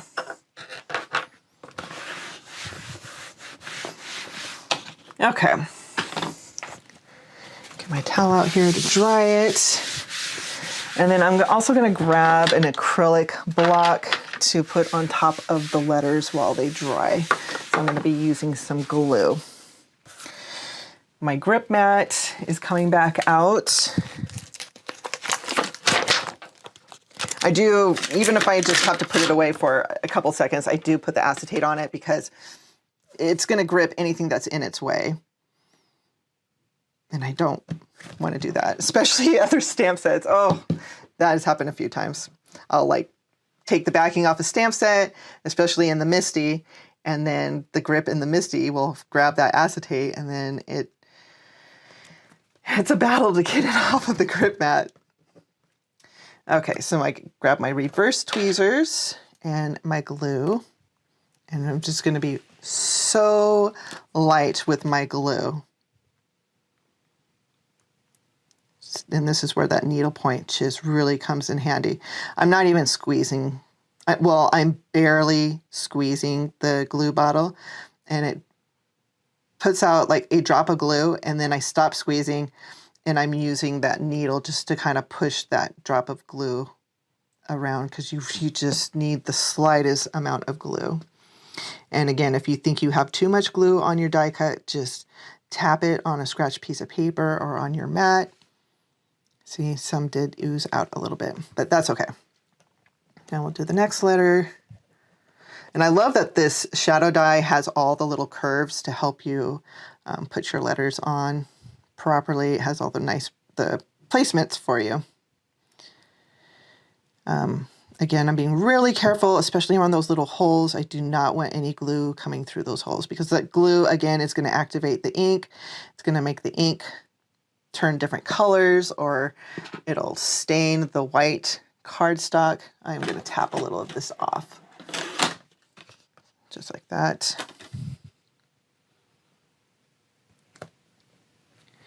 Okay, and then there's also points in these letters, so you can use those points to make sure that the letters are lining up nicely. Do the W. I like the font of these letters also.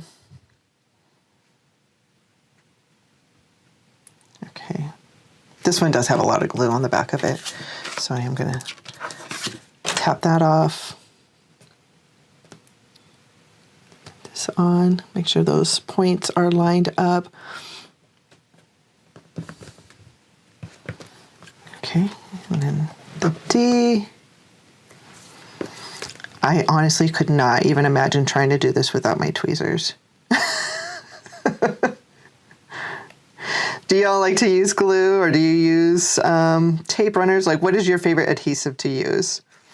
I'm not one to use adhesive or glue when I'm gluing on my panels. It warps my cards, and I watch other crafters do it, and it looks perfect, but for me on my cards, it just looks kind of wrinkly. So I stick with double-sided adhesive. But on smaller pieces like this, I do use glue.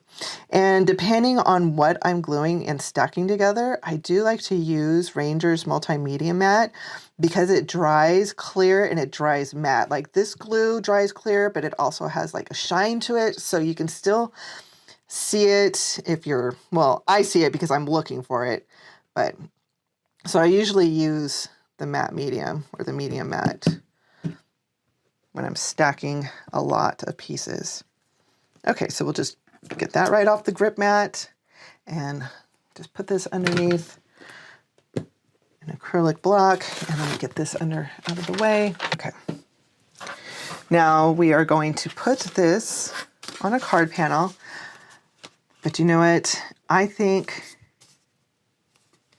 this is too white on white, so I'm gonna get another card panel.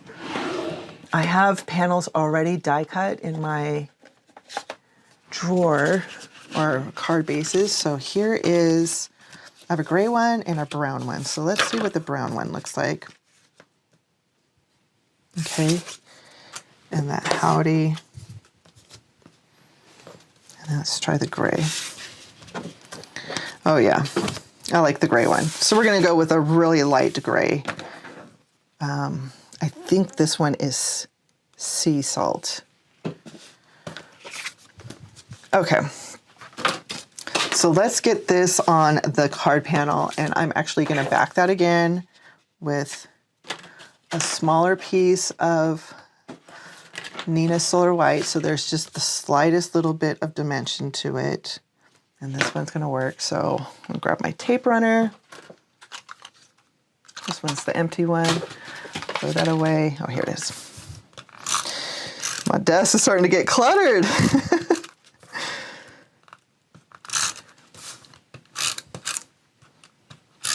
Okay, I am so proud of my dogs right now. I was worried that they were going to be barking a lot. They sit in front of the front window upstairs in the living area and just bark at anything and everybody who walks by.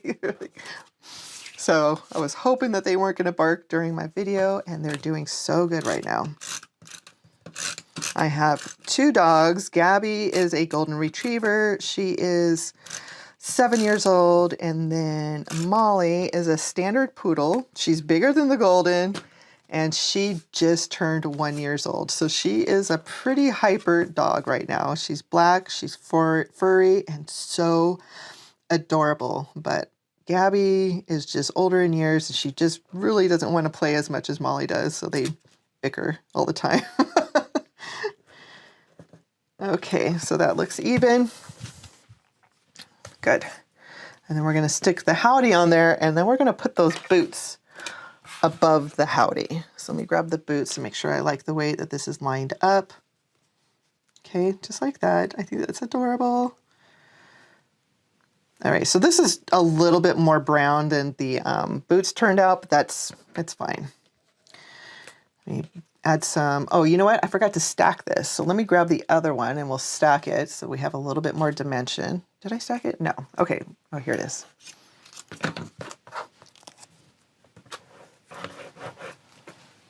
Okay. Get that right on top. And I got a little bit of glue on my mat.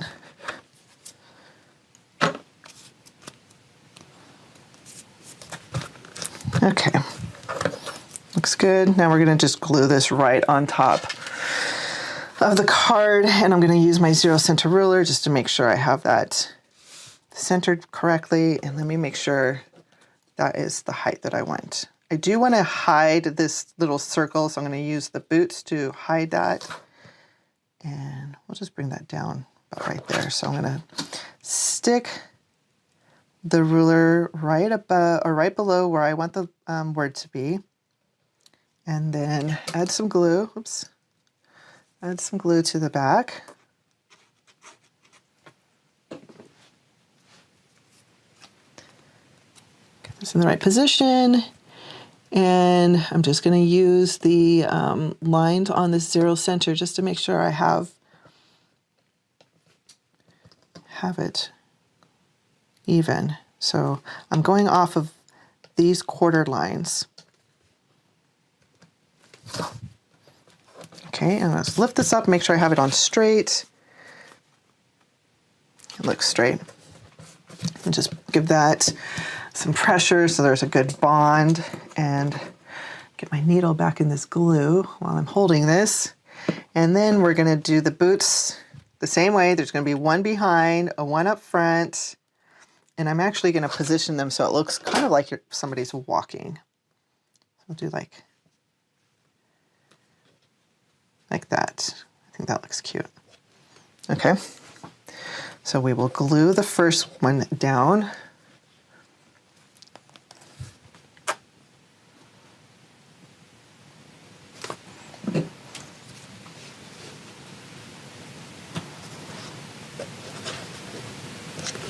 Like that, and while the glue is still wet, I just want to make sure I have that positioned. And push that a little bit more towards the center. Still just a little bit more towards the center.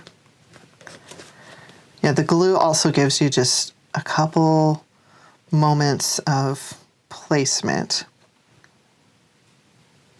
Push it just a little bit more. Okay, I think that is going to work. All right, so I'm going to add, again, the adhesive on the right side. And my strips are right here. I have a row already cut. These are kind of hard to get off the paper. Okay, we'll just do a whole roll.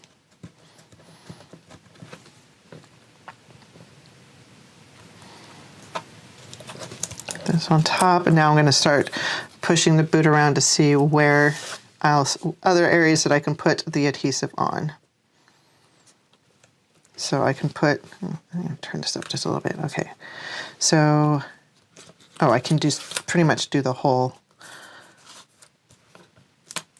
leg area. So let me just grab a square.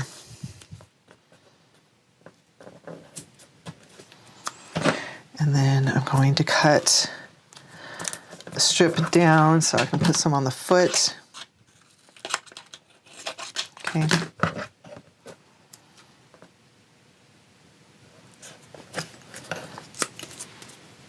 Make sure it's good. It is. Oh, wait, I don't have it.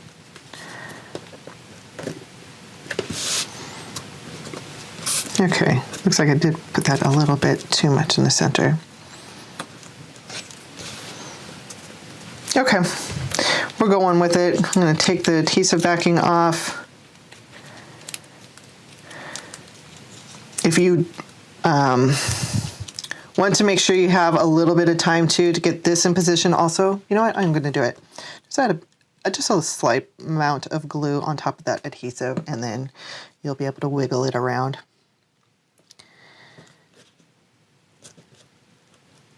Okay. And I'm just going to move this over, tilt it a little bit. So again, I want it to look like somebody's taking a step.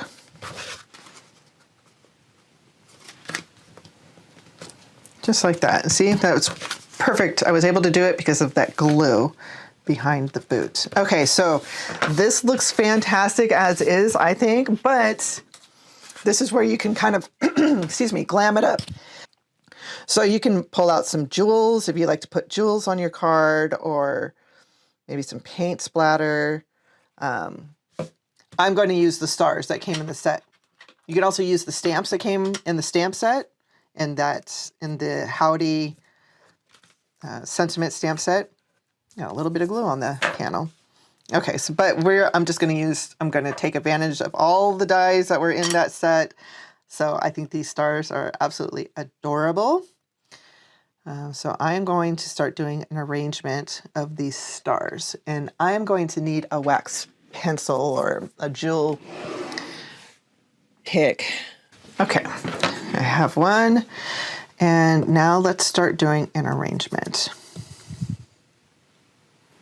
And you don't see jewels too many times on my cards just because I have a hard time with placement. And I have a hard time with commitment. So like I'll put the jewels on and I'll glue them down, and then I'm just like, ugh, I don't know. I didn't like it, and I end up pulling them off. And so I've just learned through time, just leave the jewels off. But I do want to put something on the back of this card. And just play around until you get an arrangement that you like.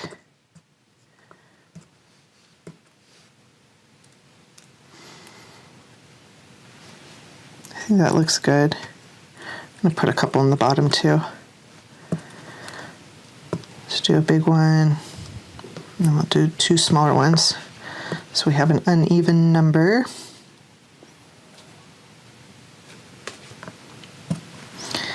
Let's see, one more. Oops. What do you think? Does that look good? Put that a little bit closer. Bring this more in the center. Just like that. Okay. My friend, I used to teach classes in person at a local brick and mortar store.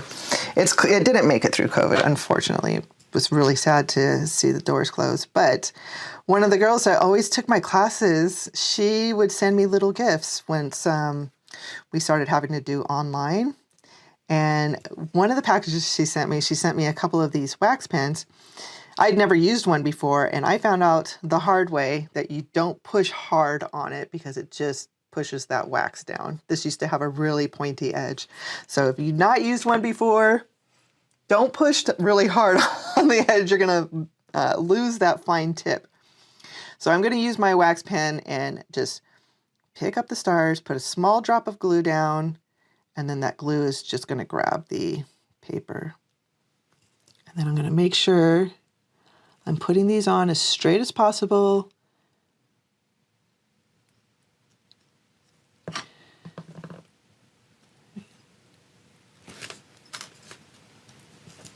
Okay, I wanted a little bit of that to peek behind the boot. Do one more here. Okay, oh, I lost a spot over here. And again, this is optional. If you just want it very clean and simple, just leave it be. And I would consider this a pretty clean and simple card. There's a lot going on, but there's still like a lot of white space. Everything's pretty even. Okay, that looks good.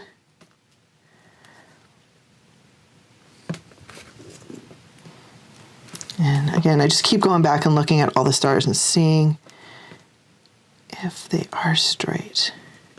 Oh well, this one's a little too close to that one, but the glue is already pretty much dry, so I'm just gonna leave it be. Let's see, these moved a little bit, so just reposition them. I'm gonna glue this one down first.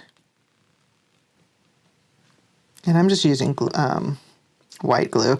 If these were jewels, I would again use the Ranger multimedia mat, which I always have on my desk. And again, my bottles that I buy that come with a needle point, I just take the top off of the matte medium and just put a needle point on it.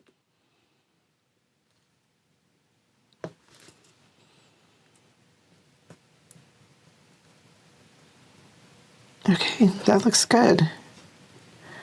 Move that over just a little bit. All right, we're gonna consider that done.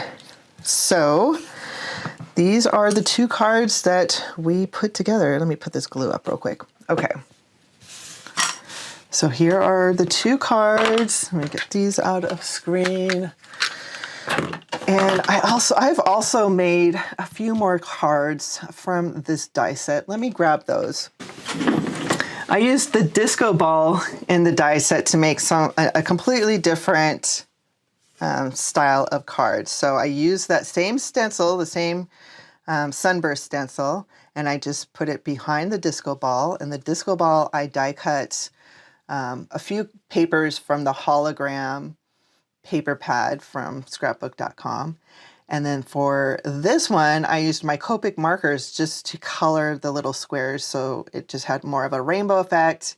And then again, die cut some hologram reflective papers. I think these turned out adorable.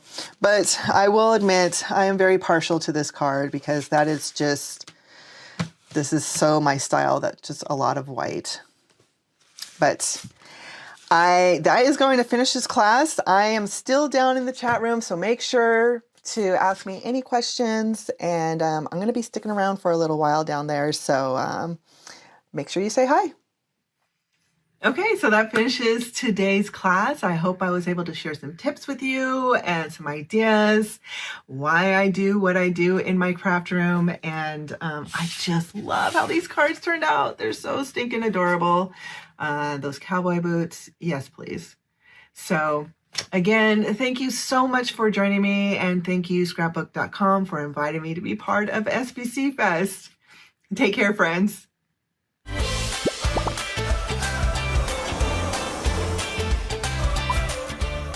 We're back with another giveaway. Yes, we have products from Pretty Pink Posh and Lawn Fawn. This is a lot of stuff, Cody. Oh, yeah. Look at how much somebody is winning. I love Pretty Pink Posh and Lawn Fawn. Look at all this goodness. And you even get stuff like this cute tiny gift box. Oh my gosh, it's so cool. I love this. Let me see the back of it so you can see it. It makes a little box. It's so fun. And then there are tons of add-ons to go with it to really customize your treat box, your tiny gift box for all the seasons. You know, oh my gosh, little look elephant. at all this. I want to win. Look at this cupcake from Pretty Pink Posh. This is so pretty. Okay, someone's winning a lot of good stuff here. Yeah. Okay, so how do they win? Yes, put in the comments right now, are you team colored cardstock or do you color your own cardstock like Angelica did? Good question. Let's see what you put in the comment section. All right. We'll be back in just a minute. That's right, we'll be back.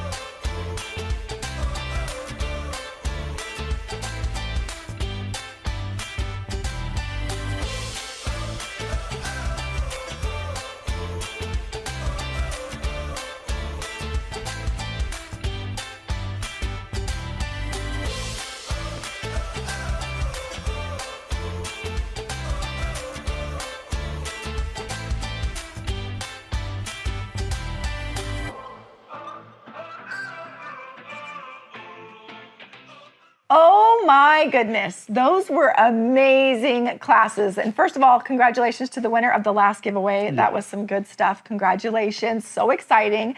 We just watched 2 amazing instructors. Let's start with Obed. Okay, I love that he picked such fun papers and really said, like, go for an odd number of things when working on a pattern. Absolutely. I love that he did Spanish and English. He was bilingual and he shared his instructions in English and in Spanish. I love that. What did you all think about that? Yeah. That was so nice. Yes, super nice. I loved the colorful collection that he used. Anything in that color pattern is just mwah to me. I love it so much. Yeah, and especially with Obed's like touch and spin on things, it's always a treat. Yeah, and I love how he used the pocket dies. That was such a creative way to use the pocket dies and then tags inside of them and just layer upon layer.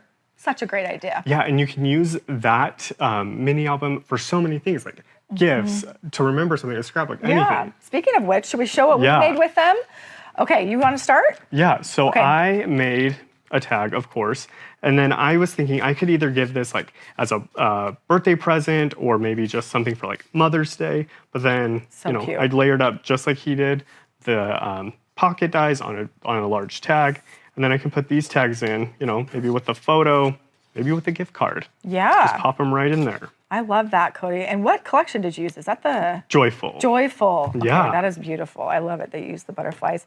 And I love the pattern upon pattern with the die cuts of the pockets. Yeah. So cute. Thank you, Obed. Yes, thank you. So I made a cute little, let's say this is a little album that's a gift card holder. So when you open it up, I went to town and decorated all of my gift cards in here for somebody special for their birthday and even wrote a little special note inside. But I had so much fun layering the pockets on pattern paper as well, and then creating this cute Sunny Lane little album I love that. gift. Who wouldn't want to receive that? Right? It's got all these fun gift cards in it. I mean, even if the gift cards weren't in there, that would still be a fun thing to get. Thank you. Yeah, I had fun creating and taking all of his ideas to heart. So such a great class. Thank you, Obed, so much. Another great one to watch. His YouTube channel has great tutorials. Yes, and he's always teaching at something, doing something, so definitely check him out. He's traveling the world all the time. I feel like he's always on a boat. I know. He's a world traveler, which is so nice. We love working with Obed. So awesome, awesome class. Yes. We can't wait to see what you all create and you put in our gallery. All right, next, who did we have? Angelica Conrad. She is amazing. We've had her in our studio before, so we love working with Angelica. Her talent is amazing. One of the things I loved was that she shared her story of how she got into card making. It is so fun to hear all of the instructors and how they got into card making, because we all started somewhere, right? Yeah. Right. Definitely. And it feels like she's been doing this since she was born, because her talent is next level. So true, so true. All right, what are some things that you loved about her class? I love that she said that she doesn't really use colored cardstock. She colors it herself with inks. Yes. I loved that she used the little tiny die cutting machine. I always forget to bring that out for small dies, and I love that she reminded me of that. But her ink blending was amazing on those boots. Oh, yeah. That's why when you say it feels like she's been doing this since she was born, her ink blending is like so spot on. I wish I could ink blend like Angelica. I know. I want to be like Ursula and like take her talent. Yeah. I love that. Yes. She is so talented. Okay, so some other stuff that we loved was her ink smushing. Yes. That was cool. Speaking of like smushing, did you notice when she like had too much glue, then she would like dab it off? Like yes. So I was like, okay, that's definitely a little hack I'm gonna pick up on and use all the time now. She had a treasure of those little hacks. I know. I mean, you could just watch her and check out her YouTube channel. She has amazing tutorials there as well. Yeah, and honestly, I feel like you could even watch her class, all of these classes over and over again, and you'll pick up something new every time. We do, yeah, right? We totally. do. Okay, let's show some of the stuff that we created based off of the inspiration from Angelica. So, Cody, I was just gonna say really quick with her boot card, I loved it so much. It felt like these boots were made for walking. Like she had them in motion and moving, and I loved it so much. So I tried to capture that in this card in particular. So I've got some boots moving here with the floral paper. With the sentiment, let's go girls. What a better sentiment. Let's go girls. I love that sentiment. That's our stamp. Giddy up. Are you ready for it? I used the Gina K transfer sheets there, which looks really pretty with our holographic behind it. Feels like pair perfectly. A lot of shimmer. They do pair perfectly, I agree. Show me what you made. So I took both of her concepts and put them into one tag. So I did, how she did with like the packaging. She smushed her ink around. I colored in the boots. I even cut the backer boot. So this all, is layered up on one of the backer boots.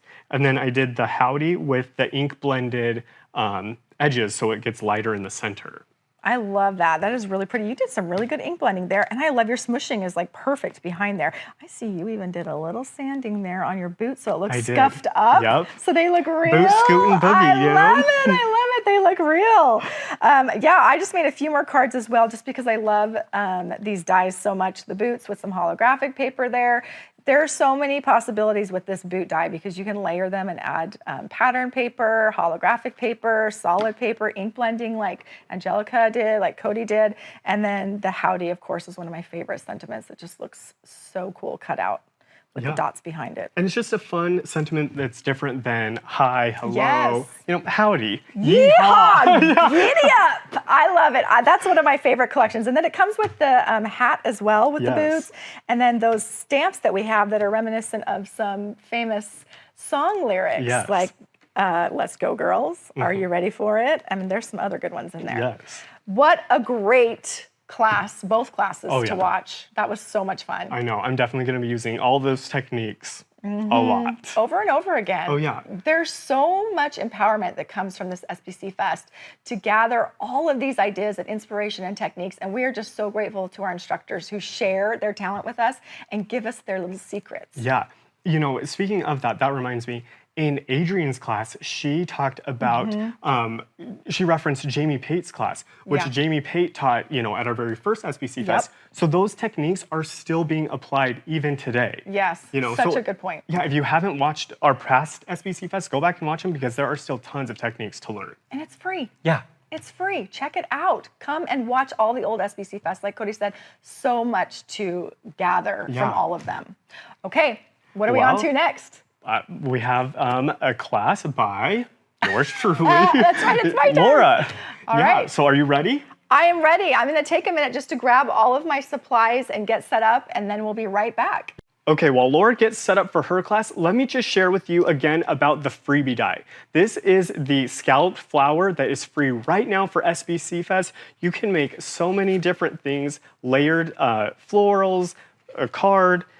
So you can have so much fun. Look at the shaker tag that Laura created. That is so fun. And be getting your Market Bloom supplies ready. This is Laura's kit. It has, all these fun papers that Laura's gonna be using in her classes, so many dies. You can also see a PDF of some of Laura's homework over on Scrapbook.com/SBCFest. She explained what you needed to have die cut out ahead of time, but if you don't have the things die cut out right now, that's okay. Just sit back, watch, have fun, and let's craft. Laura, are you ready to go? I'm ready. Okay, let me get this stuff out of your way, and then you are ready to go. Awesome. All right, thank you, Cody. Thank you so much. Like Cody said, make sure you grab that freebie die. It is such a pretty die, and you'll want it for sure to create some of these classes. Okay, we're gonna jump right into my class. What we're doing today is using the Market Bloom like Cody showed. This is a really pretty collection. I'm really excited to use it. You get a lot in this kit for a really good price. So you're getting the 6x8 Market Bloom paper with gorgeous patterns. Look at that floral. Let's just pause on that floral for a minute. Oh, so pretty. It's like a watercolor floral.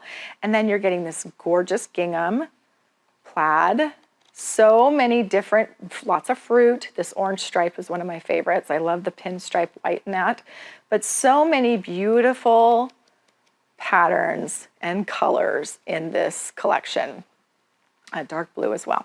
Okay, so first things first, I'm gonna show you the stamps as well and get them out ready to use. We're gonna use the Hello Spring. I customized this stamp for this class because I needed certain sentiments and certain things to use for my class. So this is a really neat set that has everything you need, and some of it may not make sense, but it will once we get going in the class. And I've given you a lot of other extras in this stamp. You're getting a lot of extras in the whole kit, actually. All right, let's open up our Hello Sunshine die. This has the pretty sentiments that we're gonna use. They're layered, which I love. So Hello Sunshine and You're So Sweet. Okay, so we'll put that, put our plastic pieces aside, and then this bunny. I mean, come on. This is one of my favorites that we worked on. This was so much fun because it has so many dies in one set to create all of these different kinds of rabbits.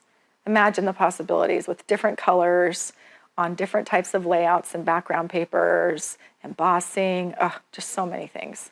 Okay, so that, and then last but not least, our huge die. This is a huge die. This is our Market Bloom florals. So I'm gonna open that up. Look at all the flowers you get in this. I love these open leaves as well. The outline. All right, so that whole set right there, you're getting in this collection. Now we are using extra pieces of other things. I did use, let me show you what else I'm gonna be using. I did use some mixed media paper. This is the white A2 mixed media paper. We're gonna be using some of that because I love it for my white cardstock. We're also using one sheet of the pinks in this set, and I already have it pulled out right here. So it's this one in the pink set. So if you already have a scrap of paper that's this color pink, just grab that. You don't need to buy a whole paper pad if you don't want to. You can use what you already have on hand that's this color pink or similar. And then I used some green, this is some lime green cardstock paper. I really don't remember where I got it from. I think it's from Concord and Ninth, one of their sets that comes with assorted colors. But you can also create your own green paper if you do not have this color. Just use some ink blending on some white paper and create your own lime green background paper that we'll cut some dies out of. And then I also use this black shiny paper. This is from Hunky Dory. This is their Mirror Card Essentials.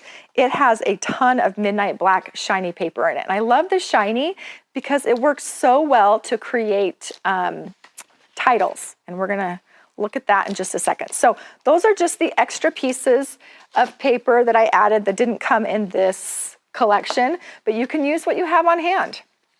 These are the 3 cards we're gonna create today. Put my papers aside. We're gonna create this gorgeous floral card, and we'll go to close up there so you can see the dimension on this and that shiny black paper for the title. This is a fun card to make, very reminiscent of a floral pattern paper that's already created, but it's gonna have dimension with all the die cuts on it. We're gonna make this Polaroid bunny shaker card. Look at him with his heart glasses, so cute, him or her, with a vellum sentiment. And then we're gonna create this Happy Spring carrot bouquet. Now, this is fun. My team was so excited about this one when I created it, and I hope you are just as excited as they are. But this is a fun one using all of those florals and the carrots from the stamp. So this is gonna be a fun one to create. So we're gonna create our own carrot floral card bunch. Okay, so first things first, let me sit down. I'm gonna get comfortable. We're gonna get comfortable and craft together. So I'm gonna grab a seat and start getting out everything that I need to create these cards. So let's start with our Polaroid card first, okay? I hope that you all did the homework. If you didn't, that is okay. The homework shows all of the die cut pieces that you need for each card, and we can throw that graphic up on the screen now as well.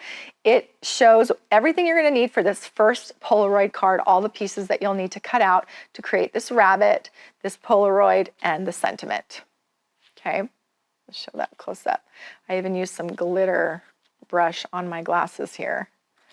Okay, so let's take out our paper. Okay, you know what? I just realized something. As much as I want to use this gorgeous 6x8 Market Bloom paper, it's not the one that comes in my kit. What comes in my kit is the A2 size. So Cody, could you grab, oh, thank you so much. Thank you, thank you. Cody was already ready, standby. It's the A2 size of Market Bloom. Jana Eubanks is gonna be using the 6x8 and I am using the A2 size. So if you got both for both classes, you are a lucky person because these are gorgeous papers, the bigger designs and the smaller designs. Okay, so we'll put this 6x8 aside and we are gonna use, this A2. Okay, so first things first is I need to grab that gorgeous floral out. So let's take that out. And then what we need to do is we need to cut our window. So we need our square dies, which is right here, and we're going to use these two, the two that are not the first one, but the second and third one in is the two that we're going to use to create this Polaroid square on our card. But I'll use the smaller one to cut our Polaroid out of our thing. And I just went down about 1 inch, and I'm going to grab some mint tape here. Bring this over here so I can have some mint tape. And I went down about 1 inch, so I'm going to kind of eyeball it and do it about right here. And we will send this through our die cutting machine. So we'll use that to hold it. So just center your square, your smaller square, about 1 inch from the top and centered to create a little Polaroid top. Okay, now I've got my Gemini up here. So we're going to use this Gemini machine, and I've got my plates, and this is a sandwich I use for my Gemini. I use the 2 Gemini plates with my magic mat in the center, and it works great for me. Each machine is different depending on use and wear and tear, but this works great. So I'm going to do that here, put this through and create my hole there. Okay, put that through our Gemini. And then we've created that center opening for our Polaroid. But we need to keep this die, and we're going to create one more cut with our square. So I have some of these right here. Okay, so I have my homework pieces done. So I've got my tray of all my pieces cut for my 3 cards with the homework that I did, and I'm going to grab this one with all my homework pieces for this class. So the next thing you'll want to do is take your square die and the larger one, and you'll want to create a border, and you'll put this through on white cardstock paper, which is what I've done here. So I've already got it cut, part of the homework, and so I've got my white frame already cut. Put that aside. Okay, put my homework pieces over here, my pocket tray. All right.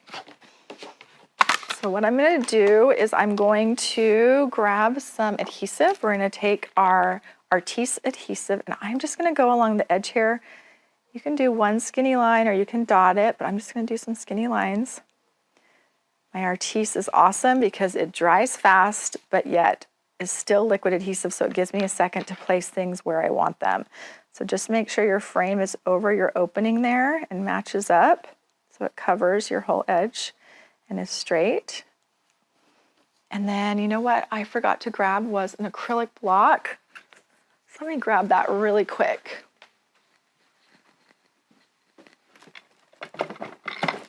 I've got one large acrylic block here. This is the slimline one, and it's going to flatten my back down. Make sure I've got this where I want it. And let's flatten that out. And while we're doing that, we're going to do some ink blending while we're waiting for this to flatten. So let me grab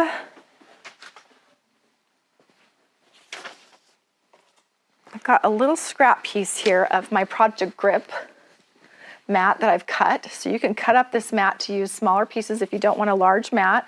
And I'm going to do the background of my Polaroid card. There's some ink blending going on in the back there. So I'm taking one of my mixed media papers, pull that out, and we're going to use some spun sugar and saltwater taffy. So I need my 2 ink blending brushes. And if you have any questions, be sure to ask them in the comment section and we will answer them. We are here with you chatting live, and so I'd love to answer any questions that you might have that come up. So I'm using Distress Oxide spun sugar, and I'm going to do the bottom half of my paper here. Just get that pink all the way across, saturate my paper. looks like cotton candy or spun sugar. We're just gonna, we don't have to go all the way down to the bottom because you're not gonna see that. You're not gonna see down here because it's the background behind our window. And it's also our card base, which is nice. So we're gonna do that pink. And then I'm gonna do this saltwater taffy, which is a little more peach. So let's go across here and start at the top. And I just like to hold the head of my ink blending brush so I can get more control of where I want it to go darker and put more ink onto that paper. This mixed media paper really captures and holds on to that ink on the surface there. So that color that you're seeing is really what it looks like. It keeps it at the top surface and holds it nicely. One of my favorite papers. Okay, and then we'll just take some more of that spun sugar and do right below it, just to give a pinky orange background for our shaker card. You can go as dark or as light as you want, but I want the bottom part light and the top part darker, so I'm gonna do just a little bit more. And the oxides work really great for ink blending. Okay, I feel like that's a good gradient of color just coming down on my page. See there?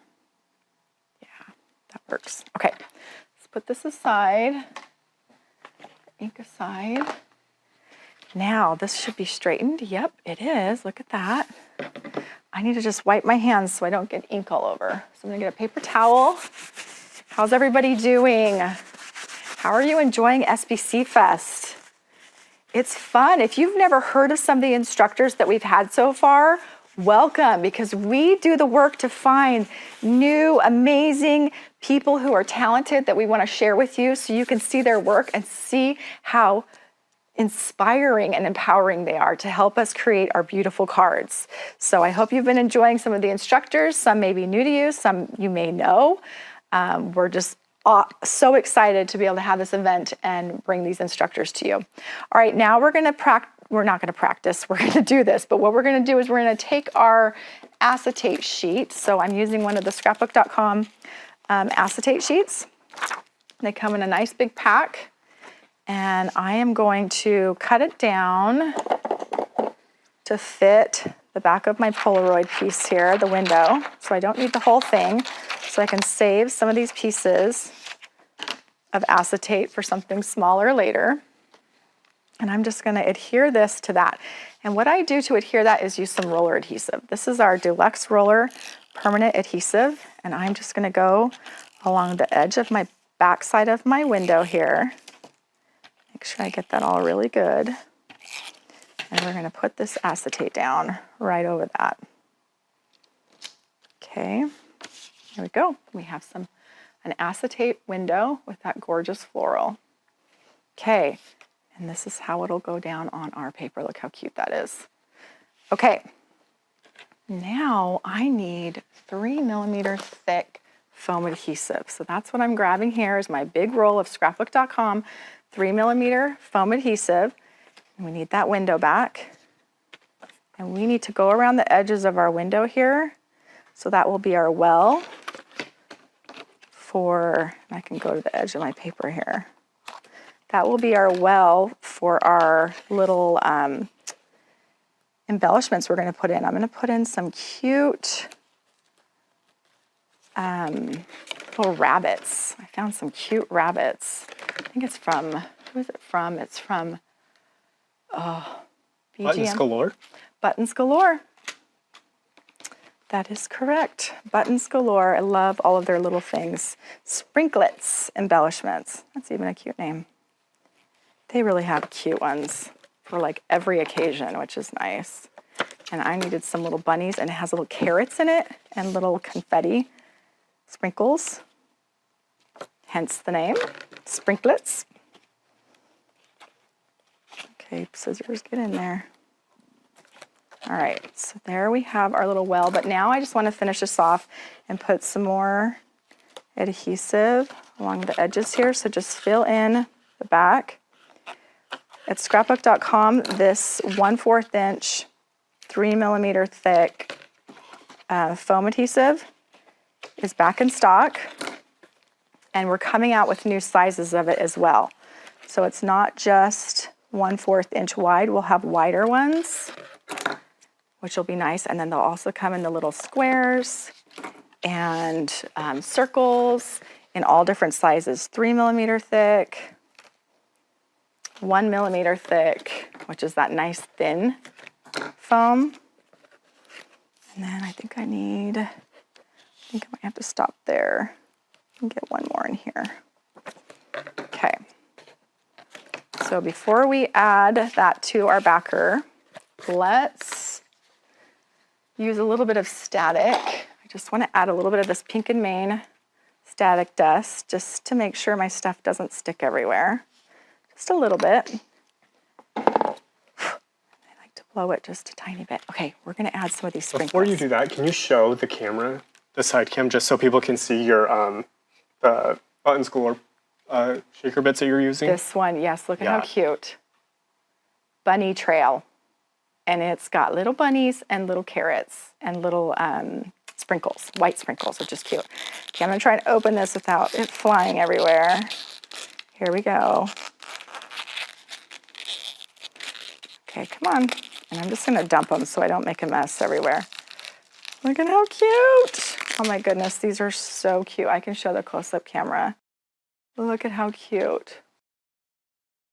Then on top of that, I want to add a little bit of iridescent glitter or sparkle. So I'm going to add some of these picket fence sequins. What's Laura's favorite sequence? Moonshine. Let's add some moonshine sequins in here just to add some sparkle. And if you have other colors and beads that you want to add, feel free to do that. But this is what I'm going to use. I'm going to spread them out. Now I'm going to carefully, you know what, I think I need to add some little pieces here on the edge. I'm going to go crazy, friends. This side edge is not quite wide enough. So let me see what I can do here. I'm going to try and cut this skinny. See if I can do it. Cut it in half. Get these two pieces out. Wait. Crafter Live. Okay, we're going to do a piece here.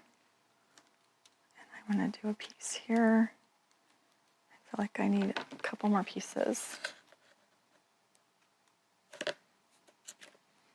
Just to add some more foam on the edges here. I should have probably gone all the way to the edge first. So learn from my mistake. Go to the edges first. That needs to be a little smaller. Okay. There we go. Now we're going to take off all the paper from these, backer paper, without flinging. This is always a challenge, without flinging these little tiny embellishments everywhere. So here we go, taking off all the backer pieces. Okay. Just a few more. This 3mm foam adhesive is the perfect height to add these chunky embellishments, because then you get plenty of space and they don't clump up. I did see a cool trick from Angelica Conrad. Remember that, Cody? She put acetate on the back of this. Then she knew exactly where to put it. So you can do that too. Let's see, is that all my pieces off? Yes. So now I'm going to try and match up my ink blended. I'm going to stand up to do this, to the top and bottom of this card. You can do what Angelica did and add acetate so you don't mess up. But I'm feeling pretty confident. What do you guys think? Should I go for it? I'm so nervous. Okay, we're going to do it. We're going to do it, Cody. Here we go. I'm holding my breath. Hold your breath. Here we go. Commit, commit, commit. I committed. And guess what? I did it. Yay! It matches up perfectly. Okay, there is my cute backer for this card. Now we got to make our cute little bunny. Okay, so let's now make our bunny. So I need to move all these out of the way, my backer pieces. And let's get our homework pieces out. So where is my homework? Over here. Here is my tray with my homework pieces. And I am going to do a little bit more ink blending. So where did that guy go? Okay, we've got my project grit mat that's been cut small to use for some ink blending because I want to ink blend the ears of my bunny and the center part of his mouth. The ears I did a little darker, and I did them in the gingerbread from Scrapbook.com. And the center I just did really lightly on the edges. So I'm going to take this ink blending brush. This is a little bigger, but we are going to try it, and we're going to take out our little ear pieces. So I know it's white on white, so bear with me here. Do I have tweezers? Yes. Let's take this little guy. Come here. Oh, I almost had him. There he is. All right, so I'm going to ink blend, move up a little bit, these ears and the center of the mouth part of the bunny. I love that this bunny comes with all these pieces. You can use them all or you can just use pieces of them, but I'm just going to go over the whole top of this ear and make it a darker brown. That one and this one. Just go over the top of that. Now on this piece, I want to be careful and just lightly dust the edges. So I'm just going to get a little bit of ink, and I don't want to do too much. I just want to give it some definition and shadowing. So as you can see, I could use one of our smaller detail brushes. That probably would have been the right choice to make, but we're going to go with this big one. We've already started. We're going to commit this bigger head brush. Okay, and then I'm just going to lightly dust over it. So see, it just has a nice definition around the edges so you can see it when it's on that white bunny. All right, let's now get out our Pick Pro tool because we're going to put our bunny together, and I need this tool. Now this is the new Pick Pro tool at Scrapbook.com, and it's got 4 different sides to it. So I'm going to use the wax side, which is on this side. There's a little spatula here, but I'm going to use the wax side. So it's got 4 different ends. So now if your wax side is not working, I sometimes just rub it a little bit on my jeans because it does get hard because it's wax. You want it to be somewhat soft. So I just rub it. I'm going to do it on my mat here just to get that side so it picks up the pieces like this. There we go. So now it's ready to go and pick up pieces. All right, let's take our bunny, our cut bunny here. And I'm going to start gluing. So let's get our artiste glue and our tweezers. We're going to need our Pick Pro tool for the smaller pieces for the bunny's eyes and face. So right now I'm going to put this piece down. Look at that, how pretty that is on the white with the brown edges. I'm just going to take a little bit of glue. We're going to put that down right here in the center. Okay. Put that down, and then we're going to take our ears. And this ear goes here, and this ear, come here. We're going to get him right here. So I'm going to take this, and we're going to glue it down. Going to do a line right here because I know that's where he's going. I'm going to put that down right in the center. And same for this side. Let's just do that. And put this, oh, come on. Right there, right in the center. So cute. Okay, now this, we might need our block just to put him down and make sure that adhesive stays down, and it moved my ear just a tiny bit. Get down where I want him. There we go. Put that down. Okay, now we're going to do the little pieces, and I might want my precision tip artiste glue, so that's what I'm going to grab over here. Take out my pin, get this guy ready to go to do some detail work of glue. Move this.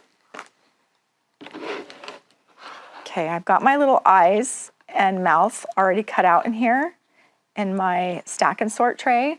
So what I'm going to do is take that wax tip again, and I'm going to dot where I want my eyes, but see, I have to make these glasses and make sure the eyeballs go right in the center of these glasses.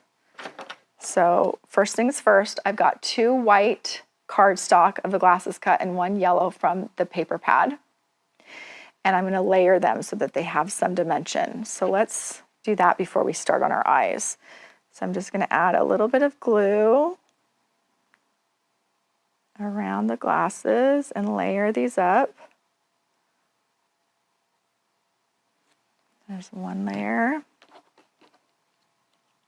Just put them right on top of each other and squeeze together. And then let's do the yellow.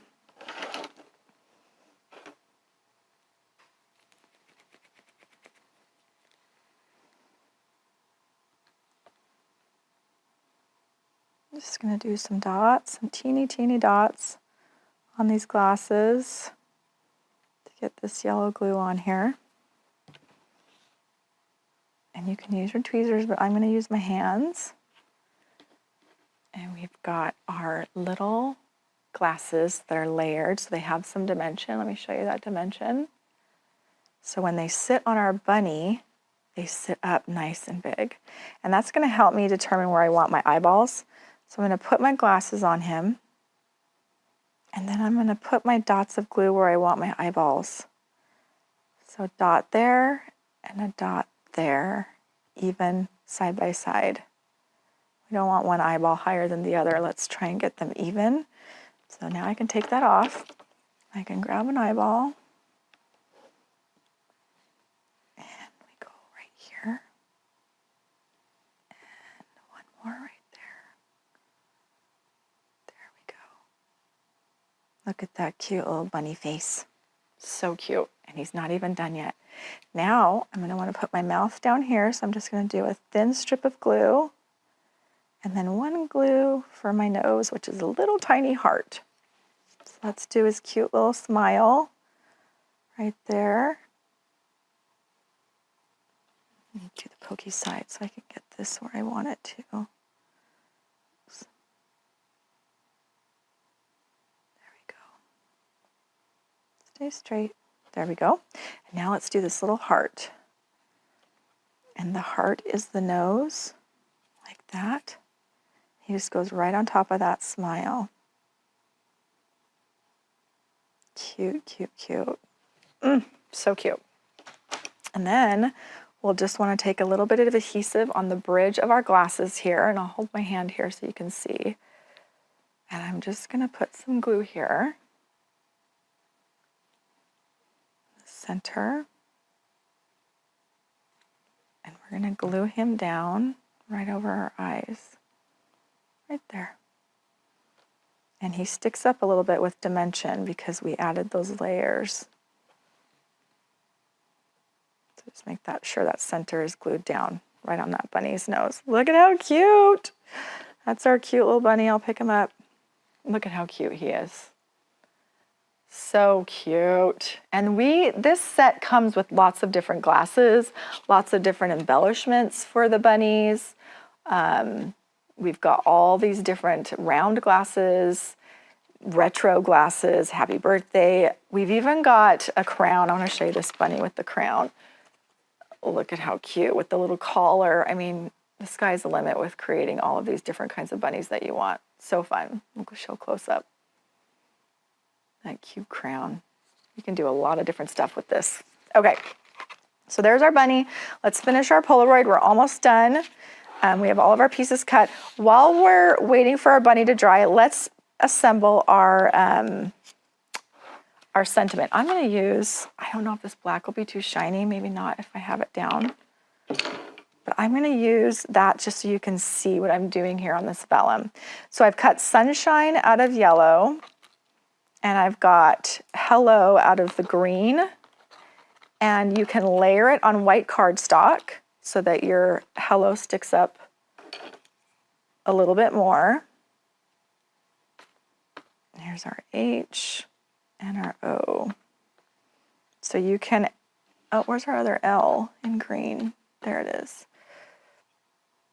Hello. All right. So that's going to go right onto your backer that you cut out of vellum. Now, typically I would back it on white cardstock, but for the sake of time, because I've got 2 more cards to get through, I'll show you my original that has it backed on white just to show the dimension. A close up there with dimension, there you go. I am just gonna put it on right now just because I want to get through to the next 2 cards and show you how to make those. So you absolutely can leave it like this without, or you can add, you can add some white cardstock on the back. I'm just going to outline that with some glue and just put it down and use my poker to kind of get it in position. Oops. I think this black paper is going to be a little slippery, so I'm going to go over here on white. Now it might be hard to see for a minute, but bear with me while we get our letters on. Just going to do some glue. Spell out hello with glue and put our word down on this vellum. Looks so pretty with the vellum backer because then it doesn't hide our floral paper that we're using. And the O. There we go. You really don't need a ton of glue. This glue is awesome. You just need a few little squirts on each one and it holds it good. I've already got my little dot for my eye down right here because I knew I'd probably lose it. So I put that on ahead of time for my homework. Now I'm just gonna do some little tiny dots on the back of our word sunshine that I cut out of the yellow paper that comes in this paper pad. Okay, let's take our tweezers and get this down right. So now I'm going to try and get that down right in the center of our backer. There we go. There's our sentiment, hello sunshine. You can use the acrylic block trick if you want to get that down. And let's put this together. I think this card takes a little bit of the longest time. All right, so now we're just going to adhere him down to the bottom so I can take this glue. I might take my regular Artis glue because I don't need this fine point. Put my pin back in there. Let's grab our other Artis glue. I'm just going to go around the letters that are already colored because you won't see it through the cardstock on the back side, the glue, and then just do some dots here. Keep this all down.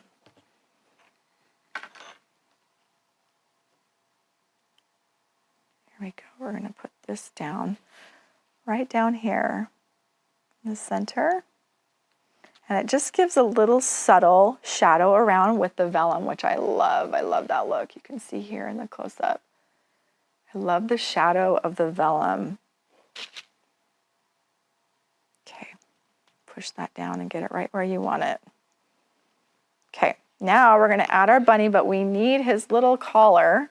So I cut that out of the polka dot stripe in the paper pad, and I'm going to put that right in the center down here just with some liquid glue. So let's put that down here. Put it right in the middle. And then our bunny will go right on top of that. Let's add some adhesive on here. And then we'll just add this card to a card base and get it ready to give to somebody special. Put that down. And then you can use this as well if you want to get that down exactly where you want it and hold it down until it dries, which is what I like to do. Start cleaning up a little bit so I can get ready for the next card. But there you have your first Market Bloom Hello Sunshine card with our bunny. I cannot wait to see what you all do with this bunny die because there's so many variations. So I'm excited to see how you dress them, how you put the glasses on them, and all the fun things that come with it. So this is such a cute die set. I'm so excited to bring it to you through this class at SBC Fest. So I cannot wait to see what you all do. All right, there's our shaker card. First card down. Let's move on to our next card, we are now going to make our bouquet card, our carrot bouquet. All right, so I've got all my pieces cut from the homework, and we're gonna just create this beautiful carrot bouquet. So first things first, let's get out our backer card, which is this yellow scallop. And we're gonna need a piece of white mixed media paper or white cardstock. And we're gonna trim this down. So paper trimmer. 1 second, let me grab my paper trimmer. I did not just drop a bunch of stuff. We'll get that later. Okay, so I've got my paper trimmer here, and I'm just gonna trim down this white cardstock. And I'm gonna trim off about 1/8 of an inch, I think, maybe a little more than 1/8 of an inch. Let's just trim off some edges on that side and this side. Let's go here and here. Okay. And I think that's good size, just a little bit, maybe a little bit more on each side. Just you want to trim it down to have a nice mat. Make sure that's even. And I'm going to do this side one more time, a little bit more. I do a lot of eyeballing in card making, and I know that a lot of you do as well, and then I know that some of you like to be exact. So, whoops, and I just broke my paper trimmer. No fear, it goes back together, it just pops in. I need to get it popped back in because I'm gonna have to use this again. There we go. Okay, awesome. I don't think it's the first time I've broken something during a class, huh, Cody? No, but it won't be the last. It won't be the last. It won't be the last. We'll keep doing it. It's fun, right? It's got to get a little aggressive with these tools. See how they're made. Okay, so I've got my white cardstock cut down, and I'm going to just center it. I'm going to go ahead and do that now so I can build upon it. But I'm going to center it with some foam adhesive. So let me I want to trim this off. That trimmer left me a little piece here that it's going to bother me. Okay. So now let's get our foam adhesive. I think I had, yes, I did. Okay, I have 1 inch foam adhesive that's 2 millimeter, and that's what I'll use. I'm just gonna do some lines down my card here to get some dimension. There. And then let's go the middle, and then the back side. If you wanna do full coverage, you can. And then I like to go to edge because you can usually see that on the side of the card when you're looking at it from the side. All right, now we'll add this to the center of our yellow backer. Go there, and here. Let's stand up for this so I can center it again. Just go right in the middle, make sure there's enough edges equal on each side, top and bottom. There we go. Looks good. Okay, now we're going to put together our bouquet. I took the stamp that comes in this set. Where is my stamp? Here it is. Hello, lovely, hello, spring, hello, sunshine. All of these fun sentiments.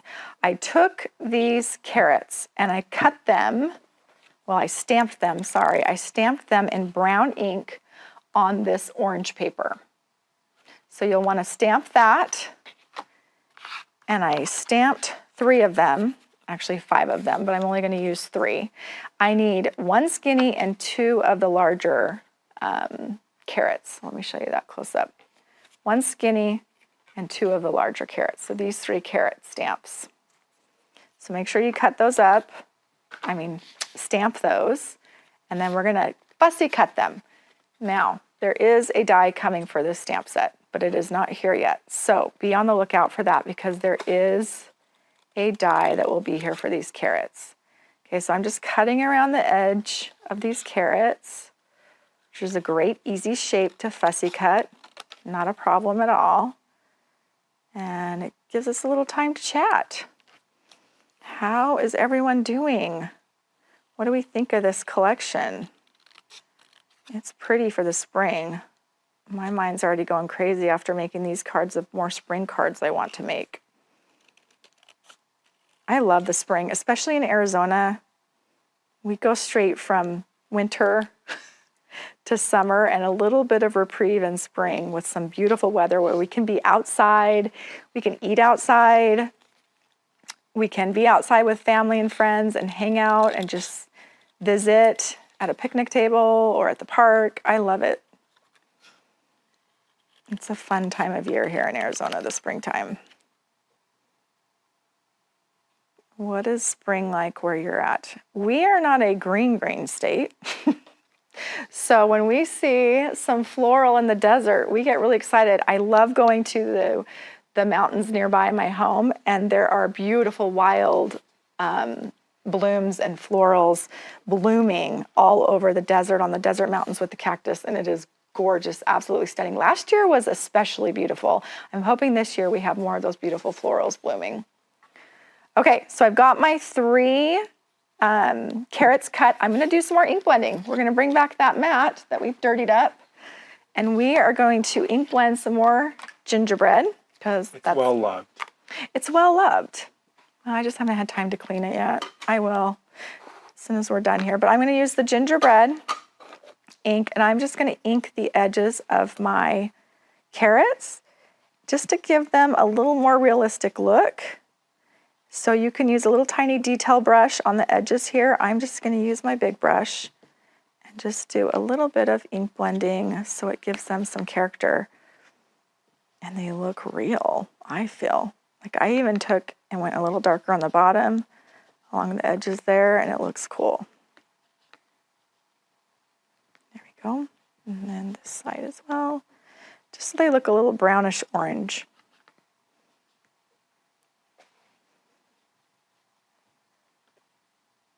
And because this is white core paper, it's printed, I like to get those edges that are white. I like to make them brown a little bit so it looks better for what I'm trying to do here, which is create a realistic carrot look. There's no wrong way to cut your carrot. If you see a little edge, just trim it off. I love, who was it? Was it Simon that told us that no one's really looking that close at your fussy cutting? So do not stress and fret about your fussy cutting. And I agree. I remember him saying that. I'm like, yeah, don't worry about your fussy cutting. Okay, I've got my 3 carrots. They are ink blended. And I need to wipe my hands because, again, I don't want to get this brown ink all over my white paper here. So this is what I'm going to do. I am going to put my carrots here. I've got 2 big carrots on the left side and my little carrots kind of straggling out on the right. So it creates like a trio here. And I put this down because I want to see where I need to stamp. And I'm going to get out my MISTI and we're going to position this inside of our MISTI so I can see where to stamp my sentiment at the bottom. And I'm just stamping right onto my card. So I put my carrots here, put them about where I know they're going to go in the center of my card here, down a little bit, and I'm going to do my whole bouquet up there. And I'm going to put my stamp. You can use any of these sentiments. We've got, let me show you these sentiments. Happy Easter, happy birthday, happy spring, and you're amazing. Somebody loves you, rejoice.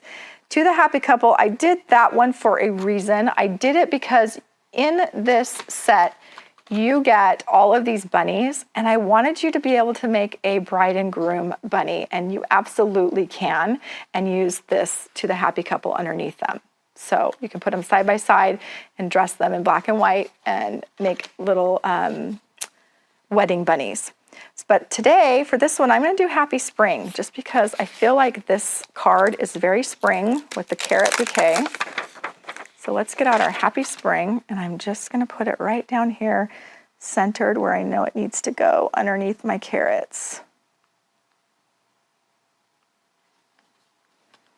Move it till you get it right where you want it. It's a little sticky because it's a new stamp, photopolymer. That looks about right. Okay, I'm I'm gonna grab it, and I'm gonna just season my stamp with my hands, the oils from my hand, just so it's not so sticky and it gives me a really nice stamp. Still in the same place I want it. Okay, let's use our VersaFine Black Nocturne ink and get that sentiment all inked up. Happy spring. Where is my stamp pendable? There it is. Okay, and then we're just gonna rub it across. Ta-da! Look at how beautiful that is. I love the spacing of this font for this stamp too. It's just so usable. You can use it with any theme. It looks so good. All right, there we go. Well, now since I've got these carrots where I want them, let's try and adhere them down. And you know what, Cody, would it be possible for you, I know you're over there, I just need the dotted roller adhesive, the yellow one. Do we have that one? I like to use that one because I can still move stuff around. Oh, you're the best. Cody's the best. Thank you, Cody. Yay, Cody. Thank you, thank you. Okay, he got me the dotted adhesive. The reason I love this adhesive when I'm doing something like this is because I can move things around and it still gives me time because it's repositionable. And then once it's down for a little while, it becomes permanent.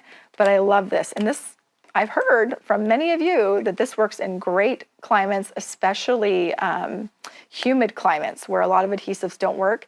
We've gotten a lot of feedback from our customers saying that they love this in the humid climates. So if you're, Mel even said that in the first SBC Fest. She did, didn't she? She did. She did tell us that, and she said it's very humid where she lives, and she loves it so much. She's in the UK, right? Mm-hmm. Yeah. So what I'm going to do is, the reason I'm going to use this adhesive is because I don't want this trio to move. So I'm going to just stick them on like this so they don't move. I like them in this position. Ta-da! So let's put them down. But the problem here is I want this big guy in the front to stick up. So I'm going to switch that, and then I'm going to put them down like this. Okay? But with this one, he is going to go up. Oops, I just moved him. He's going to go up on some foam adhesive. I think I just want the 1 millimeter thick. I have that? I do. I have a roll of 1 millimeter thick foam adhesive here. And grab my scissors. And I'm going to just put some foam adhesive on the back of him, all the way down. And I'm going to put him popped up a little bit in the center here. Yep, that's going to look good with some dimension. So put some foam adhesive. I'm using the 1 millimeter, 1/4 inch wide. And I'm just going to center it right there. Okay. And I feel like these other carrots are kind of right where I want them. So what I'm going to do is I'm going to take my precision tip pen, because I don't want to move things. This is just how I work. You absolutely can do it your own way. But I don't want them to move, so I'm going to lift them up. I might have to take my poker tool.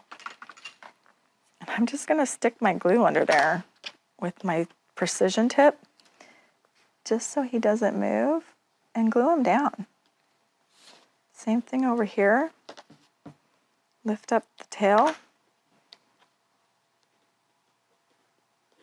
Come on. Just put a line of glue. I can move so you can see on the close-up camera.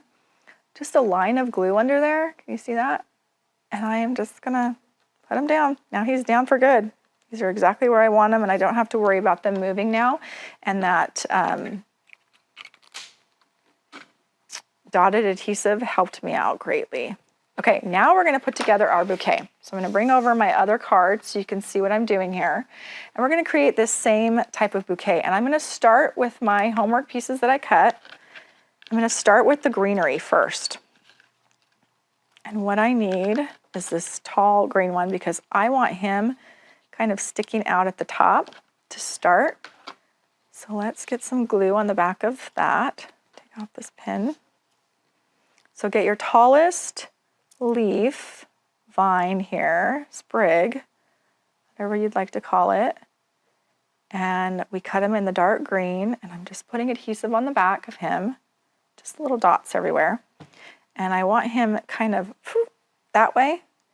So remember, this is all going to get covered, so it's okay that it's going over a little bit, but I want it down and just kind of going off to the side right there. So I'll push that down with my fingers. There's one.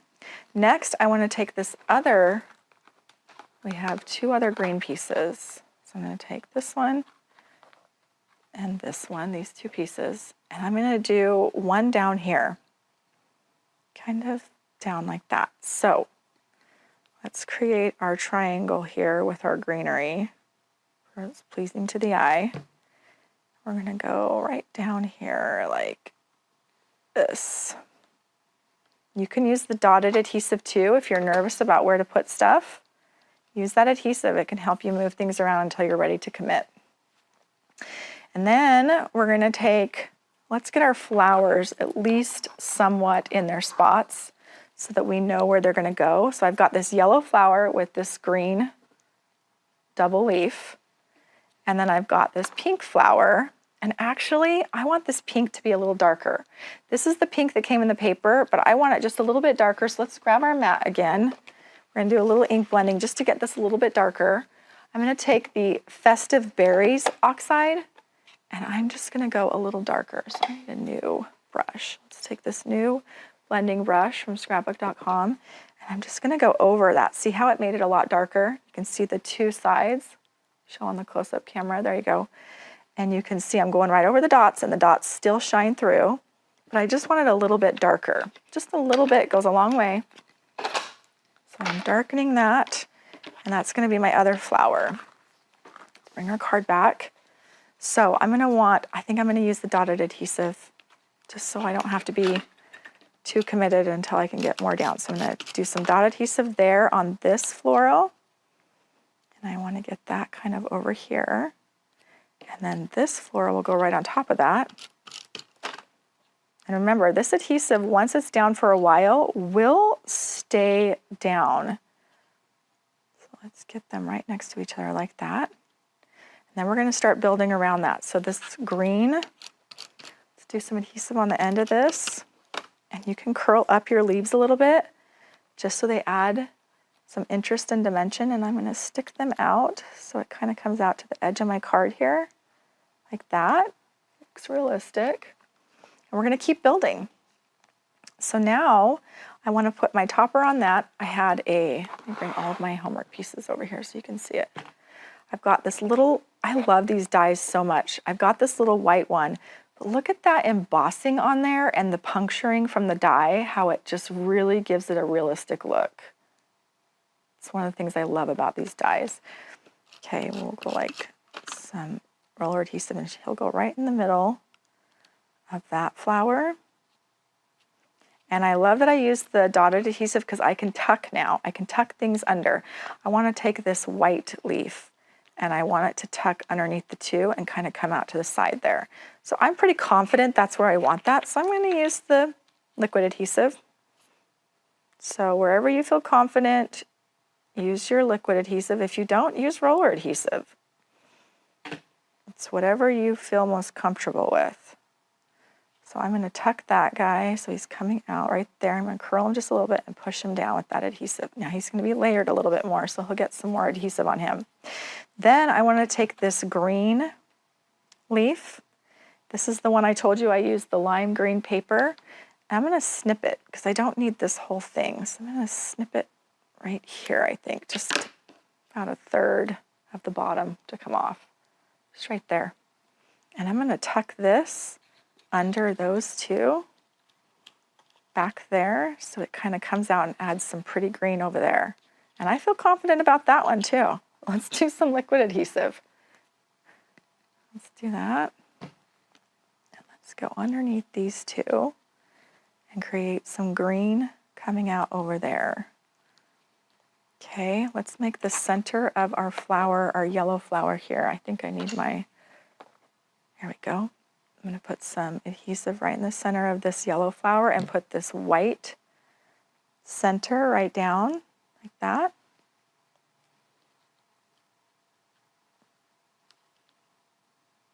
There. Okay, now we've got this white sprig here that I think would look really good right there, and I think we need to snip that one. So let's snip it about third of the way as well. And then let's have it coming out over here. Look at that. It's starting to look really good. What do you think? You can create your floral pattern however you want. I'm just giving you a suggestion here of how I did it.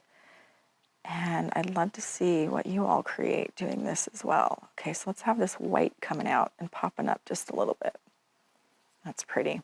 It's starting to look like a floral piece with our carrots down at the bottom.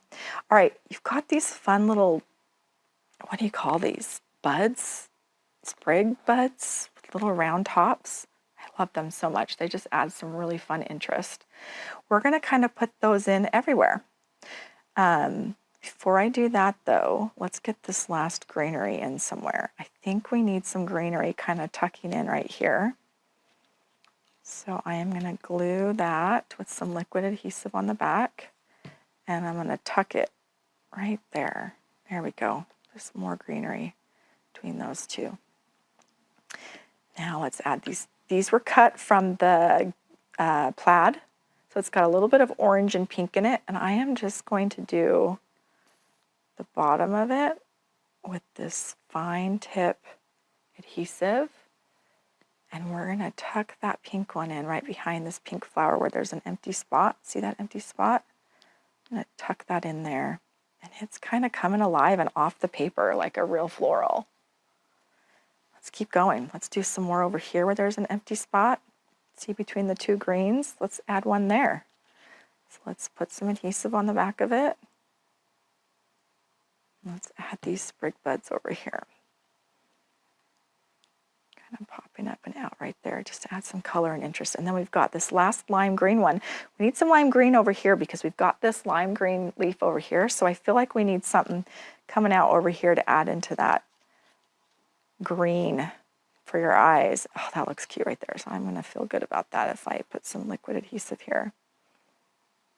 Okay. And we're just going to go over here to the side. I think he needs to go tucked up under here.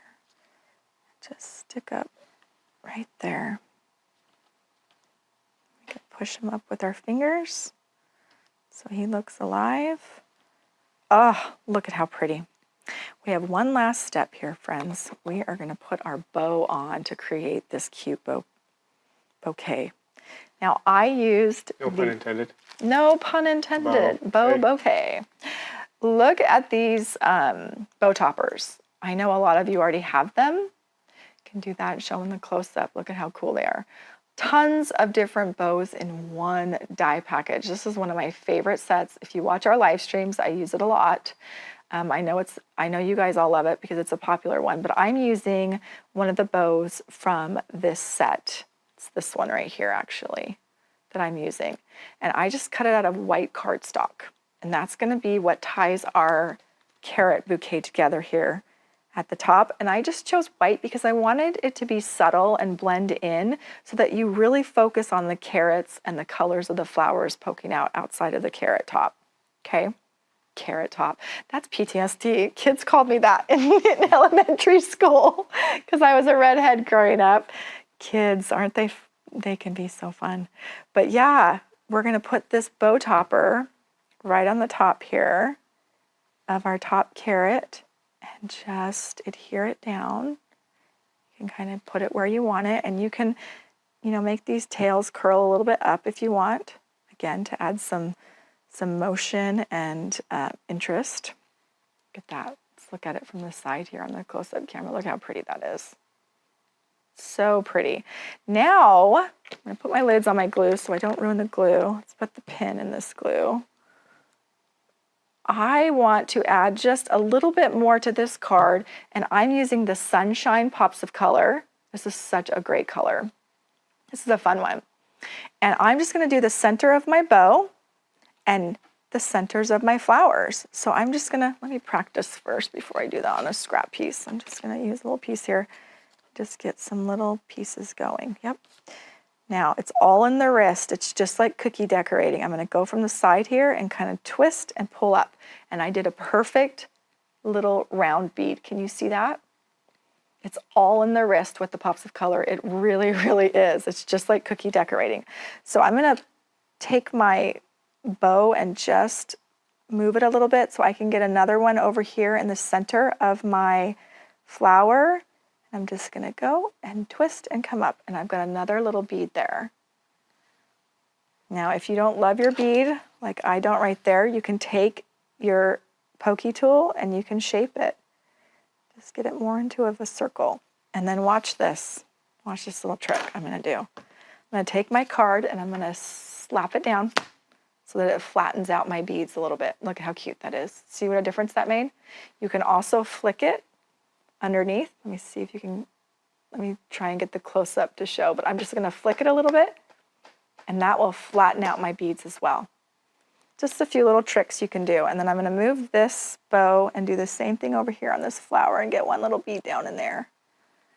So just a little bit. You can add more if you want to do some dots up here, dots down there with your pops of color, but I'm going to call that good.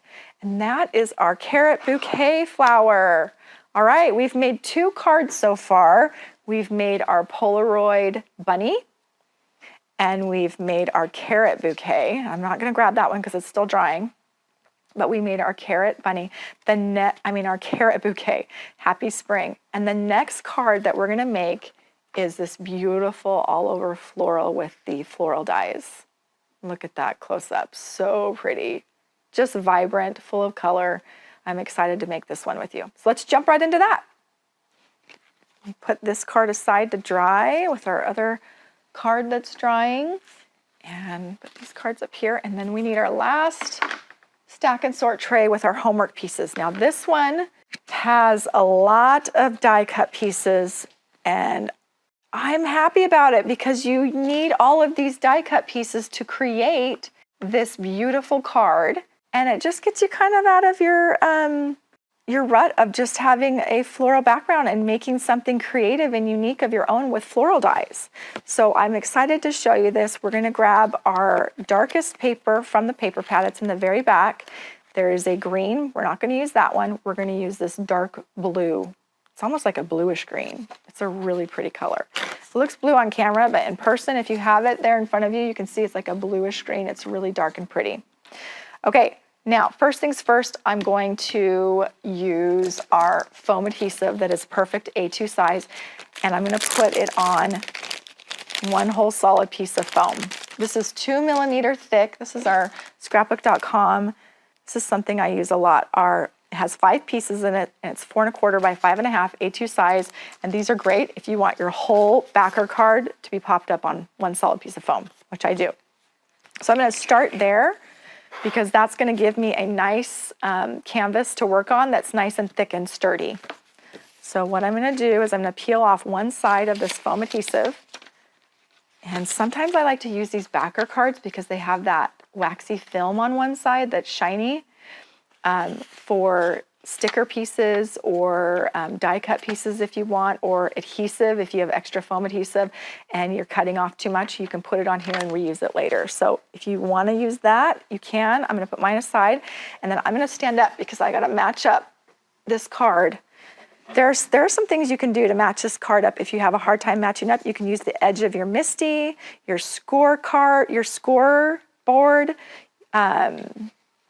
You can use that to kind of match it up perfectly. Now I'm going to put it in the center here, and I am going to lean over and just try and match up the 2 corners and commit. Match up the corners and commit, and I did it. Look at that. Matches up perfectly. So now I have one solid canvas to work on to create this beautiful all over floral pattern. It's very reminiscent of a floral paper that you have in here, but we're going to create our own. And we're going to use the die set that has our sentiment words.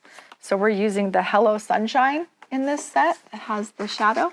And then we're also using the Market Bloom Florals. And I think we can put up on the screen the graphic for how many of these florals you need to die cut and of exactly which florals, because there's a lot of florals and sprigs and leaves in this one set. So we'll put that graphic up. And then I'm going to grab all my homework right here, and I'm just going to duplicate the one next to me, and I want you to do the same. So first things first, let's put together our sentiment. So I'm gonna grab out the backer, and I've already done the eye because I knew I would lose that little tiny eye piece. So I've got the top of my eye. And then I'm gonna take out all of my letters. Hello, again, sunshine. This is with that shiny black paper. I love it so much. Who was that again? That was the Hunky Dory. Hunky Dory. I mean, look how much you get in one package, you guys. And you can use these for so many titles. It's just as a nice, here, let me pull it right here. It's just a nice, shiny, shiny cardstock. A really good weight. I don't know if it has the weight on here. You get 60 sheets in one pack. Anyways, all right, let's get going. Let's take our glue with our precision tip, and I'm gonna start outlining my letters. And I'm gonna do this fast, but I'm just gonna pretend like I'm spelling out hello, just so I know where to put the adhesive. And that'll be enough for me, honestly, because you just need a little tiny bit. Oh, come on, H. Let's get our H on here. There's one. Let's get our E. You can use your pokey side to fix that. Come here. Gotta have a steady hand. And an L.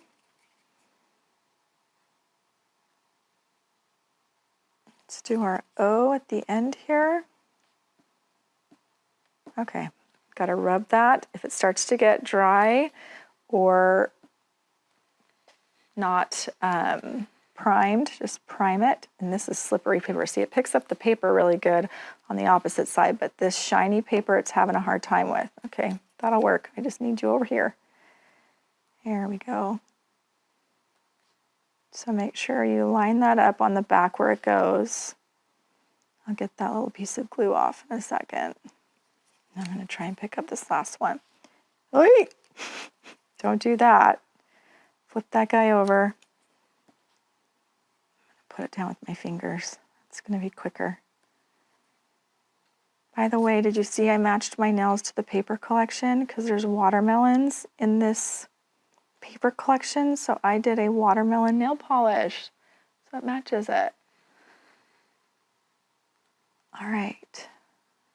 Oh, Laura, you just had it. Now I gotta do that back. Oh my goodness, I hope the mic's not picking up my stomach growling. That was a loud growl. Sorry, friends, I need a snack. You know what? I'm gonna get a drink. I do have my drink here. For those Speaking of, what are people snacking on? What are you snacking on during SBC Fest? I need some snacks up here. I just discovered those Wallaby licorice. Have you had that before, Yeah. Cody? They're so good. I had watermelon. Speaking of I'm watermelon. like, no, I haven't. You should bring some in. I'll bring some in for you all. But I am drinking Mountain Dew with coconut cream and fresh lime. That's my go-to. If you've been following along with us, you know we love our drinks. So that's what's keeping me going today for SBC Fest. That and the inspiration. And of course, the inspiration, yes. But I mean, I don't need a lot to get me going, right? We're just excited to be here. All right, I'm gonna poke out these pieces from my sunshine word. There's some little ones there. Yeah, what is everybody drinking and snacking on? And are you crafting alone or are you with friends? I love seeing when you send in the pictures of you all crafting together and you got together as a group. That is so fun to see. Let's add some more glue on the back of here. Cody, what are you drinking over there? My usual Diet Dr. Pepper. Diet Dr. Pepper. Do you have any coconut cream or anything in it? Not today, but normally I do love coconut cream and fresh lime. Yes, we both like the fresh lime in our drinks and our sodas. All right, where is my, yep, I just did that. We're gonna go right here. I'm going old school and just using my fingers. We're just gonna push that down. Okay, we've got our Hello Sunshine. And the reason I did that first is because I'm gonna use that dotted adhesive, remember, repositionable. We're gonna do just a few little tiny dots of the adhesive on the back of our middle part of our thing. And I'm gonna center this Hello Sunshine right in the center of my card. Again, I'm eyeballing it. You can measure it exactly if you want, I'm just kind of getting an idea of where the center is. And push it down where I have that temporary adhesive. It needs to go a little bit higher, I feel. Let's go right there. Yeah, that looks good. Okay, now that's gonna help me because now I can place all my florals around it. So first things first, I'm gonna start laying them out. This one I'm gonna have come up in the right-hand corner, this pink. So we'll do our big florals first. Let's take our, actually, you know what? I'm gonna do what I did on the last card. I'm gonna do my vines first. Let's get out our green vines. You should have 2 large ones cut. We're gonna have one coming up into our eye. See where our eye is on sunshine? That's where the tip is gonna meet that. And so I know that I want that right there.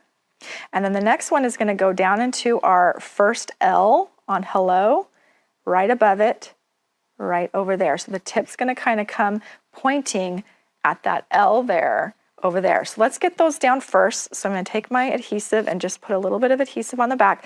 And I just go down the center of my vine and do a few dots of the every other leaf because I want them to pop up a little bit too. So I'm gonna pop up some of these leaves by just folding them like this in. And then I'm gonna do what I said, the eye, match the eye with the tip of it and let it naturally fall where it's gonna fall, down kind of S-curving on your paper. Down a little bit, see like that. Same thing up here, I'm just gonna do a little bit of tiny glue in the center, a few every other leaf dots. And it's gonna be hanging off of your card, not your page, your card, like that. Go over a little bit. There we go. And wipe that glue up with your fingers behind it. Okay, so that's helpful to see that's where my first 2 vines are gonna go. Then I'm gonna go ahead and, oops, that is some jumping artiste glue, like jumping beans here in Arizona. Blame it on the Mountain Dew. It's the Mountain Dew. Okay, so now we're gonna do this one and we're gonna do it hanging off the page a little bit. Again, page, card. There we go. And behind that, I'm gonna tuck in one of these greeneries, the smaller greenery. Right behind it, coming up on the page like that. Wipe up that glue. You can see there like that. That green in person is popping off of that dark bluish green paper. It actually looks really pretty. Okay, so we've got that one there. Now we'll take our medium size yellow, and that's gonna be kind of floating here in the center where that opening spot is. So let's do that one there. Kind of twist it so it fits nicely right there.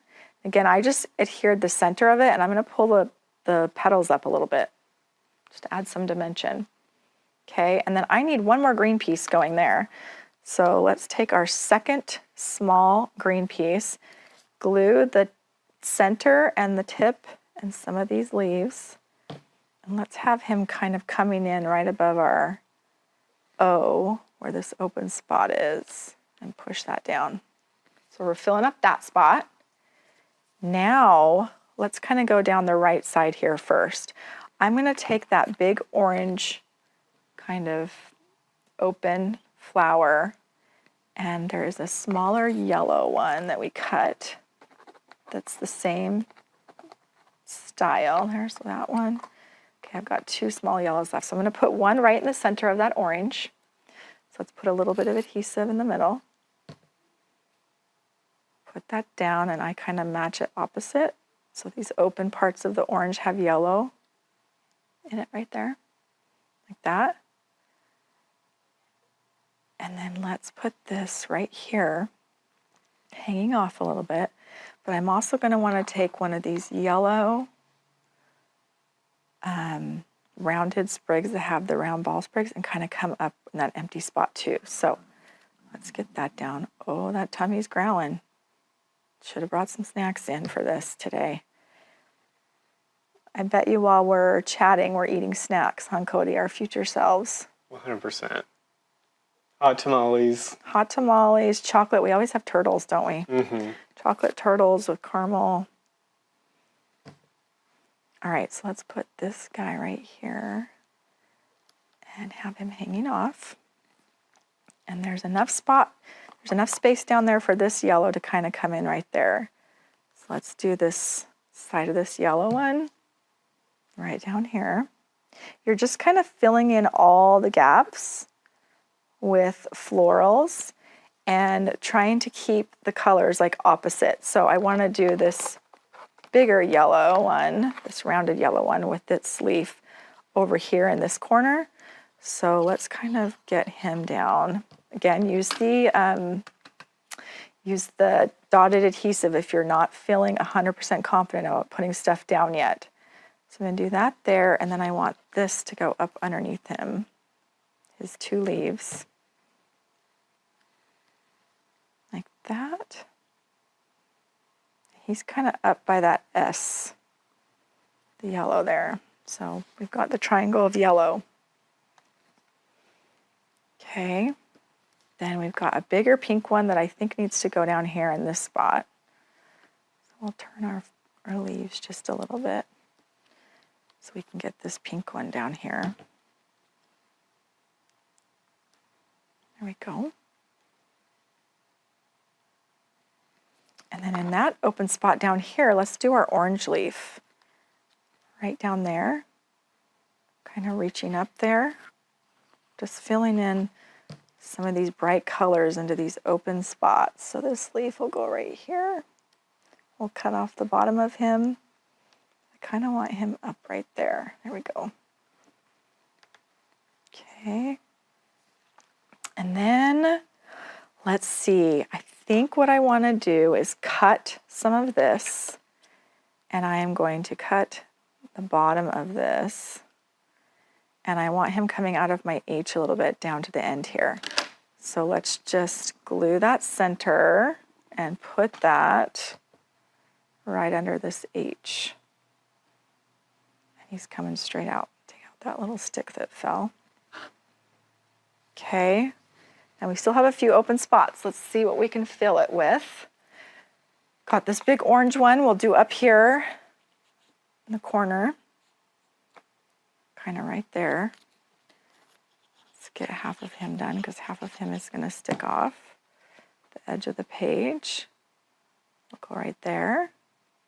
And then this yellow leaf, he needs to be coming off down here and fill up this gap. So I'm going to put some glue on the back of his tail, tuck him under here, have him come up on top there. Just hold that down with my fingers so he stays. And let's see, we've got one open spot right here. So I've got one little pink floral left that'll be cute right there. So let's put that down. It's going to all come together in a minute when we start clipping off the edges and we add the centers of some of these flowers, and then we pop up our sentiment. Okay, now I'm going to use this acrylic block just to push all this glue down. So just use something heavy to hold your glue down. I'm just going to push that down so it's making sure everything's adhering to the card. Now I'm going to go through all of my florals and just put a bead of glue in the center of each one that I know I'm going to be adding a little tiny white center that has already been cut there and there. Okay, now I'm going to grab my Pick Pro tool with the wax side here, and I'm going to use it to put down all of my centers for my flowers that I've put glue down already. So let's do that one there. Let's do this nice rounded one up here on this pink. I need to flip some of these, so let me grab my tweezers. There we go. And we're going to do some of these tinier ones on our tiny flowers, like this one. I love that this die has these centers that you can cut out. They look really realistic. It's actually really cute because they have little scalloped edges or little frayed edges. It's really, really cute. Okay, this one needs to flip. Let's do this one on this white flower. And the white centers just make this all come together and pop. And I have a few more here I want to add, and I think I have one more of these sprigs with the rounded tops to add. Okay.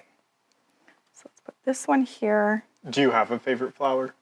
Do I have a favorite flower? I do. My favorite flower is a rose. And it is because my mother has passed away, and it was her favorite flower. So, of course, you know, she was one of my best friends or was my best friend. And so, yeah, I love roses because of her. What about you, Cody? Do you have a favorite floral? I mean, after that, I How was do you gonna follow say, that? yeah, I was like, self-rising. Self-rising. I love that you can make a joke of it. That's awesome. Yes, self-rising flour, because we love our bread. Yes, I like cake flour, Bun cakes. gluten-free flour. We do. Yeah. We love all the carbs here. We love it. No, but I don't. I just like all flowers. I love it. Okay, so we have this one orange one left. And what I did is where there were some empty spots, I cut off the little pieces and I just stuck them on. So like one here, I had one here. I feel like I had some leftover pink as well. Where did that leftover pink one go that I cut up? It's gone. I can't find it on my table. Do you know how that happens? You make some die cuts, cut up some pieces, and then it's gone. Did it fall? It fell on the ground, I think. Nope. Anyways, what I'm going to do is use the orange instead, and we're just going to put this orange piece kind of down here coming up because there's an empty spot here. Why not? And then I feel like we might need a little color right there, so I'm going to cut one off and do just a little piece right here. And you can have it going a different direction like that. So it looks cool. All right, then last but not least, before I cut off my edges of this whole card, let's add some foam adhesive on the back of this just to give some dimension. So let's see, do I have the 2mm foam adhesive? I have the 1 up here. I have the 3, that's really high. I feel like I need the 2mm roll. Oh, you're the best, Merrick. Thank you. He found it for me. Here is the 2mm roll. And this stuff is fabulous for popping up a sentiment like this one. Oops, come here. You can see my dots on there because I used that to temporarily hold it until I got this done. And I'm just going to cut a few pieces.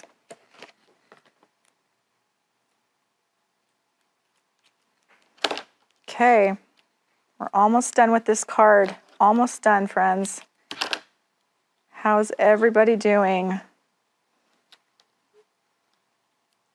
You got all your flowers down? I always love when people upload to the gallery like right after SBC Fest, or like right after the class, because it's so cool to just instantly see everyone's projects and their take on your class. I agree, Cody. Thank you for sharing that because it's so true. When you instantly add your projects to the gallery, we get so excited, like Cody said, because we get to see what you're working on and what you created with us.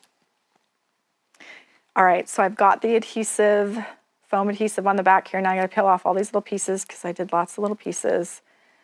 We do have the 1/8 inch strips that are 2mm that would have worked for this too, but I didn't have any handy. Oh, you know what? I did have some up here. Didn't even see it.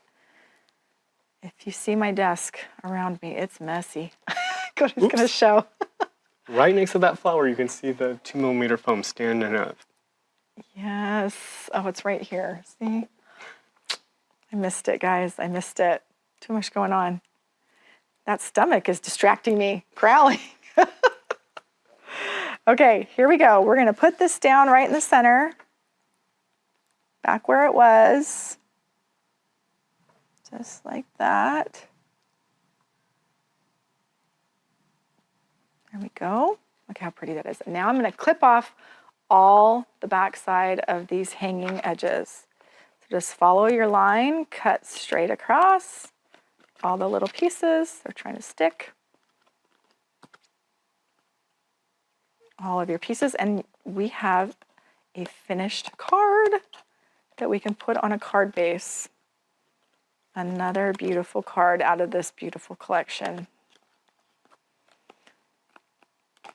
Do I dare say this is my favorite collection, or do I say that every time we come out with a new collection? It's right now. Right now, this, look at how pretty. Come on. Look at that vibrant texture and color. It's so pretty. Okay, so we just finished this card and we have, I'm just gonna scoot the mess to the side.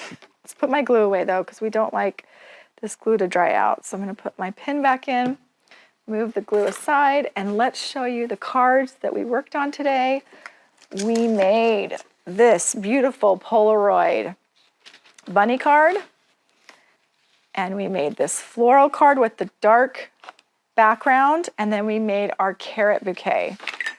And there's mess all around. I'm just gonna scoot it to one side so you don't see it. Okay, look at how fun and colorful and playful this rabbit is. So playful and fun. And then we've got this bouquet for Happy Spring and then Hello Sunshine.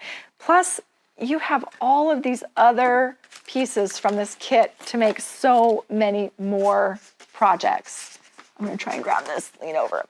All of this, you get this whole kit for a really good price for SBC Fest. So many other elements that you can create, so many different things. I can't wait to see what you all make. Okay, Cody, are you ready to say goodbye? Yes. Let me stand up. I've got trash all over me from paper pieces and stuff, but isn't that the joy of crafting? We're gonna say goodbye in the middle of our mess. Welcome to my mess, Cody. Welcome to my mess. No, it looks great. I mean, it's a happy mess. It's totally. A creative mess. And like you said, the camera almost doesn't even pick up like how detailed and like dimensional and just all of these really pop. Yeah, I mean, if you look at the close-up camera here, you can see a bit of what he's talking about, the dimension and just the vibrant colors. Yeah. It's so fun. So fun. And like you said, there are so many other things you can do, you know, with this. So I'm excited to see what people make. I know, me too. Me too. All right, well, it is that time. I know. It's time to say goodbye and good night, and that we'll see you bright and early. But we do have one more thing. Oh, we do. I almost forgot. I am so sorry. You do not want to forget this. No, let me grab it really quick. Okay, grab it. We have something. Oh, this is a big one. Let me move my cards out of the way because you need some room and some space here, Cody. Oh, yeah. Okay. So. Surprise! We're doing a huge giveaway. Two magic mats. Oh, my goodness. Yeah, so this is the black Spellbinders Platinum 6 with the 2 magic mats. And then we also have the Better Press to go with it, and the With Love Stems Better Press plate and die. Yeah, there we go. Front camera. There we go. Yes, let me scoot it back a little bit so you can see it. There we go. Okay. Did you hear that? You're getting all of this. One lucky winner is getting all of this. Yeah. 2 standard size magic mats, the Better Press, a plate that's only sold here at Scrapbook.com, and a die. Isn't there a die in that? Plate and a die set. Plate and a die that comes with the Better Press, and then a machine. Yeah. That is huge. All of this to one lucky winner. One lucky winner. How do they win, Cody? So let us know which card that you are making first today. Yes. Or if you've already created a card, let us know. Let us know which card you created first. Yeah, let us know what card you created, some of your favorite highlights from today. Yeah. Share with us your highlights and your favorite cards that you're making. Yep. Totally. We'll pick a winner in just a minute, but let's also just remind everyone about the freebie. That we have Where is going it? on. Where is it? Where is the freebie? Where's the freebie and all that? There's a mess here, friends. Oh, I can grab it really quick. I see it. I see one. Oh, I didn't even show all the other cards. Oh, Should I show the other totally. cards real Let's quick? do that while everyone's putting in their comments. Put in your Let's comments, do that. and I am so sorry. I did not even take your freebie. That's your giveaway. That's so fun. Okay, I just want to show you overhead really quick some other cards that I made, and we can use the close-up as well.